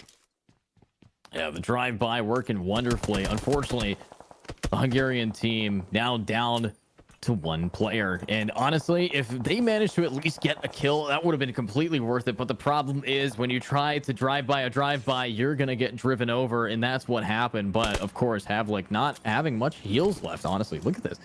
Guy's kind of running on fumes here. And Turkey finding impact here with Georgia. This could be the next big fight. They've got a knock onto Turkey, but now they've got the revive. Silas just wants to get some heals in. Abula, Zushti, and Lasipos surrounding the compound, but there we go. Hamzi with some excellent headshots. 2 players left standing in the corner for Georgia. Reyes has been knocked again, and now Hamzi walks into the fire and gets sprayed by a UMP from afar. So power is back in Georgia's hand. If they want to keep pushing, they might be able to do this, but there we have the DBS M249, a deadly combo. Kelsey going to make that rotation out. They're actually going to make, if they can't fall back too far, because we have Bosnia and Herzegovina across the way there, to get these kills to secure this compound for themselves. Yeah, and this is going to be a little bit interesting as Hungary falls in 10th place. And immediately after that, Albania falls, leaving just Algeria. And there is Kelsey getting 1 and getting trade at the same time. But how is Justi going to be able to keep this going? Of course, we are seeing these teams now starting to work together, but that nade should be crucially planted and get Silas down. Turkey, honestly, if they get taken down here, that means Algeria could take 2nd. Armenia, yeah, they might. Armenia, sorry. It's okay.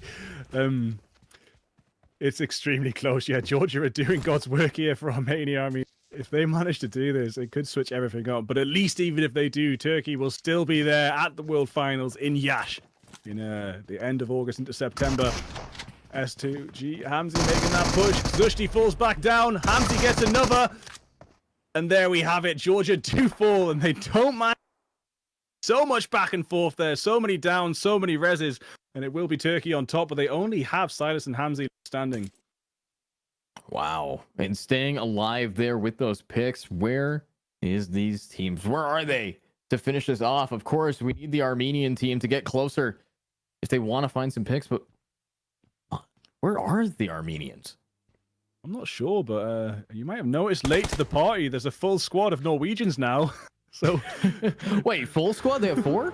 Yeah, they've got a full squad now. He's been a little bit busy, you know. He's been eating his brown cheese, you know. He's having his kanaka bread with brown cheese, and comes a little bit late to the party. Now there's 4 of them, but a little bit late. Final match we have Havlik choosing an excellent spot on the map there. I love that spot. It used to be one of my favorite spots on Sandhawk. And Bosnia and Herzegovina, we've got God's Clutch here up towards Norway. Vital and Entek. Got a little bit of distance, though. They don't have to push too close, and they've been spied out by Kraken as well, but Kraken won't get those shots either. Here we go. Kraken might. Oh, someone will. It's God Clutch taking out Vital. Now, you talk about a full squad of Norwegians, and I see a 3 stack of Norwegians. One down there, one down over there, and another one down in a different spot. Wow. So they're all over the place right now. But Entech is going to start with trying to pick up this one. Yeah, good luck. Hopefully they can get everyone standing soon. I mean, they've got 4 kills already, so they're pretty comfortable again. I mean, you know, they've really managed to pull themselves together in the later half of this tournament. Definitely got the experience they deserve, the experience we wanted them to have, you know, after those games where they went out early. I was just hoping, you know, for their own professional careers that they could experience a slightly longer match, and they have done. You know, they came into 3rd place, and hopefully in this Sandhawk with that revive, coming through, they'll be able to get a little bit further. But right now we have Wizard from Armenia, king of the last match, managing to get 1v2 against Ukraine, looking down up against Baku and Flex from Azerbaijan. Baku doesn't look like he's going to be rezzed. He's actually going to be bled out by Wizard's spray. Wizard also looking good in that ghillie suit. Excellent map to have a ghillie suit on. As Memo gets finished off by God's Clutch. That's going to help out a ton. Taking out that player now. We're seeing this team, Armenia, at 2 picks now. And in 7th place. This should guarantee them 2nd place if they can just get the same amount of kills that we saw Turkey gather. But talk about gathering kills. Clutch getting, again, knocking down more of these players as Spain falls. So somehow Norway's made it to the top 6 while being down for half of it. Yeah, I mean, great stuff for Norway, you know. Underdogs proving themselves worthy of maybe a future victory if they can just pull themselves together moving forward. But as I say, that Entech does get finished off, but Vital strikes back and downs Clutch. God's Clutch. Vital going to heal up now, but yeah, running out of medkits. No medkits left, just a couple bandages left. 2 smokes might help him get into zone. Silas and Hamzi, last players standing for Turkey. Again, the zone has favored them. They haven't had to make any serious rotation since that fight they had with Georgia. But the full Ukrainian squad will be descending upon them soon. Ukraine looking to finish this event in style. Let's see this now. Vital managing to stay alive as we watch over to the Armenians here. Viking ready to go in. An Armenian Viking. That is a funny thought. But here we go. Pushing up against Ukraine. If they take these guys out, this is 2nd versus 1st.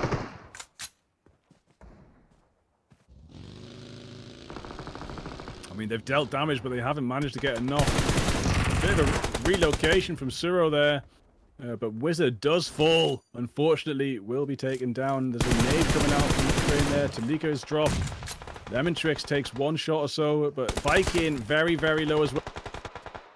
Ukraine as Old Boy makes the push, but Old Boy's getting shot from elsewhere now. Giving Armenia a chance to get their health back up, but another nade comes out, and there goes Wizard. Completely finished as Viking gets knocked as well. Crazy stuff here. This is what we need to be seeing from these guys. Oh, 6th place for Norway, but you know, 6th place and 3rd place is a lot better than they did yesterday, so they're going to be happy with that. As Talika gets taken out there, and yeah, that'll be madness taking down Talika. Lemontrix going to rotate around, maybe get this res. 5 teams left, if I'm not mistaken. Yet Turkey is still standing comfortably in that compound. Lemontrix will res Talika, and it's interesting. We have the top 3 teams in this last circle. It would be amazing to see an Armenian, Ukrainian, Turkish finish with just them being the last team standing, but another player from Armenia will get dropped. Bosnia and Herzegovina have 2 players standing. There is also Azerbaijan out there, Flex in the distance. Those are the 2 teams that aren't in the top 3. So if they fall, then we will have the top 3 final circle for the final game of tonight and of this European regional qualifier for IESF PUBG Mobile. This should be some pretty crazy gameplay here. Fighting for who's going to be 3rd or who's going to be 2nd. Unfortunately, that is how we saw Serbia end it off. But clean with 2. it. Oh my God. No way. Can he finish off the Ukrainian squad? He takes Talika so low. If he just finishes off Talika going to get a medkit in though. Molly dropped down towards him. Talika's going to try and nade. I can't believe Madness killed the 2 players from Ukraine, pushing him so strong. Lemontrix looks so hopeless right now. Oh boy, back with a little bit of hope. But I don't know if he's going to do it. And actually, we see Turkey. They're going to have to move up the hill. And Turkey fight. You know, these extra characters, you know, we've Gavana and we Azerbaijan, but they're not doing anything right. We're getting the ending we wanted. The top 3 teams duking it out. Turkey moving in very soon. Wow. And that is going to be one final blow, making sure that you cannot res your teammate, taking down Triple Boy as Bosnia falls. But knowing how important it is to get rid of Turkey in this position, now surrounded by 1 Ukrainian, 2 Turkish players, and down from the side, Armenia eliminated by a player on Azerbaijan, Cyflex. We're in the top 3. Oh, stayed in this game just to rob it from someone else is crazy to me. Yeah, that is insane. And now he's going to take out Talika. Can he stop? Yeah, he does. Flex takes out Talika and will take Azerbaijan further into at least 3rd place now. Just got Hamzi and Silas over the way there. And does that mean Bosnia and Herzegovina are out too? So it's a 1v2 for Flex. Can he finish off against Turkey? I mean, does look like he's on a bit of a back foot, you know. There's no painkillers or energy drink there to boost up that last little bit of health, whereas Turkey, they've got so many meds, so many painkillers, so many energy drinks, and yeah, and it is a 2v1, of course, so this might be Turkey's chicken dinner, probably solidifying that 2nd place, but we'll have to wait and see to see how many kills exactly went over to Armenia. Here we go. Azerbaijan. Now, they've defeated 3, and by they, I mean 1 person, Cyflex, has been very consistent, but with the ring closing in, this could be the end. And it is the end of everything. Turkey takes 2nd place, guaranteeing 2nd place not only here, but overall. And that is where we are going to have the entire 12-match roundup end with, honestly, some insane gameplay to be seeing from every team, especially Azerbaijan, being able to say, hey, Armenians, you're not getting that far. You're not getting 2nd place. Shooting them and Ukraine in the back is kind of funny, but that's where we have it. Yeah, I mean, we'll have to double check and make sure mental math. Pretty sure we have that top 3, Armenia, Turkey, and Ukraine, qualifying for the World Finals in Yash at the end of August. Looking forward to see how they all cope on the world stage. And it's just a really nice end game again. I mean, the end games today, they were just so much fun. I mean, the long game, the mid games were good yesterday, and I love the end games. Turkey getting so many kills, but we've had some really nice final circles. We've had some just only 2 teams standing quite a few times, which is always so nice to see exactly how they handle third parties. Now we have an MVP for tonight as well. Ooh. So 2 seconds. Who is our MVP there, man, for today? This is today's MVP. It is Serbia's Biscay, 33 elims. Wow. I mean, I kind of assumed so off of that round where they got, what, 13? Yeah, so like that. I mean, that's amazing. And it's such a shame that Serbia went out early in Sam. They were so close to securing that 3rd place against Armenia. But unfortunately, very early on, they lost their lives. At least they can walk out with pride that Biscay got an MVP ahead of those top 3 teams. But yeah, I'm sure when we get to the scoreboard, we will see Serbia looking in a little bit dismal in 4th place, just so close to making it to Yash. But there's always next year. You know, the championships will be happening every year moving forward.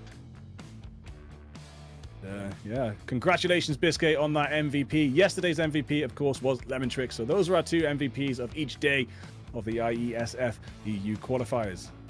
Yeah, and honestly, an amazing team to watch compete overall. A shame that Serbia did not make it into 3rd place because they got, did not make it into 3rd place, but lost it in 4th. Now, who got 4th place? Obviously, I think Azure was very close to finishing this up to get into that. So, you know, seeing them fall and knowing that the placements are locked in halfway through feels anticlimactic, but the way that the climax after the fact happened where all of the three teams were fighting against each other, and then another country, a solo player came in and decided to upset it. It's like, oh, I'm not invited to this party, well, I'm gonna spoil it anyways. And that's a little funny for me. But of course, great games from all these players across all of Europe, and an amazing game for just pretty much everyone who competed. I can't say that a team did so poor that we didn't see them pull out a nice play. Everybody had a thing that they did. There were 12 matches, and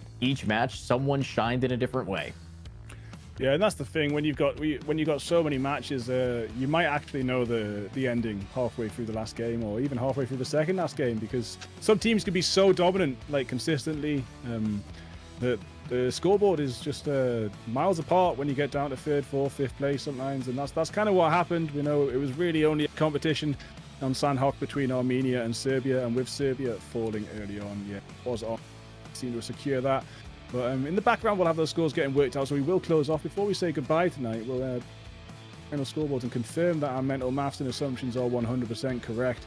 And big congratulations to all those teams. Special shout out to the underdogs Norway, making it to third place. I mean, out of everyone on that right hand of the leaderboard, Norway were one of the only teams who are down at the bottom who managed to actually also get into the top three as well. So yeah, they did great, and I look forward to see what they can put out next year. They've got a year to train. I'm certain they'll win the Norwegian Championship, so we'll hopefully see them back next year.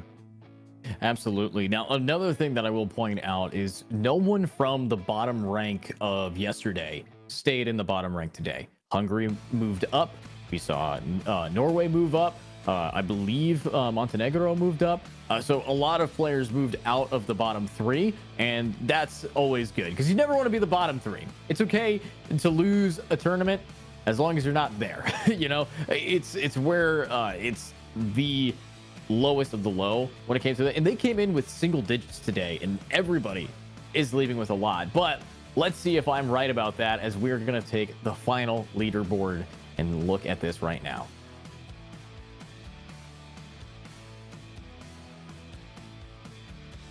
Never mind, they're still bottom three.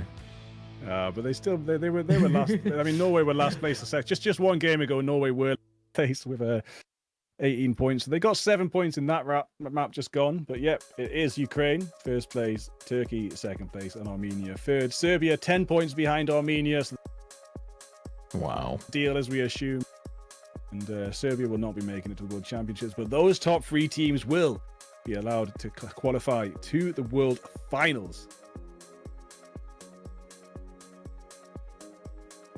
Yeah, so the top three are going to be moving forward. So really happy about that. Now, I will say Serbia went into that game at 106 points.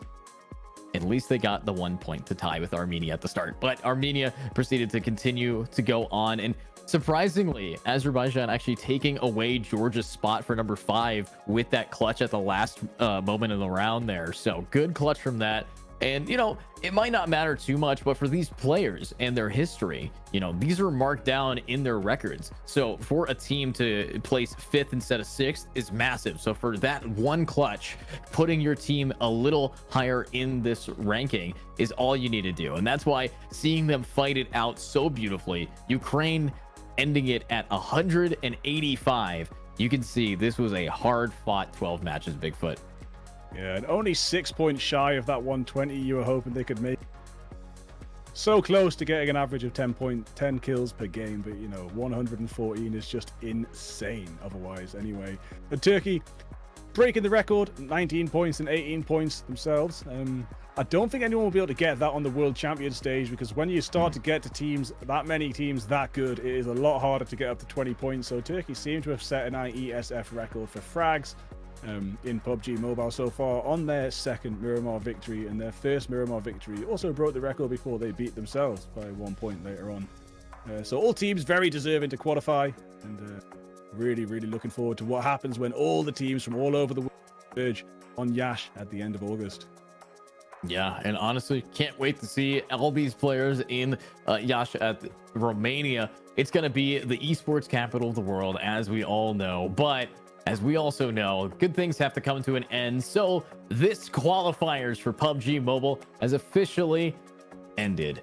But It's been an honor casting it with you, Bigfoot. It's been an honor to be with our wonderful observers and producers and everyone in their studio that's helping us make sure that we're on screen. So shout out to all the people in the back end here, Mizu and Ang. So thank you guys for giving us the opportunity to be here and yell at some gameplay. Yeah, so thank you for having us, and thanks for tuning in.